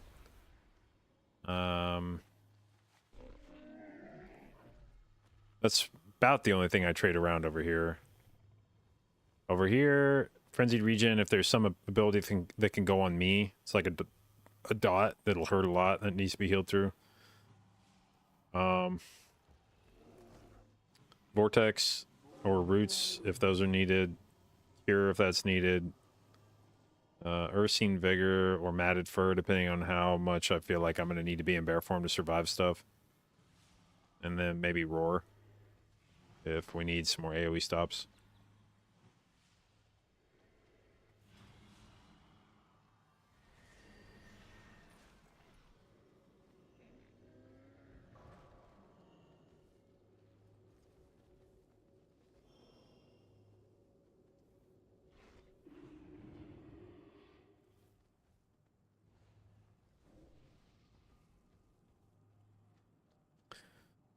Sleeping, thank you for the sub, babe. Appreciate it, and welcome to the jdotbabes.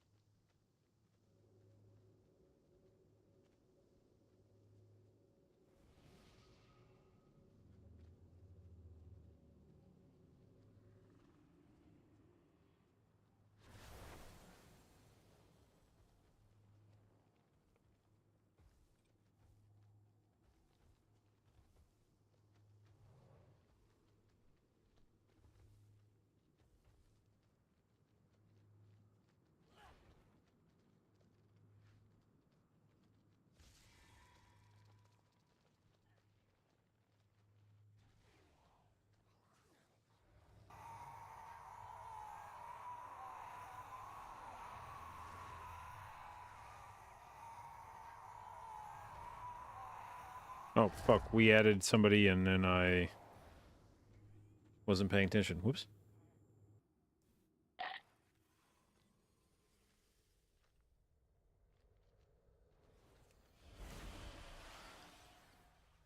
Oh, yeah. I wanted to look see how close was I to not dying to my flask here. Where was that death? Oh, overwhelming rage kills me by 10k. Rant, rant. Well, in fairness, it was a fucking potent combination of my trinket. Dude, could this be a bigger throw of a death? Died to my flask. Why was I so low? Oh, because your fucking trinket had just gotten done doing damage to you 0.2 seconds earlier.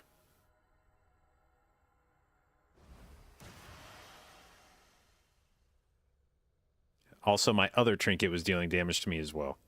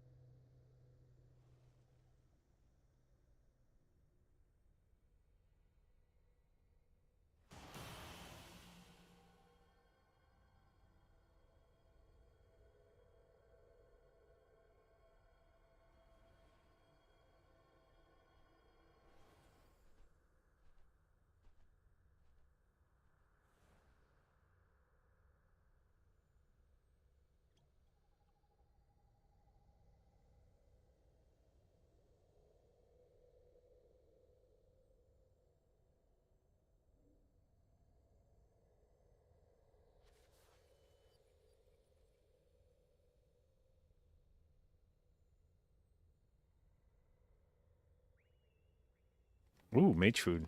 Remember to pick that up. All right.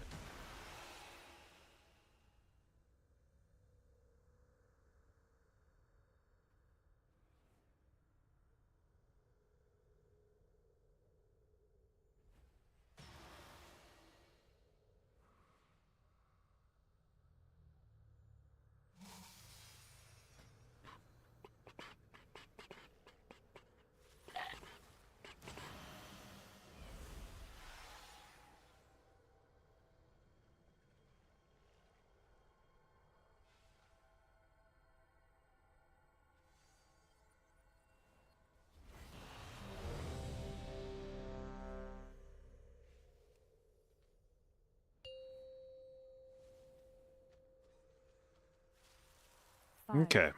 4, 3, 2, 1.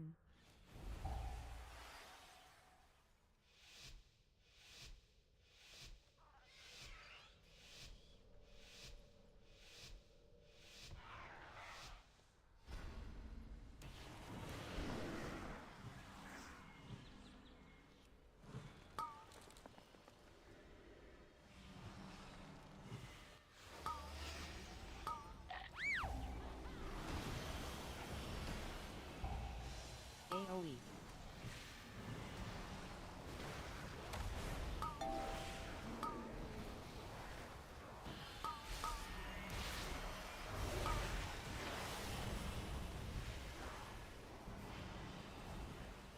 Three, two, one.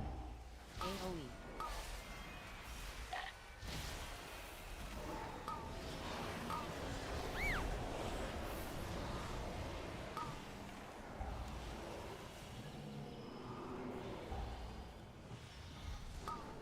Three, two, one. AoE.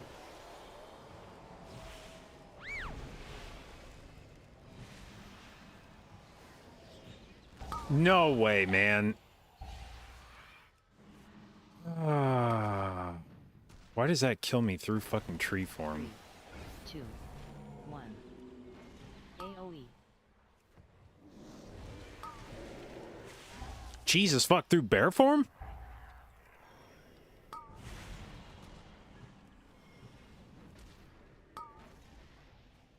The DHDC? 3, 2, 1. AoE. Uh-oh.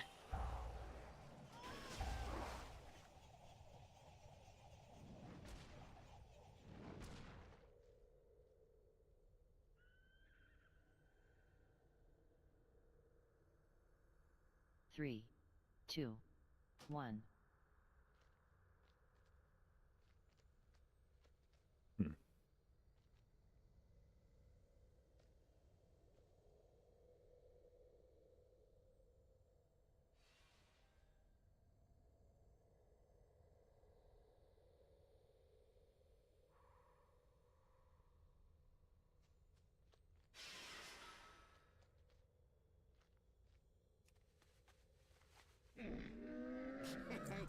Many deals for a friend of the Grummles. Like you.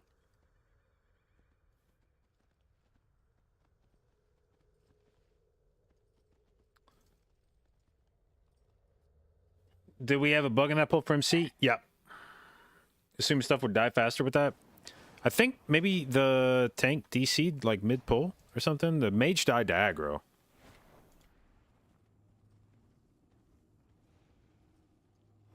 So I don't know what I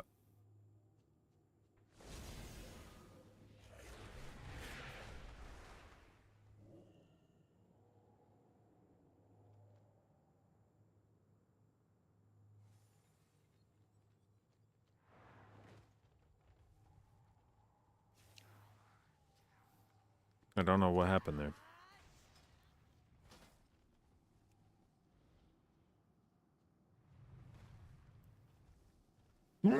Excuse me.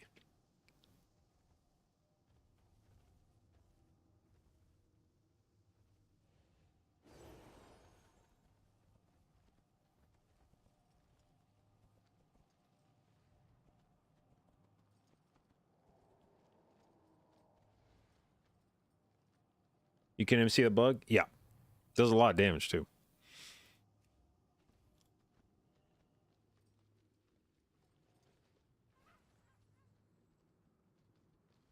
Weak order that shows buffs. Yeah, it's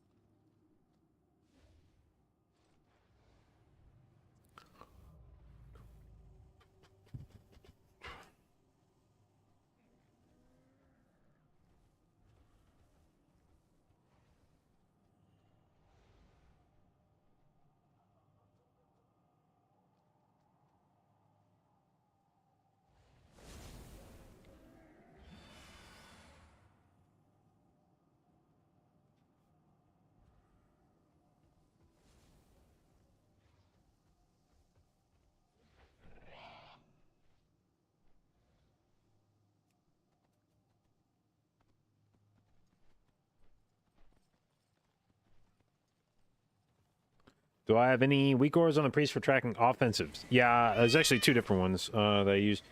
There's one called Dibs on PI, and then there's Ellismere has one for PI.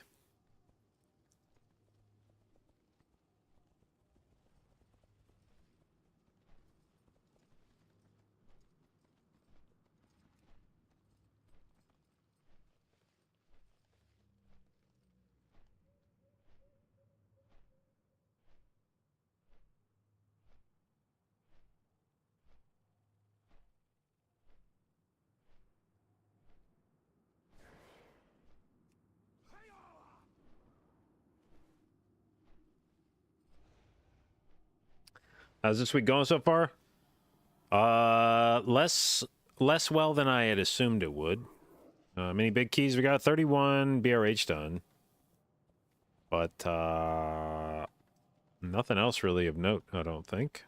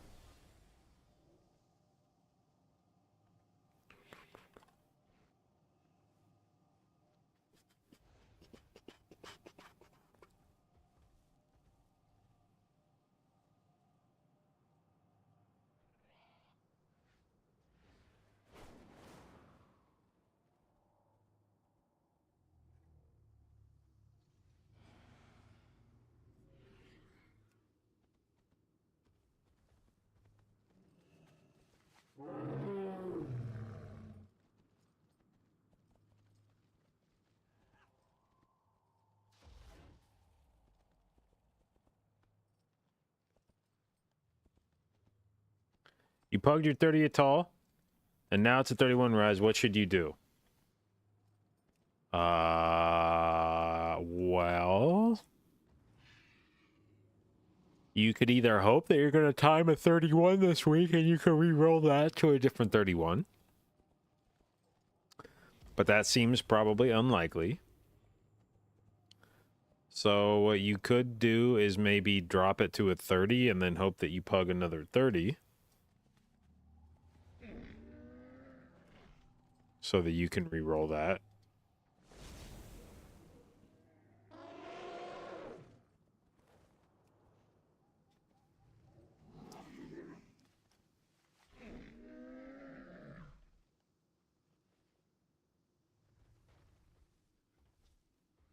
What up, TJ?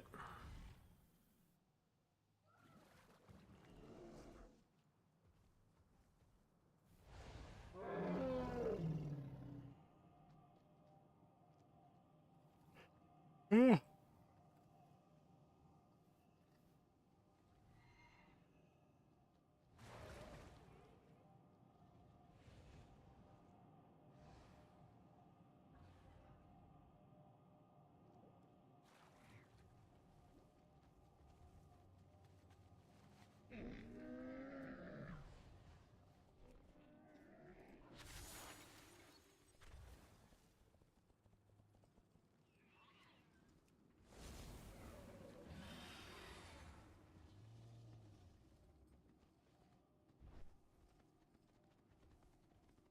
Is him saying the stinger an exploit, or can you use it?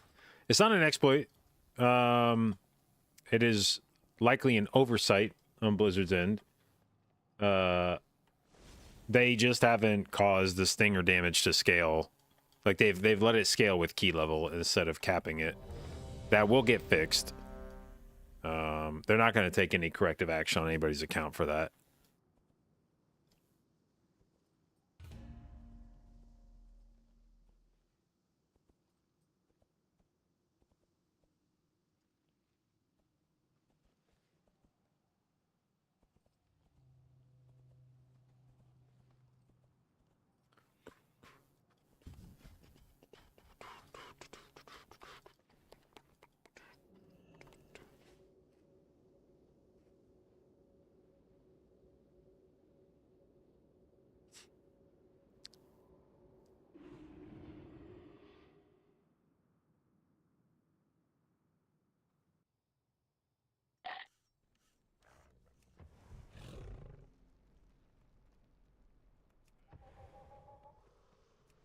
Will they take the IO back? No.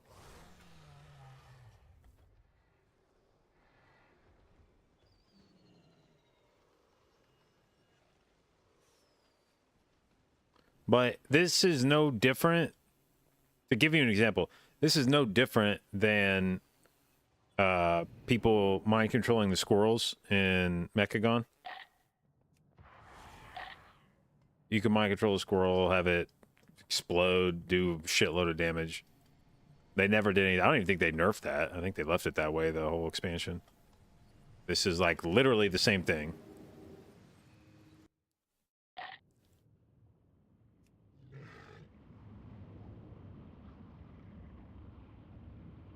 Do I remember him saying the skitter things and making them suicide for percent? Yeah, they actually wouldn't let us do that in MDI.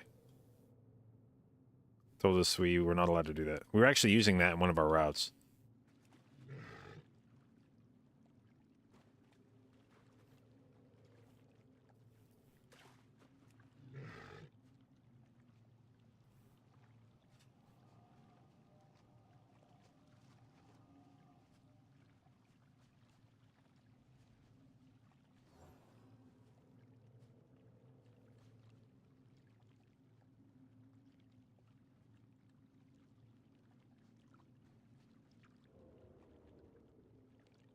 It was actually annoying. Now that I'm thinking about it, I don't think we were throwing it off for percent.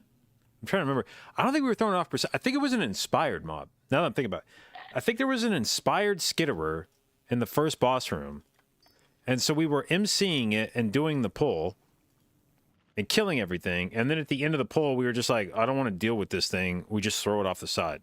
We didn't even give a shit whether it gave us count or not. We just didn't want to have to play it. So we threw it off. And then they were like, yeah, you can't do that. And it was like, man. All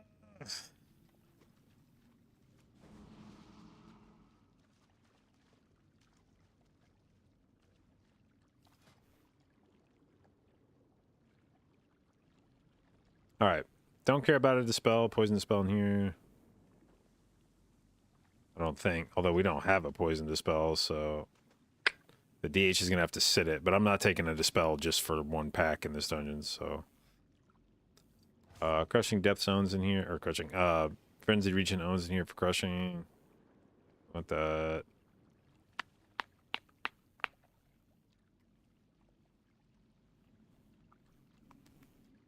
All right.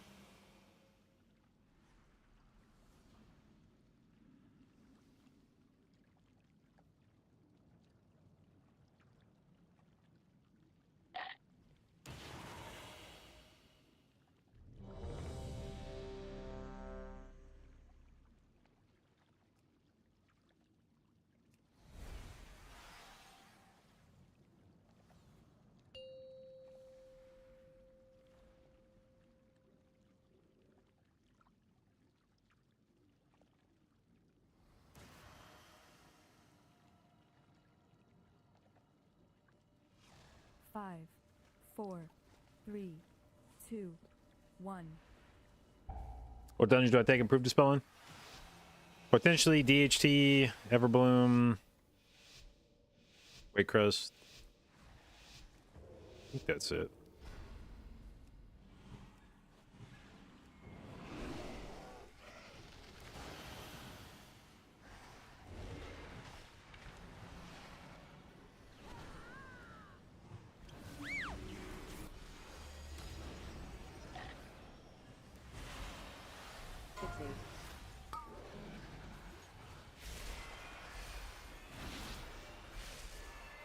Targeted.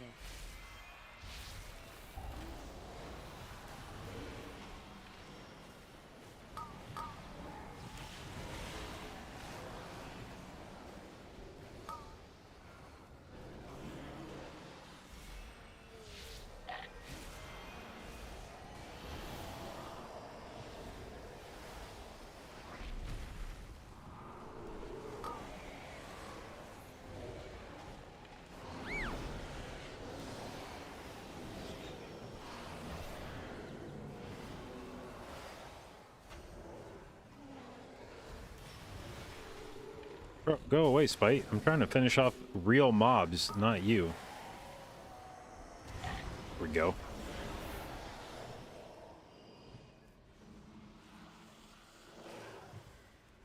Three, two, one.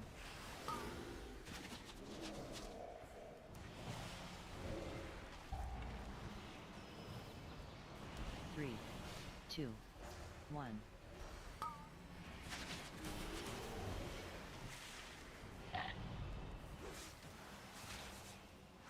Three, two, one.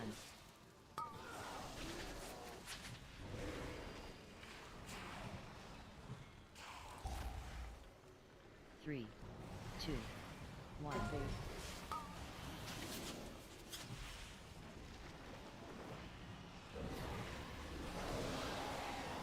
3, 2, 1.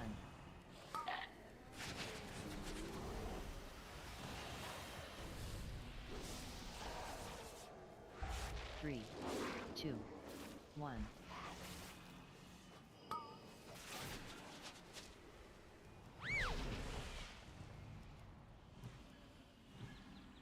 3, 2, 1.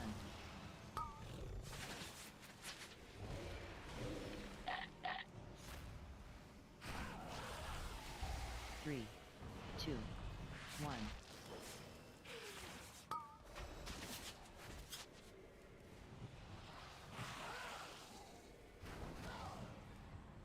3, 2, 1.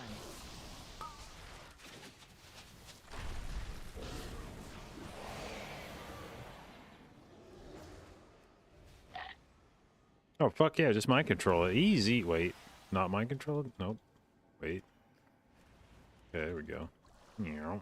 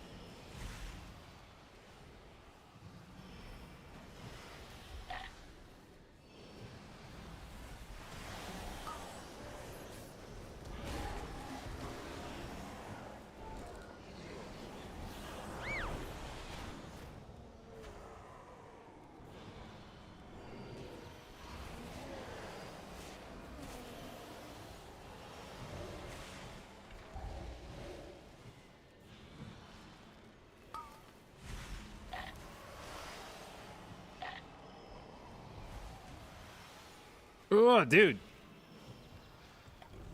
That took a lot of effort to fucking get rid of that debuff. Jesus Christ.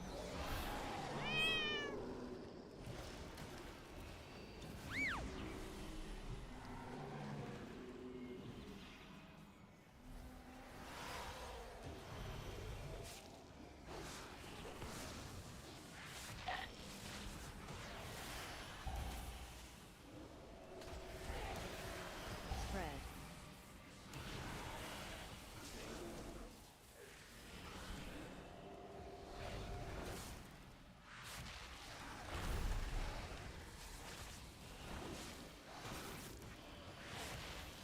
Spread.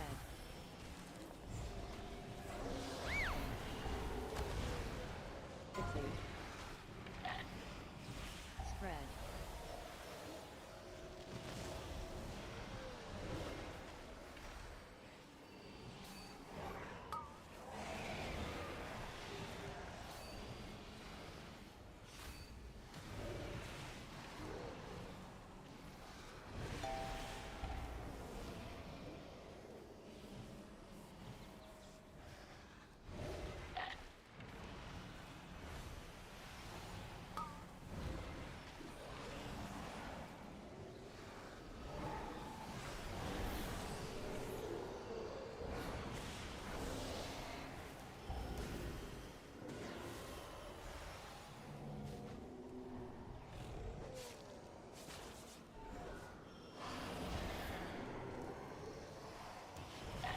Three, two, one.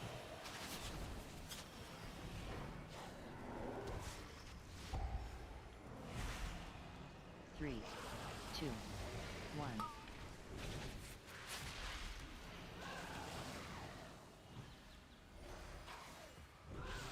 3, 2, 1.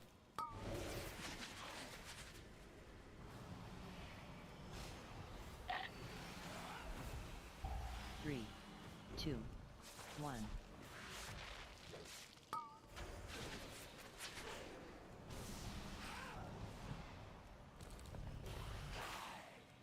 3, 2, 1.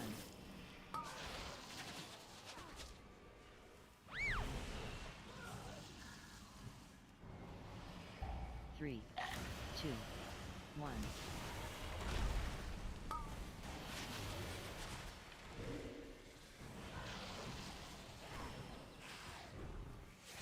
3, 2, 1.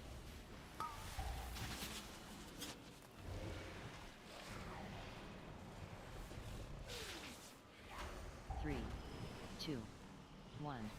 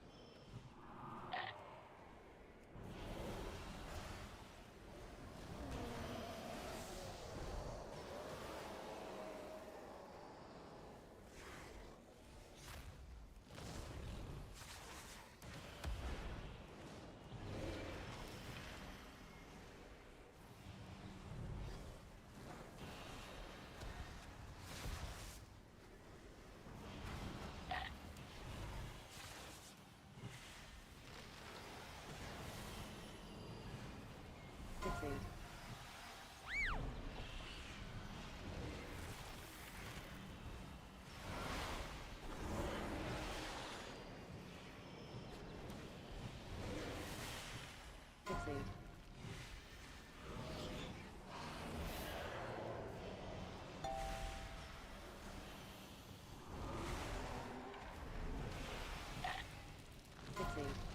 Spam root, spam root, spam root.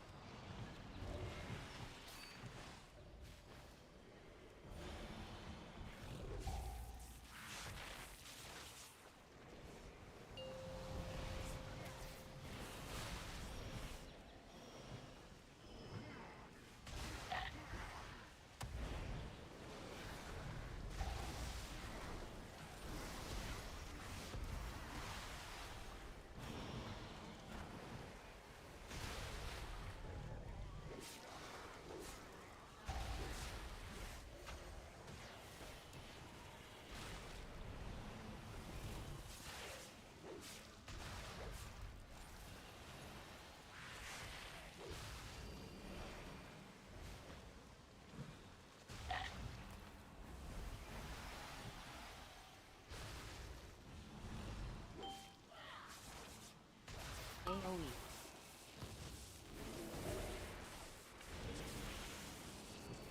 Oh Jesus! I didn't even notice that guy over there. Let's see. How do I want to do this? Over here. AoE.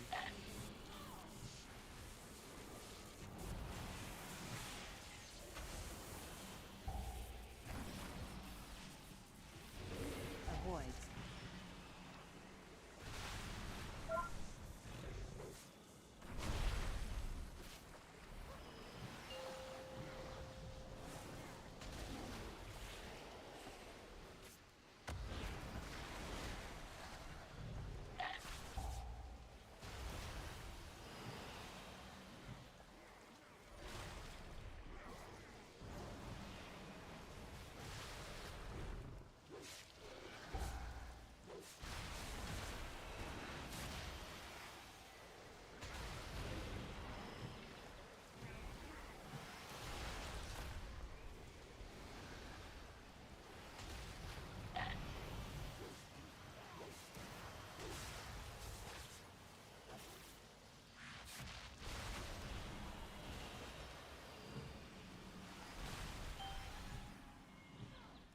AoE.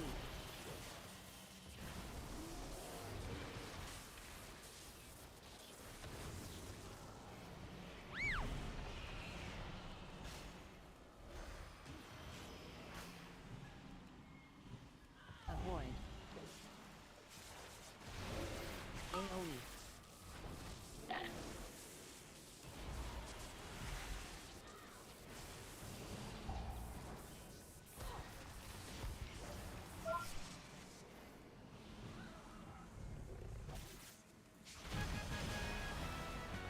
Okay. Okay. Okay. Okay.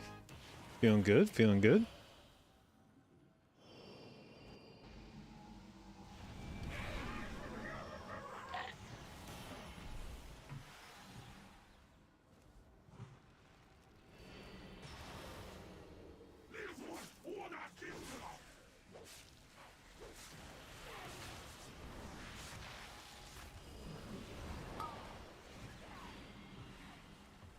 Spread. Stack.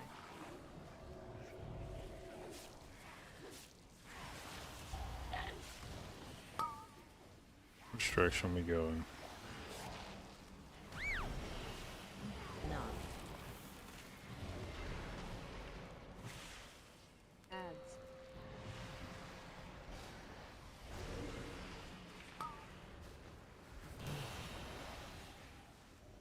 Spread.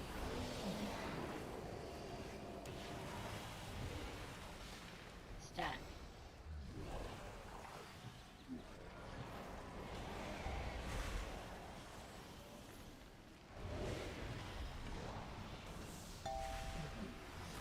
Knock.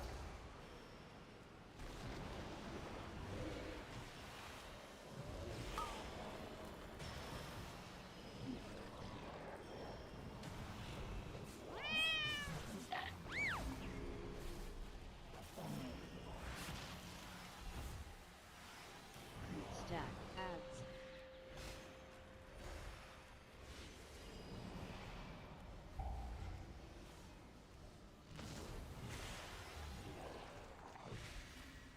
Knock.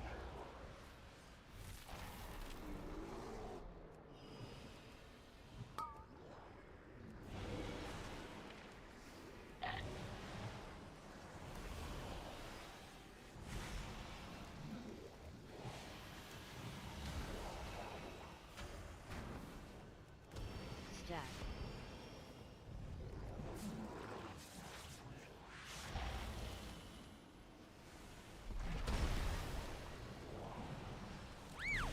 Knock. Ads.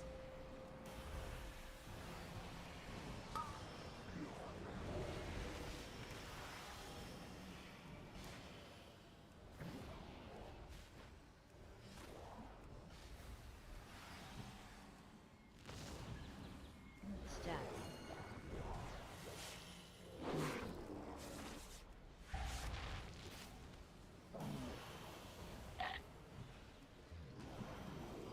Knock.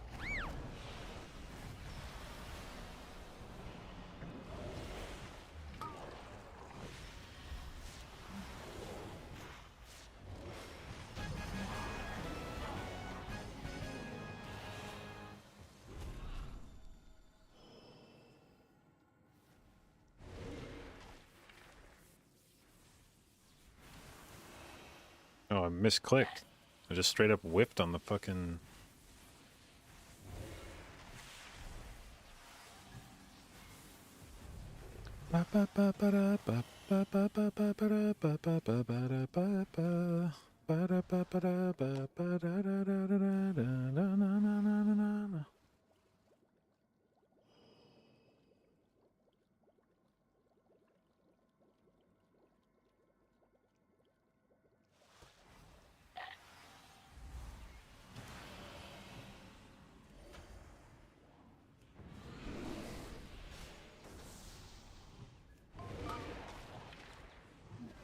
Pull. Dodge.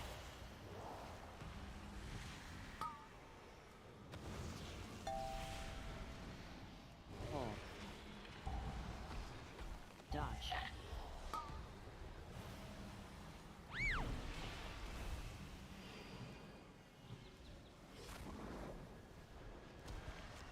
Dodge.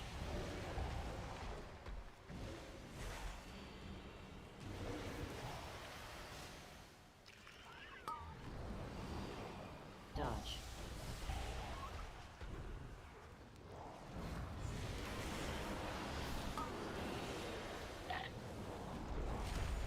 Dodge.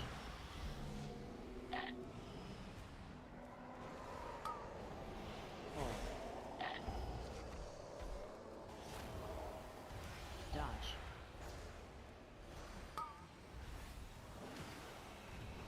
Pull.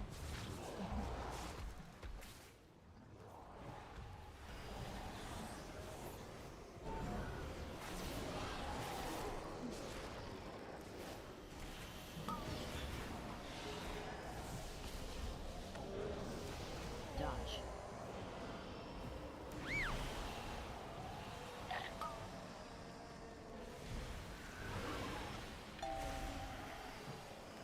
Dodge.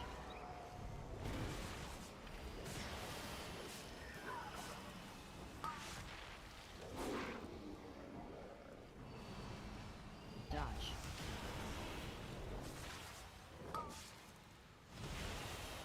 What I want, and I want it now. Dodge. Dodge. Dodge. Dodge.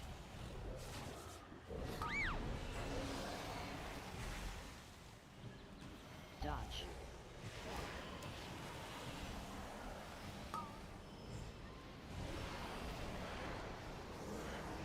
Dodge.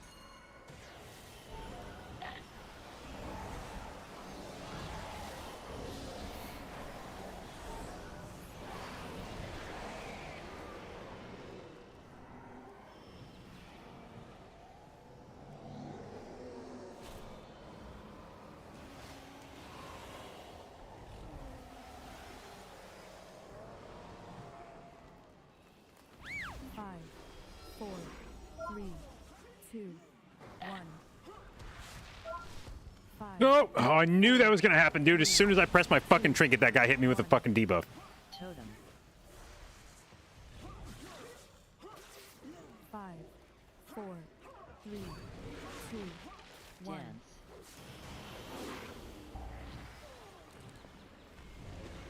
5, 4, 3, 2, 1. 5, 4, 3, 2, 1. 5, 4, Totem. 3, 2, 1. 5, 4, 3, 2, 1. 5, 4, 3, Dance. 2, 1. 5, 4, 3, 2, 1.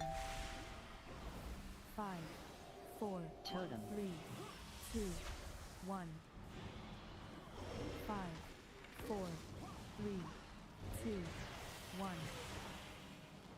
5, 4, 3, 2, 1. 5, 4, 3, Dance. 2, 1.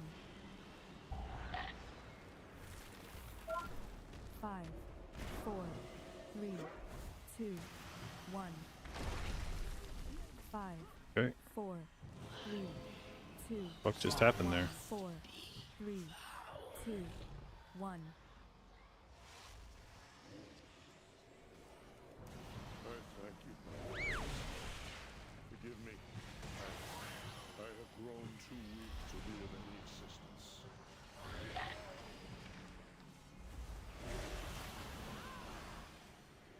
Loss. 4, 3, 2, 1.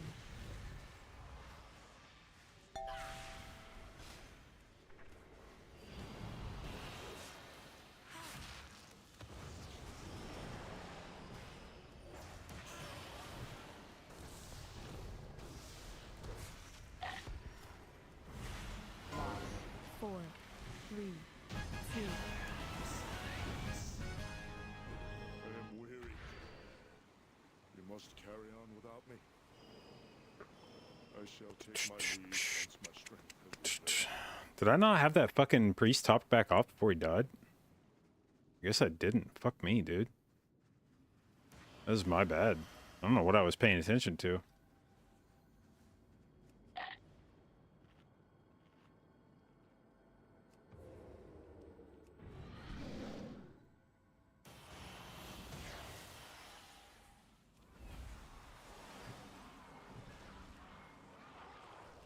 Three, two, one. AoE.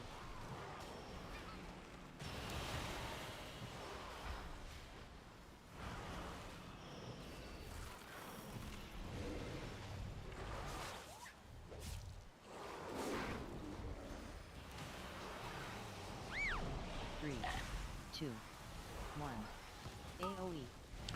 Oh my god, dude. That guy just got 2 fucking spears on him. God damn it! What am I in fucking combat with, man? Really? Is it spites? 3, 2. Of course I Shadow Mellow right at the start of that poll, didn't I? For some stupid ass reason.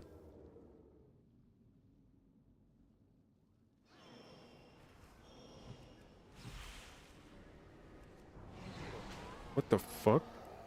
Throw a spear, huh? Oh, from behind. Okay, good.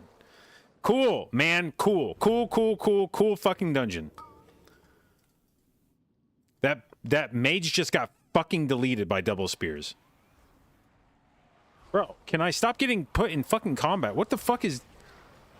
What is doing this? What, did I get knocked out by my stupid fucking flask? What was that?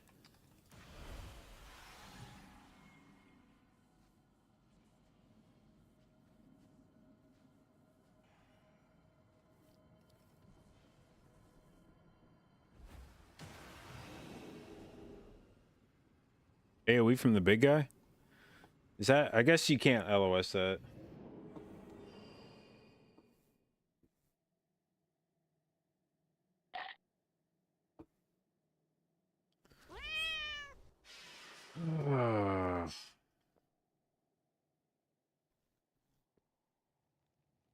Those fucking spears, dude. Jesus Christ.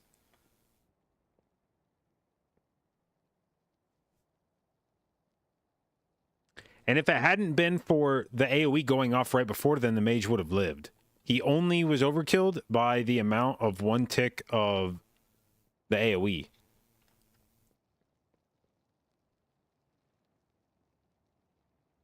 And then I took one spear. Jesus fuck.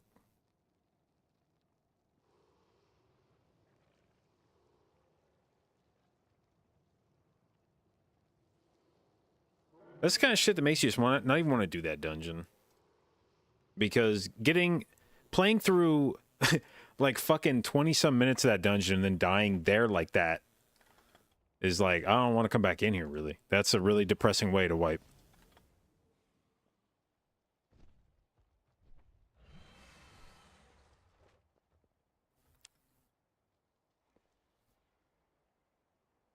Ass Made in the USA? Yeah, we listened to it earlier today.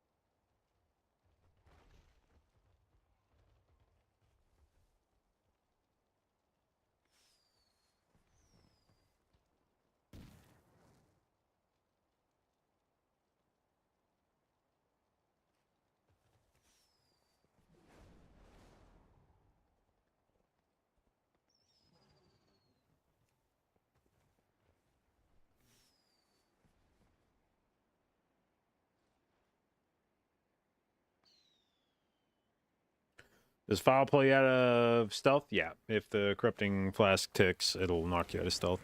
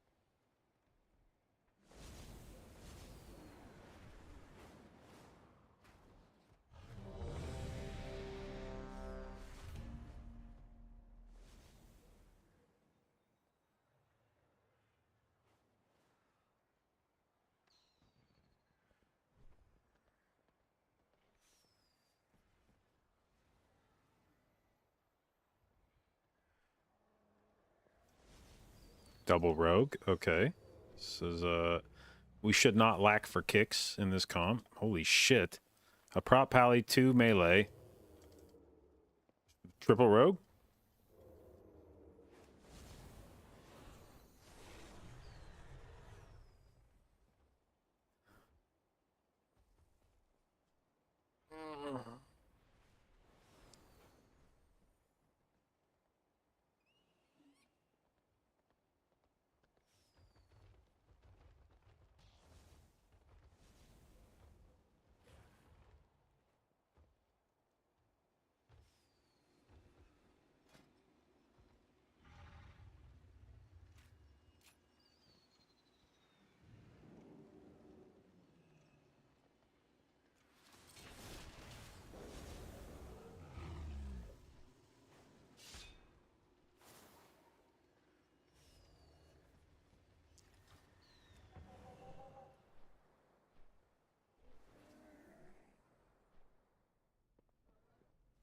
You would ask something of me?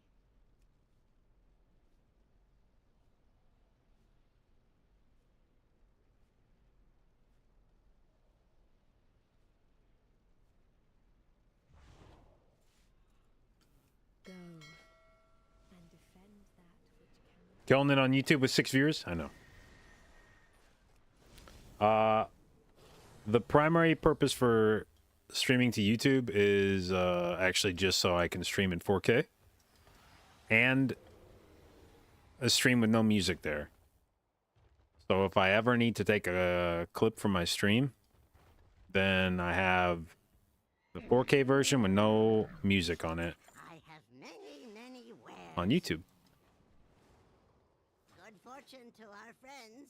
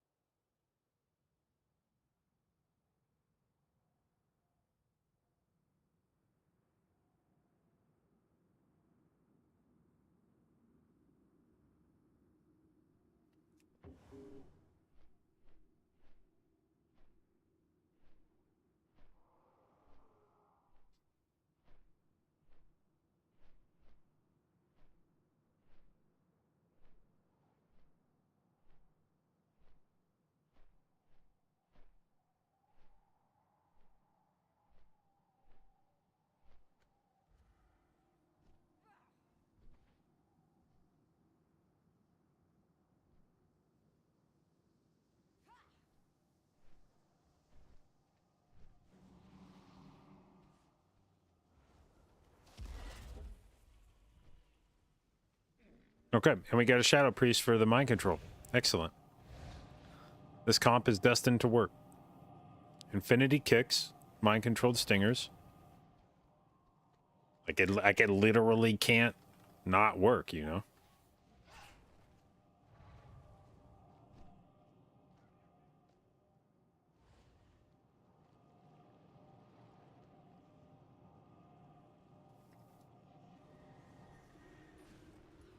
Now the Shadow Priest is asking if he should give PI to the Paladin, and he's probably only half kidding.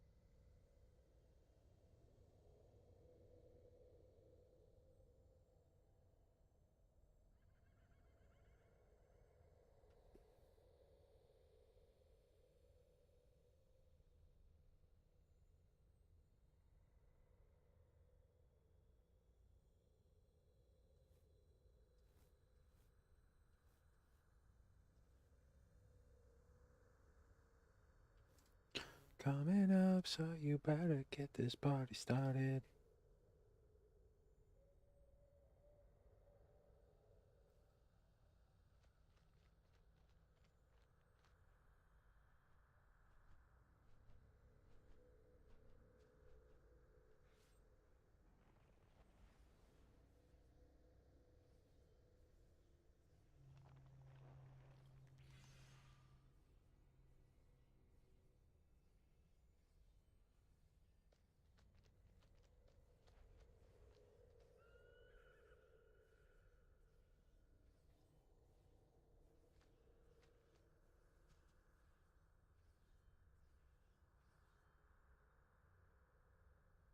Does your head feel like you get progressively colder as you get more and more bald? I mean, the balding is so gradual that I don't remember what the fuck my head felt like 10 years ago.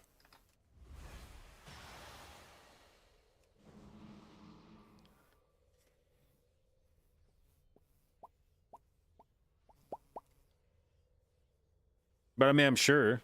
Like, I'm sure it is colder.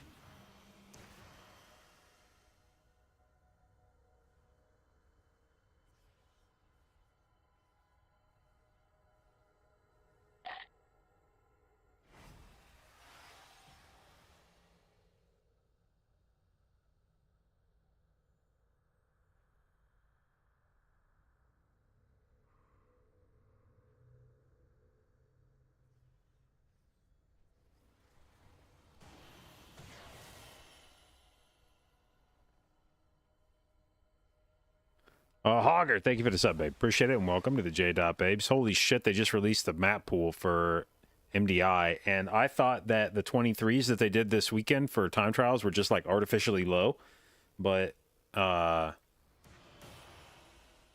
they're actually just doing 23s and shit.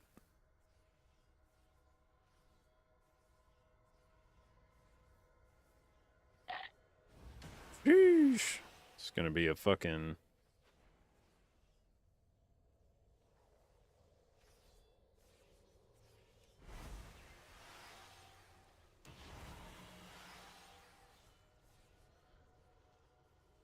No healer MDI?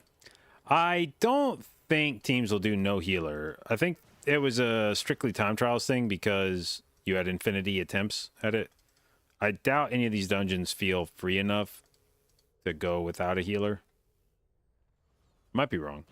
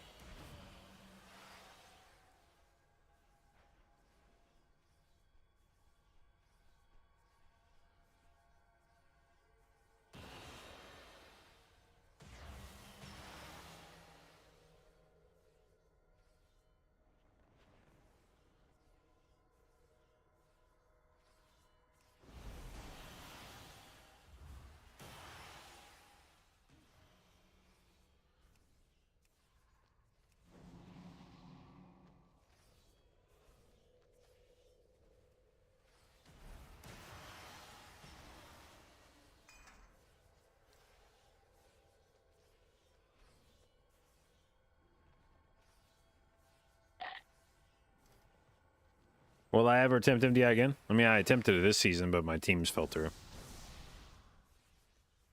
If not for first place, but to promote my stream. I don't think anybody's stream has ever improved because of competing in WoW esports.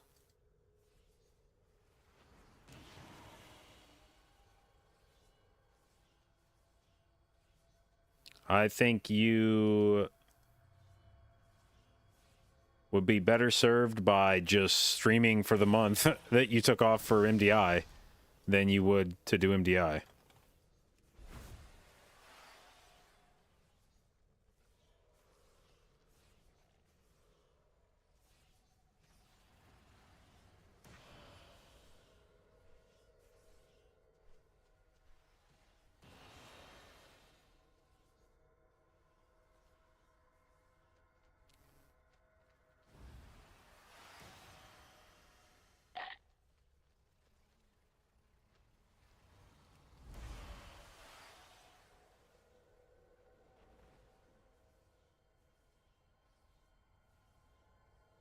Like, I did not see my stream numbers improve when I did MDI back in Legion and BFA after I came back.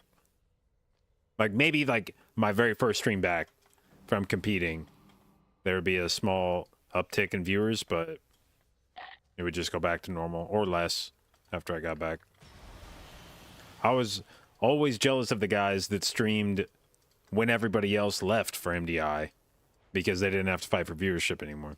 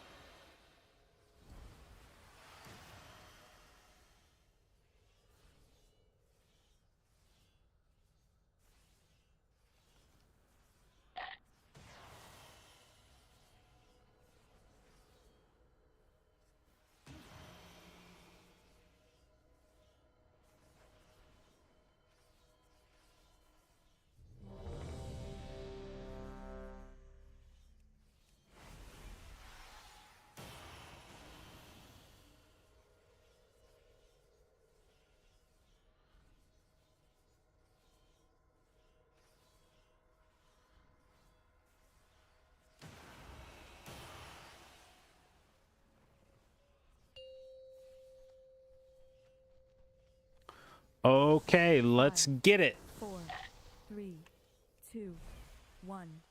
Think Mahomes will take home another big win? Dude, I thought the Chiefs were going to get dominated by the Ravens, so what the fuck do I know? I feel like you just waste your life if you pick against Mahomes.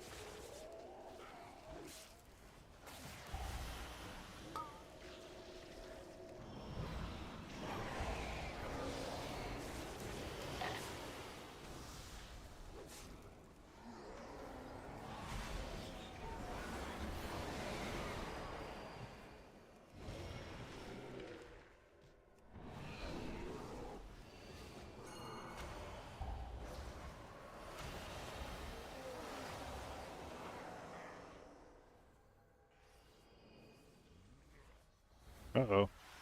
Stinger wasn't, I guess, melded or something?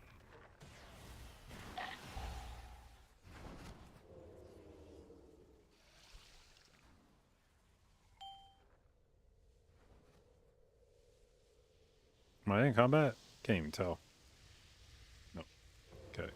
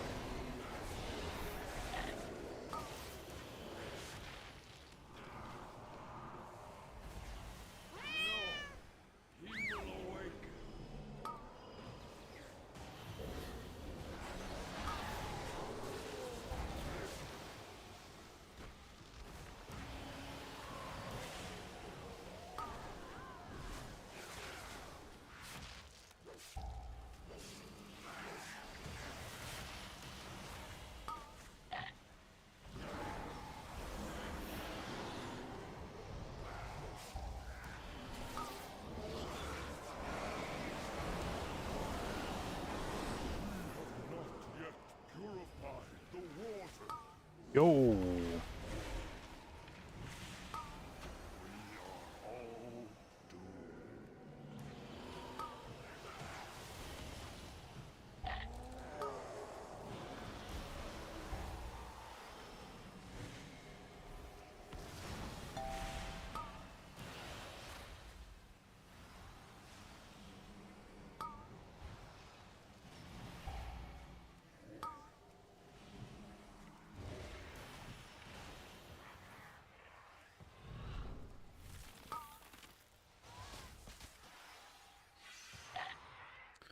That is, interestingly enough, where we died in the last dungeon that we did.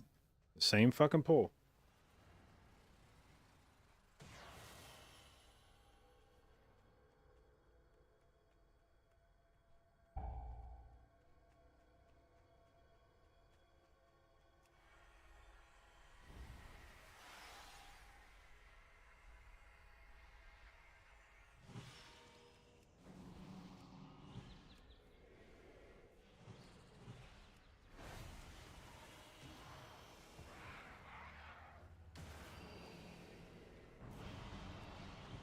We have not yet purified the water.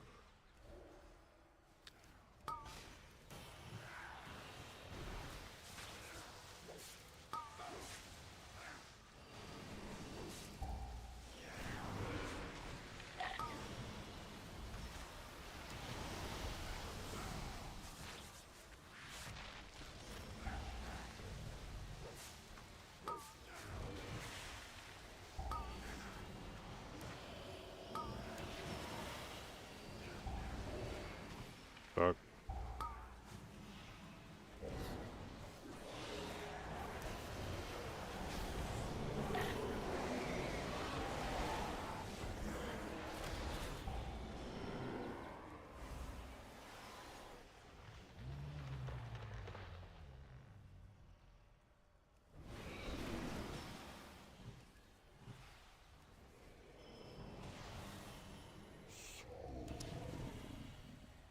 Fucking shit.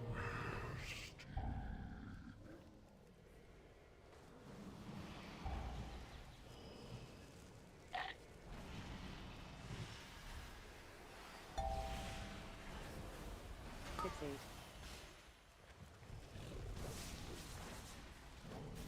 There's a lot of volcanoes, god damn.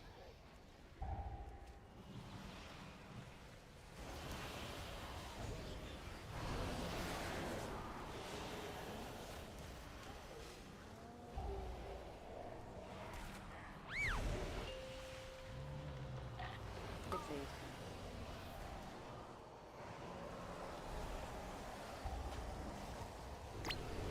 Oof.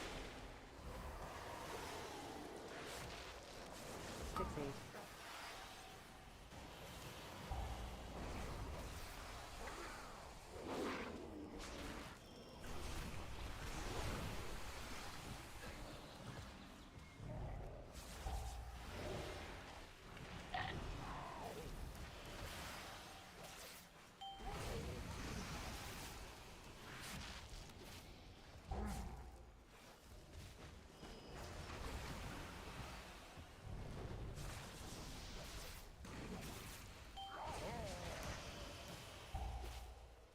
Fixate.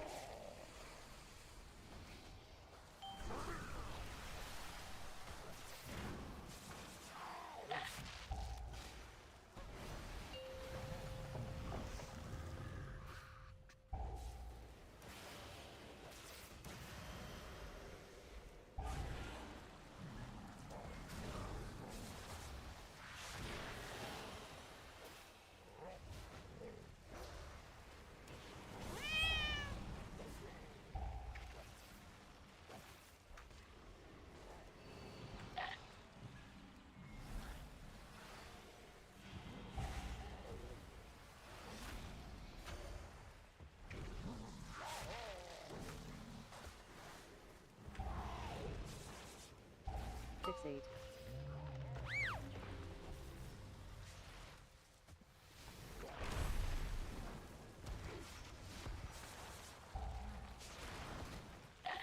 Fixate.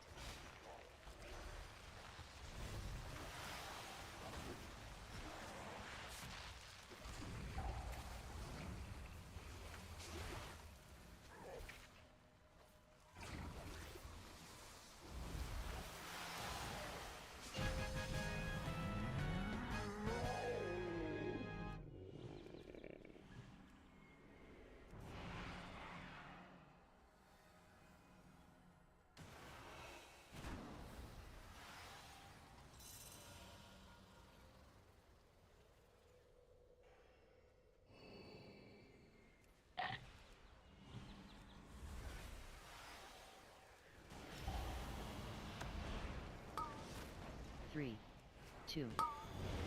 AoE.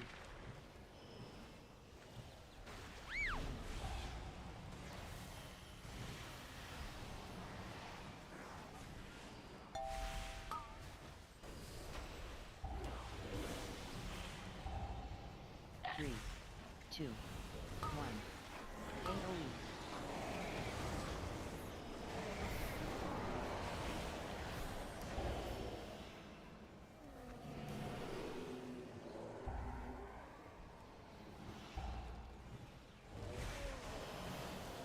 Three.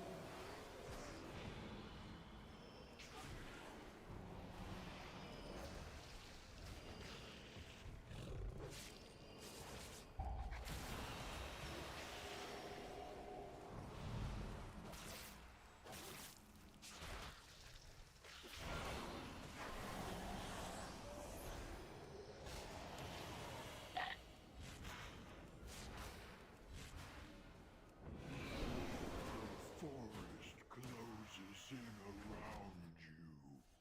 What's increasing haste 47%? Talent, like Kara's. Gives you 6% more haste when you're in caster form.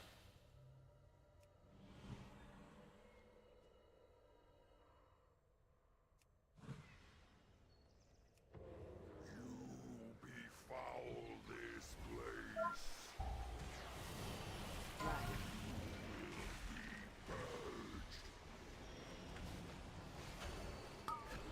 Three, 2, 1.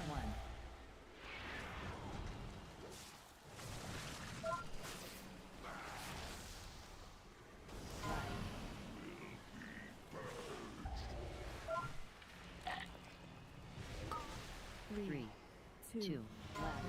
Water brings life.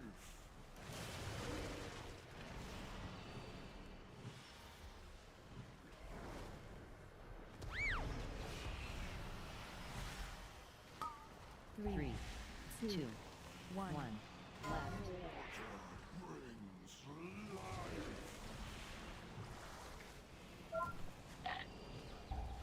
Right.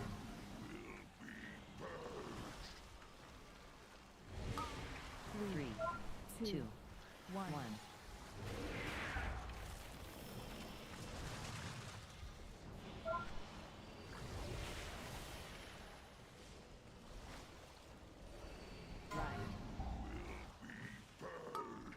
Three, 2, 1.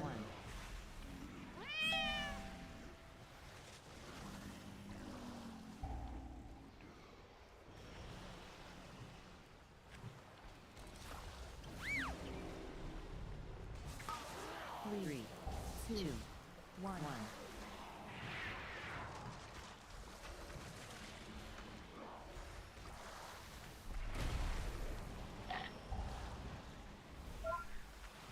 Three, 2, 1.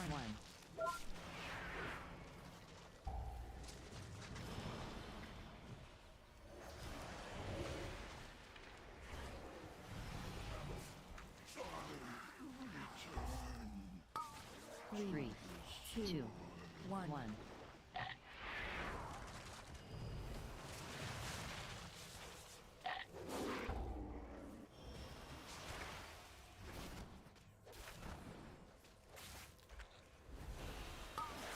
3, 2, 2, 1. 1.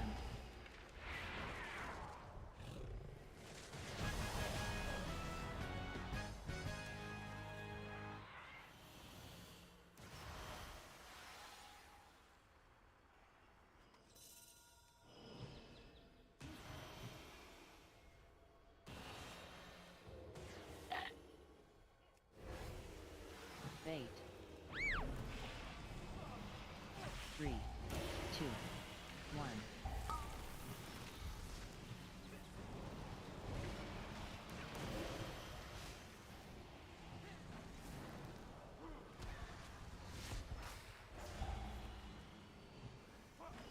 Bait.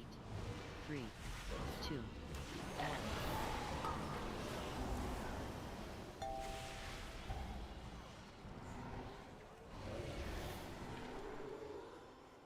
Bait.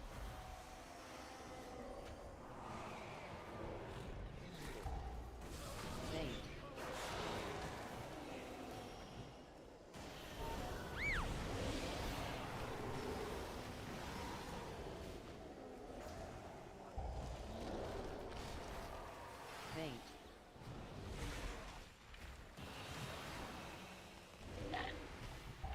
3.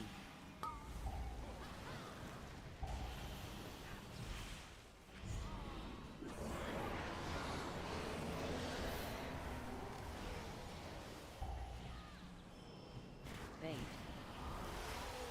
3, 2, 1.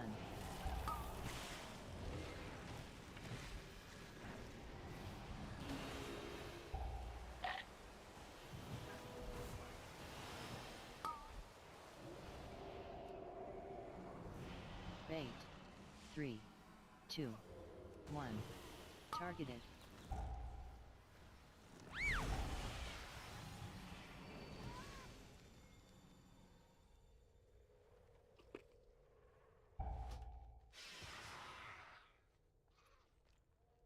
Three, 8, 2, 1.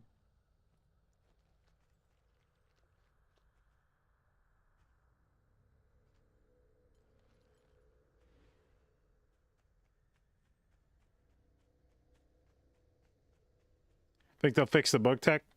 I mean, I think they'll change the scaling of the bug dot.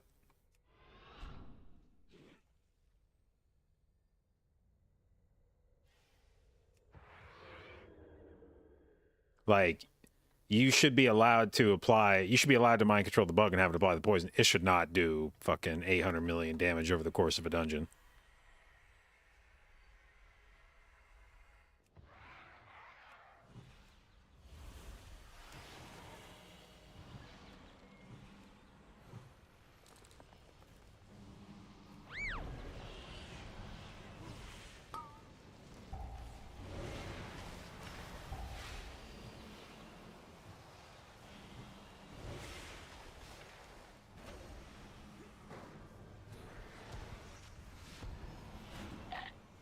Three, 8, 2, 1.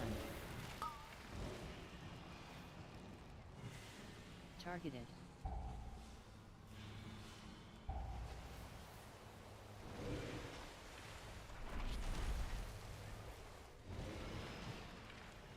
Three, 2, 1. Bait.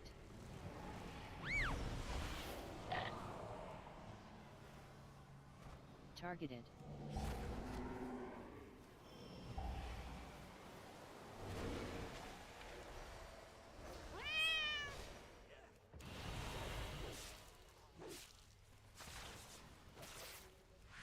Bait.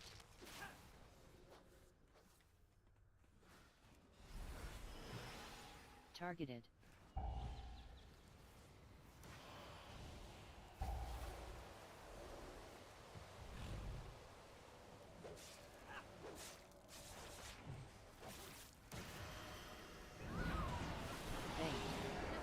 You can't. I can't fight it.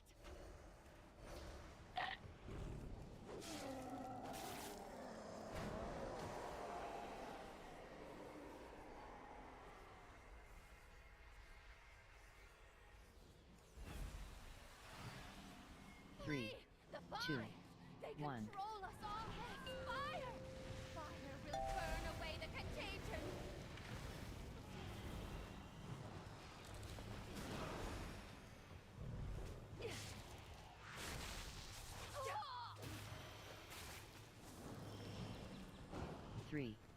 2, 1.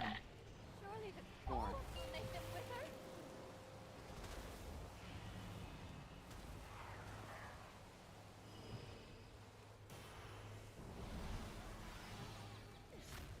Bait.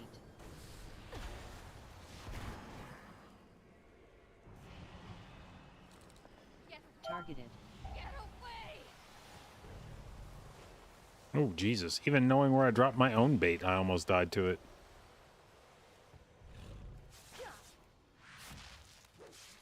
Bait.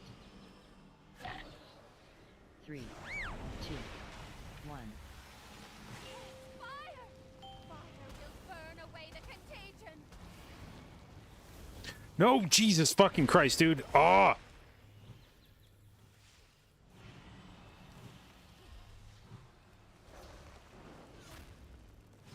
3, 2, 1. Surely the cold will make them 4. wither? No! Take I me didn't too. press my fucking defensive, dude. I'm so fucking stupid. Bait.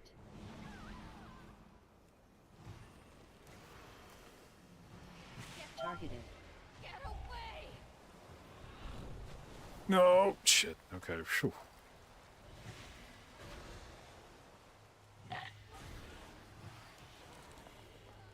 Bait.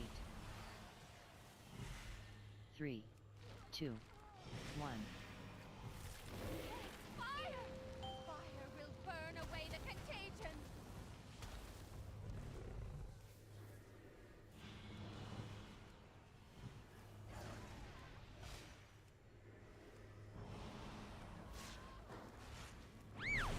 Three, 2, 1. Surely the cold 4. will make them wither?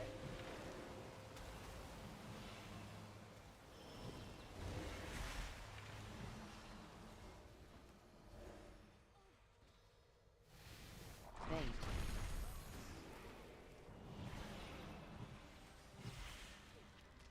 Get away! Targeted. Get away!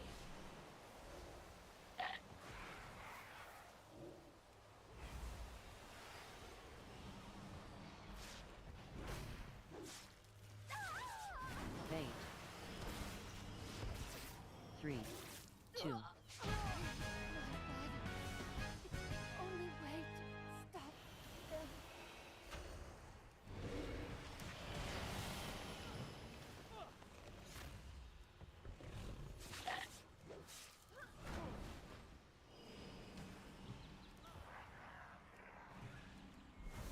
Do I have to, like, start RP over here? Or... I don't even know.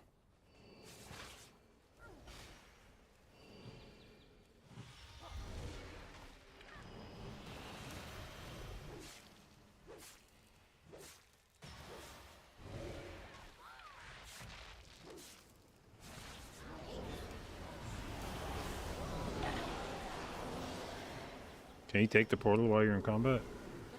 Fuck yeah. Are we gonna get any spites snapping on top of us?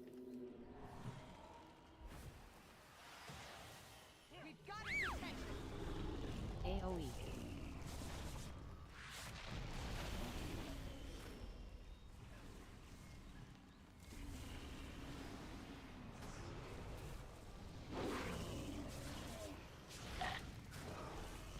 AoE.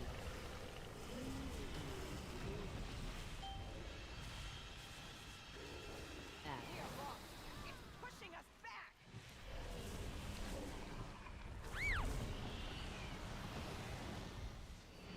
AoE.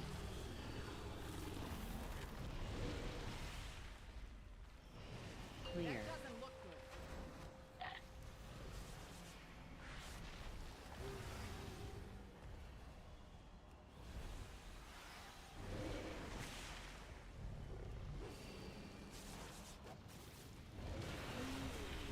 AoE.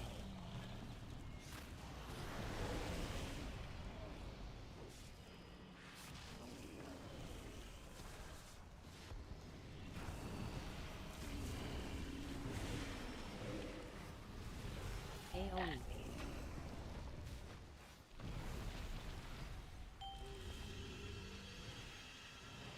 The vines are overtaking everything.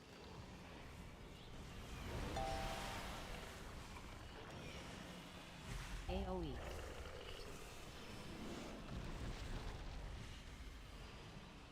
Clear.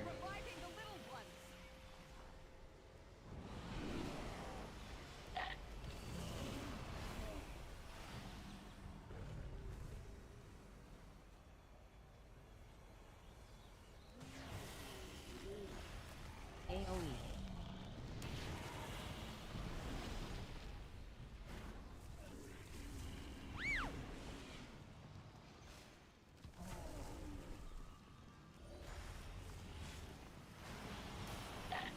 AoE.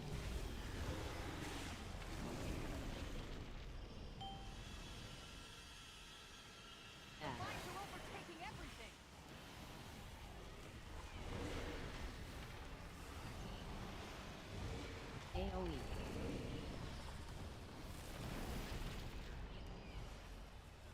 Clear.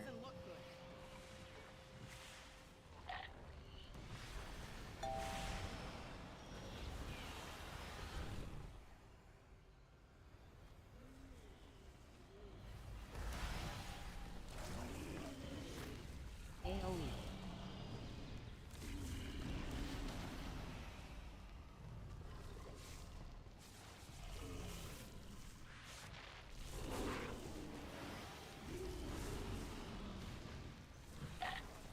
AoE.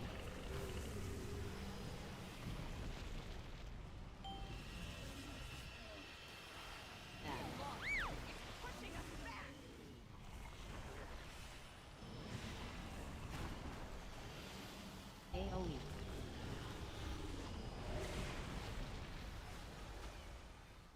Clear.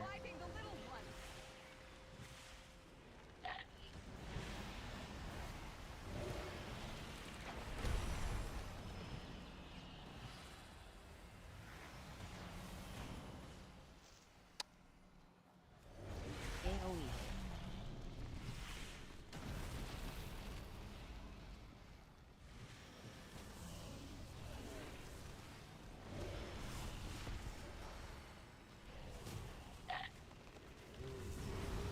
AoE.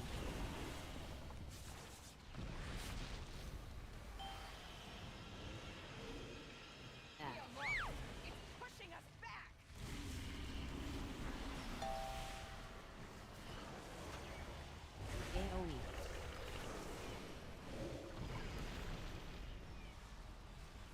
Clear.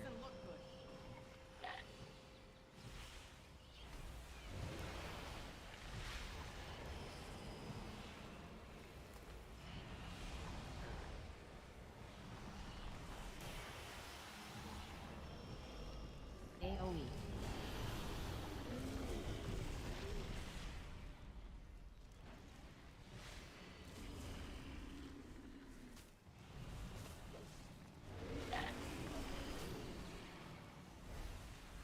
AoE.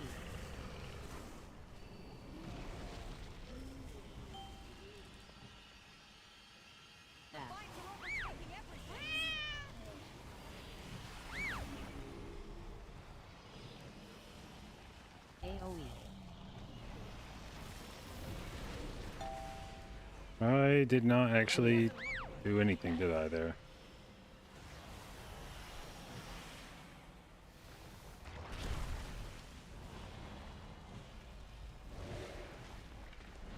I am so fucking man. AoE.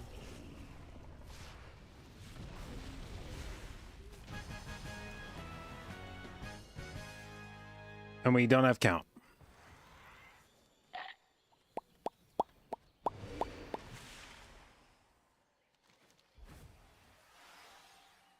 First, I missed a 29 Everbloom by 5 seconds.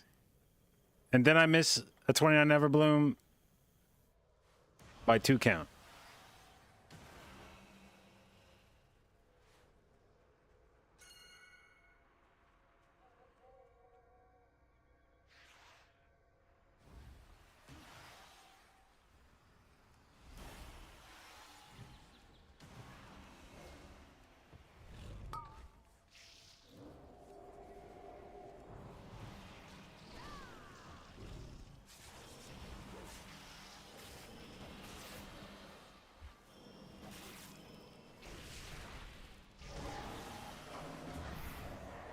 Oh yeah, I forgot. Damn, this is really the first dungeon I've timed today because this is the first time I've seen the splash screen.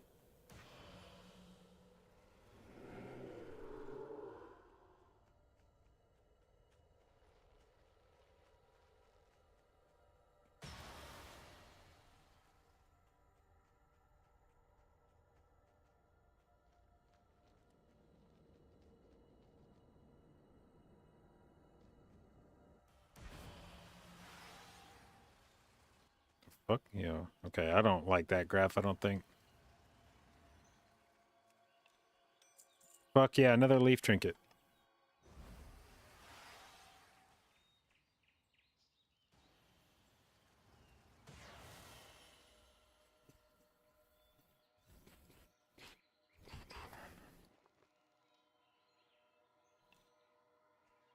Where's the priest at?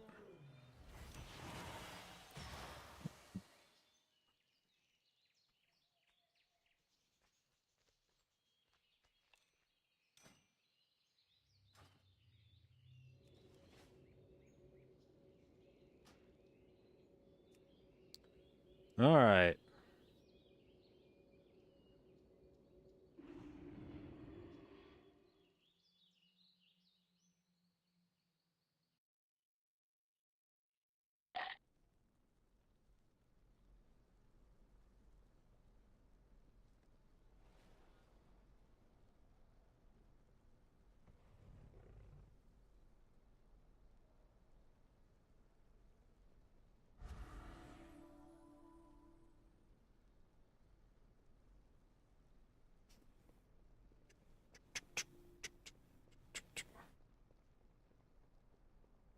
All right. I'm gonna grab a drink real quick. Be back.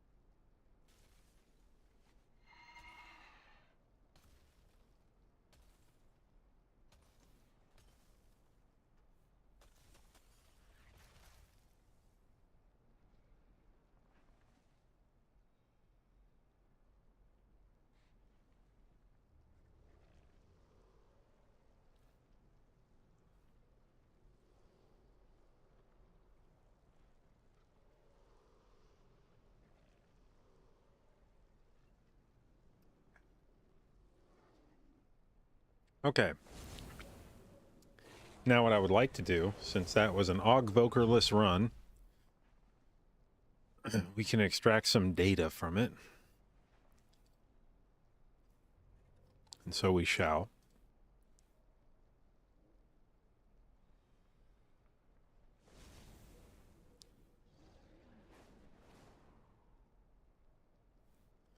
What type? We're going to look at how much the different talent did, using budding leaves instead of spring blossom.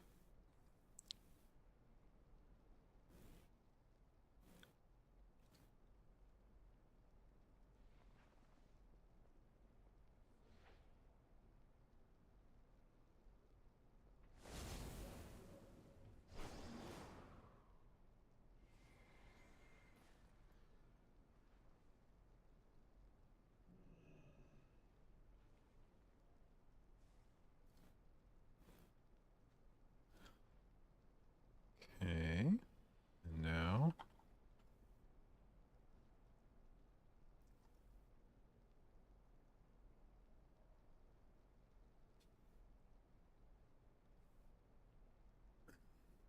Okay.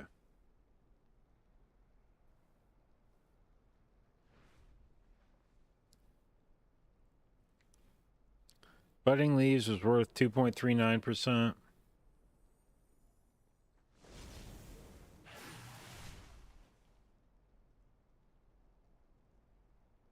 Yeah, I mean, spring blossoms is probably worth more, but it's close.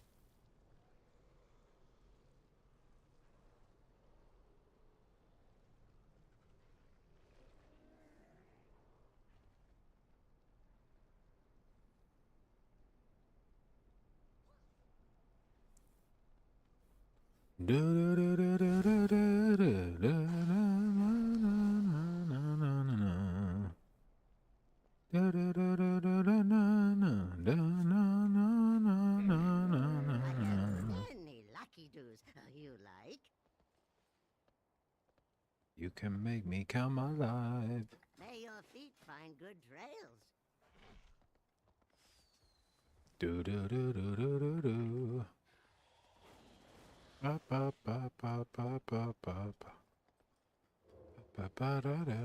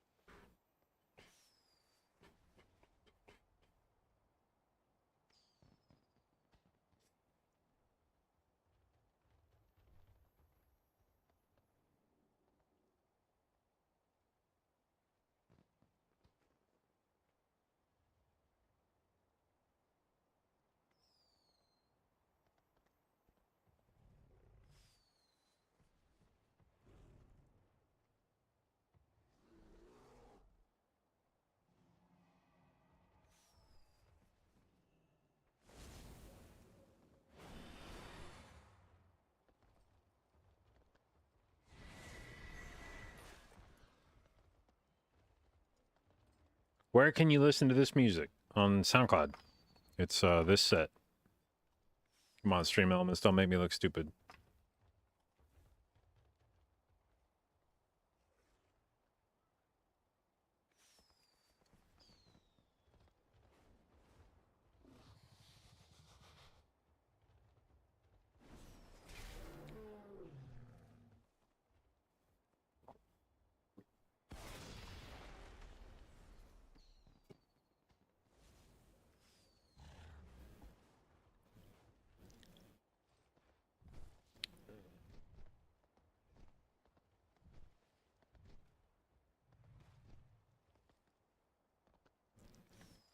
Think I deserve a big smooch? Thank you.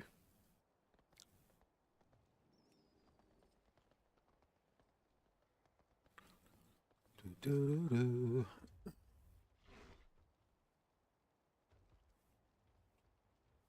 Have we broke 3,900? Nope, I haven't even broke 3,800 yet. This has been the biggest letdown of a week of maybe my entire life.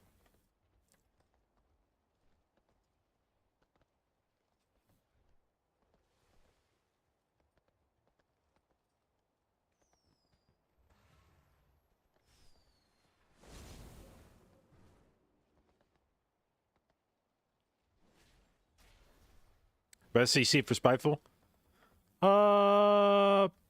Probably Vortex. Mass Root's good too, but Vortex is more generally useful for dungeons.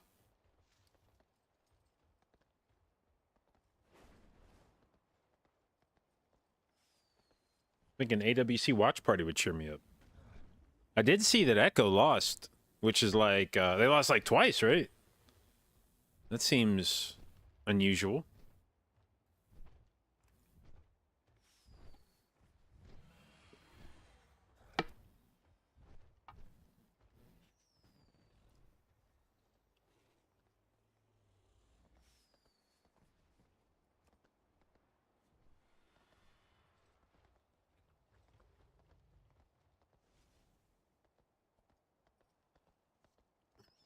How do I stay so humble being so handsome?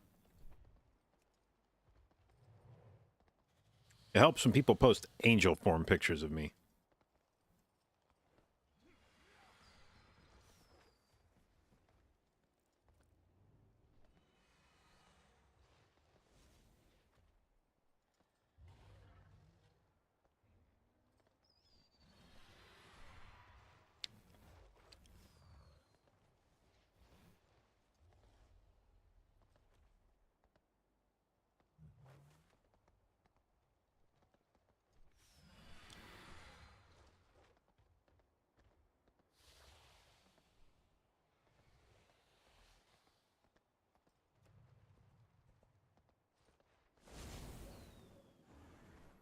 $29 DHT. Do I need a 29? I don't think I do I?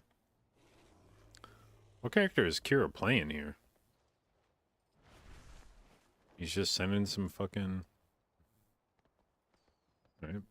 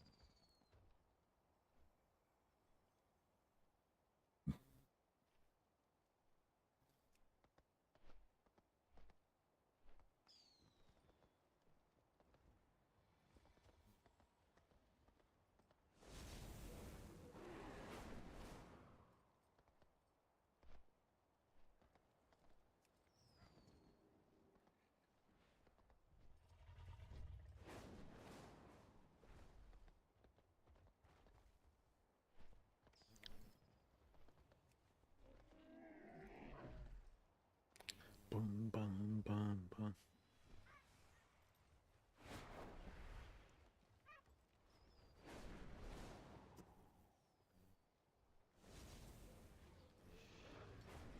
Resto Shaman doing a 30? Yeah.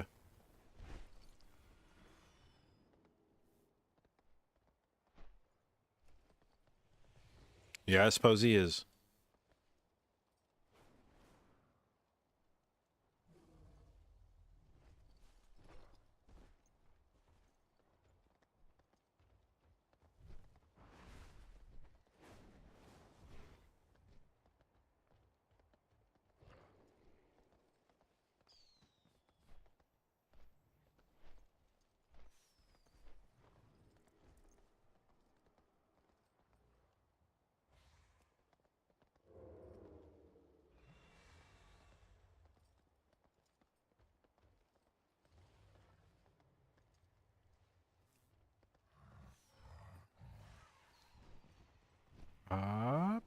Push it. Watch me work it. I'm perfect.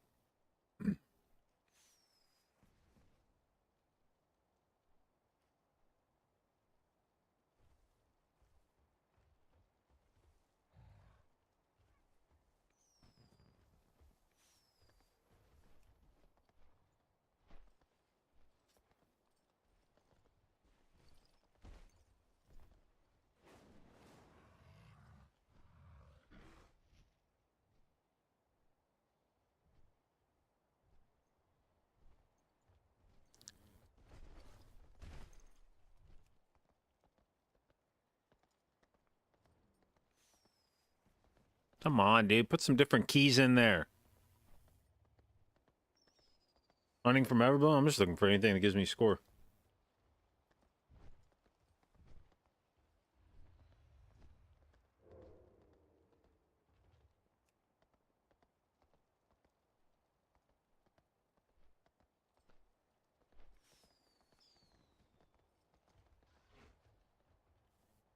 Do I find WoW Analyzer helpful?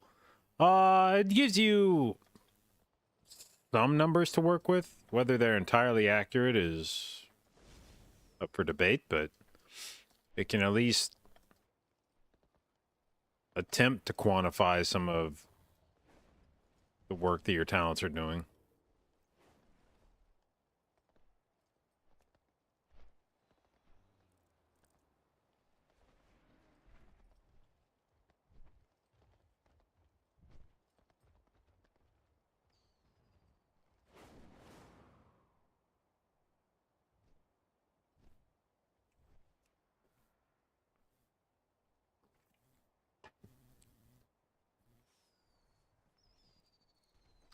Thoughts on MDI affixes?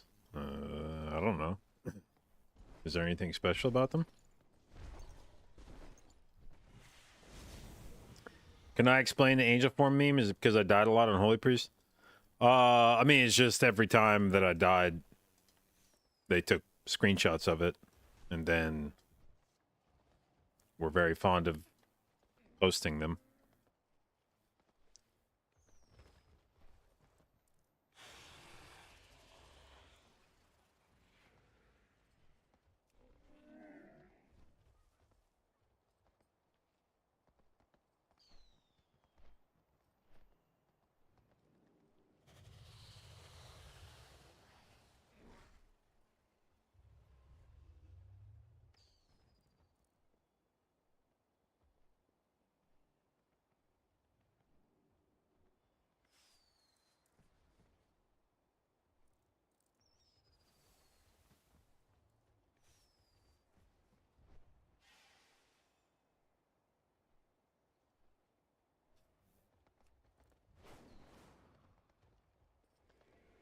Meet me at the hotel room.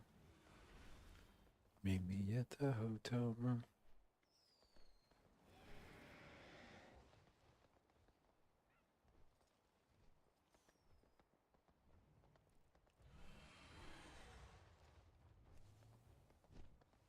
And then the season before that, they took screenshots every time I would die from,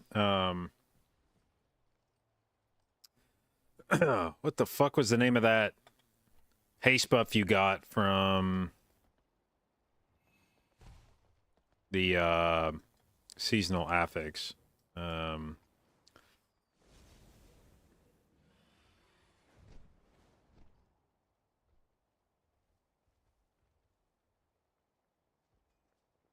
Pedestal. Anytime I would die to a pedestal tick, they would take screenshots of that.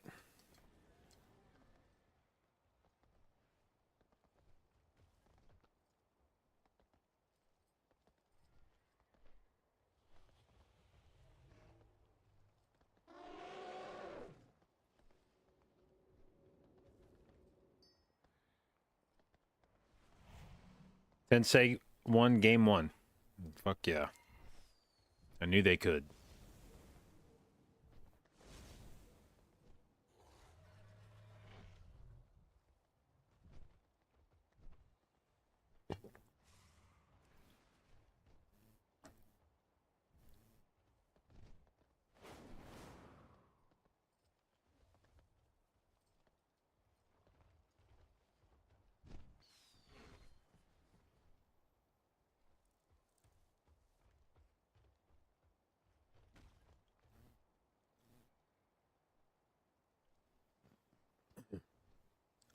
Hello, Robin.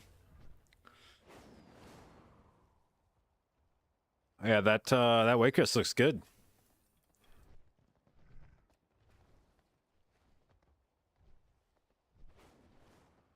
At least you're dealing with modern bolstering where you can pull shit onto bosses.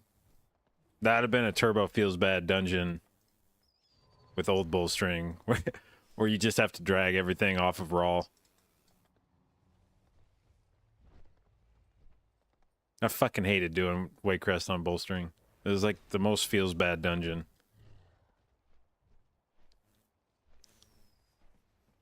You could do like no fun pulls at all.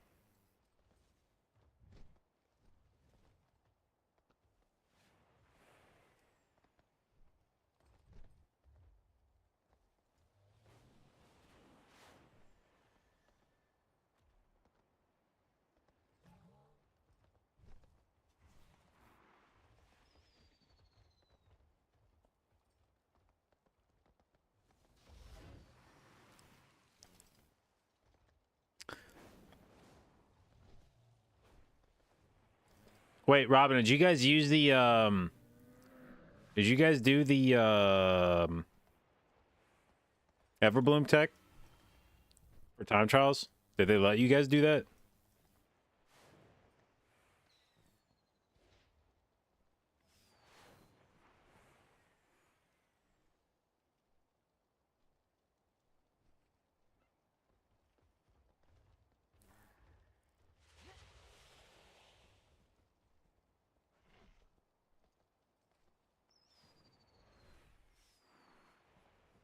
Of course not.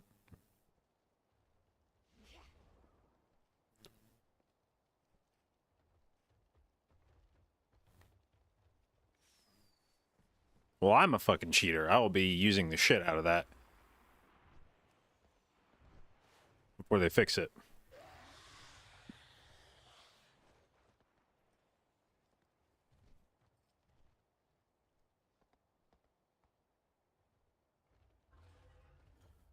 Priest who knows how to MC.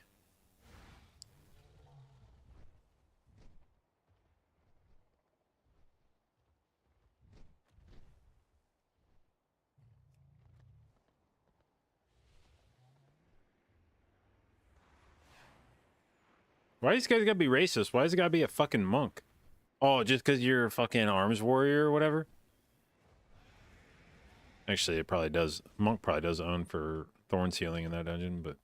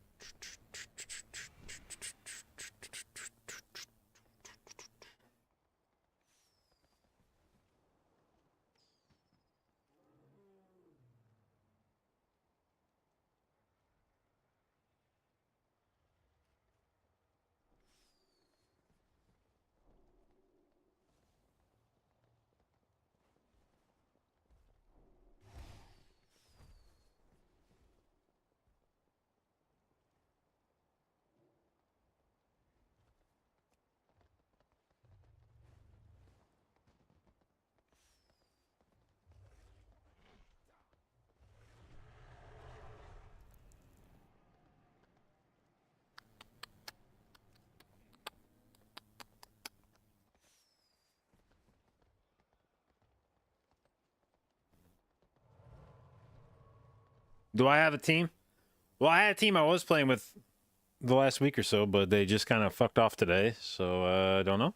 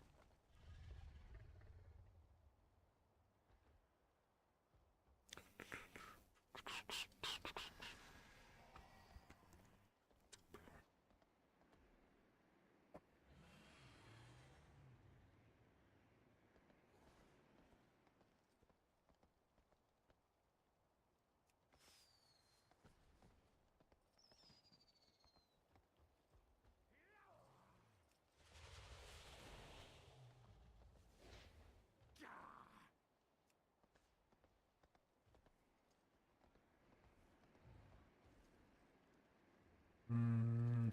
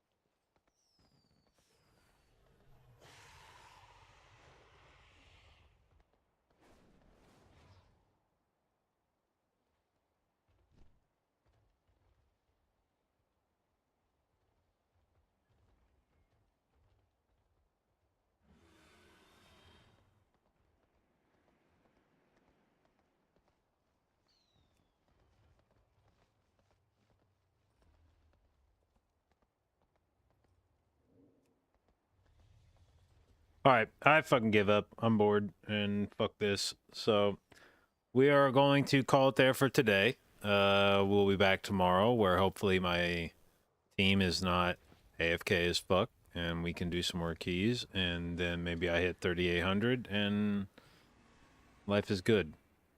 So anyway, I hope you guys have fun watching. I have fun streaming as usual, primarily a Mythic Plus stream, so if that's something you're interested in or want to learn more about, hit the follow button. I'll do my best to both educate and entertain you, and I will see you tomorrow.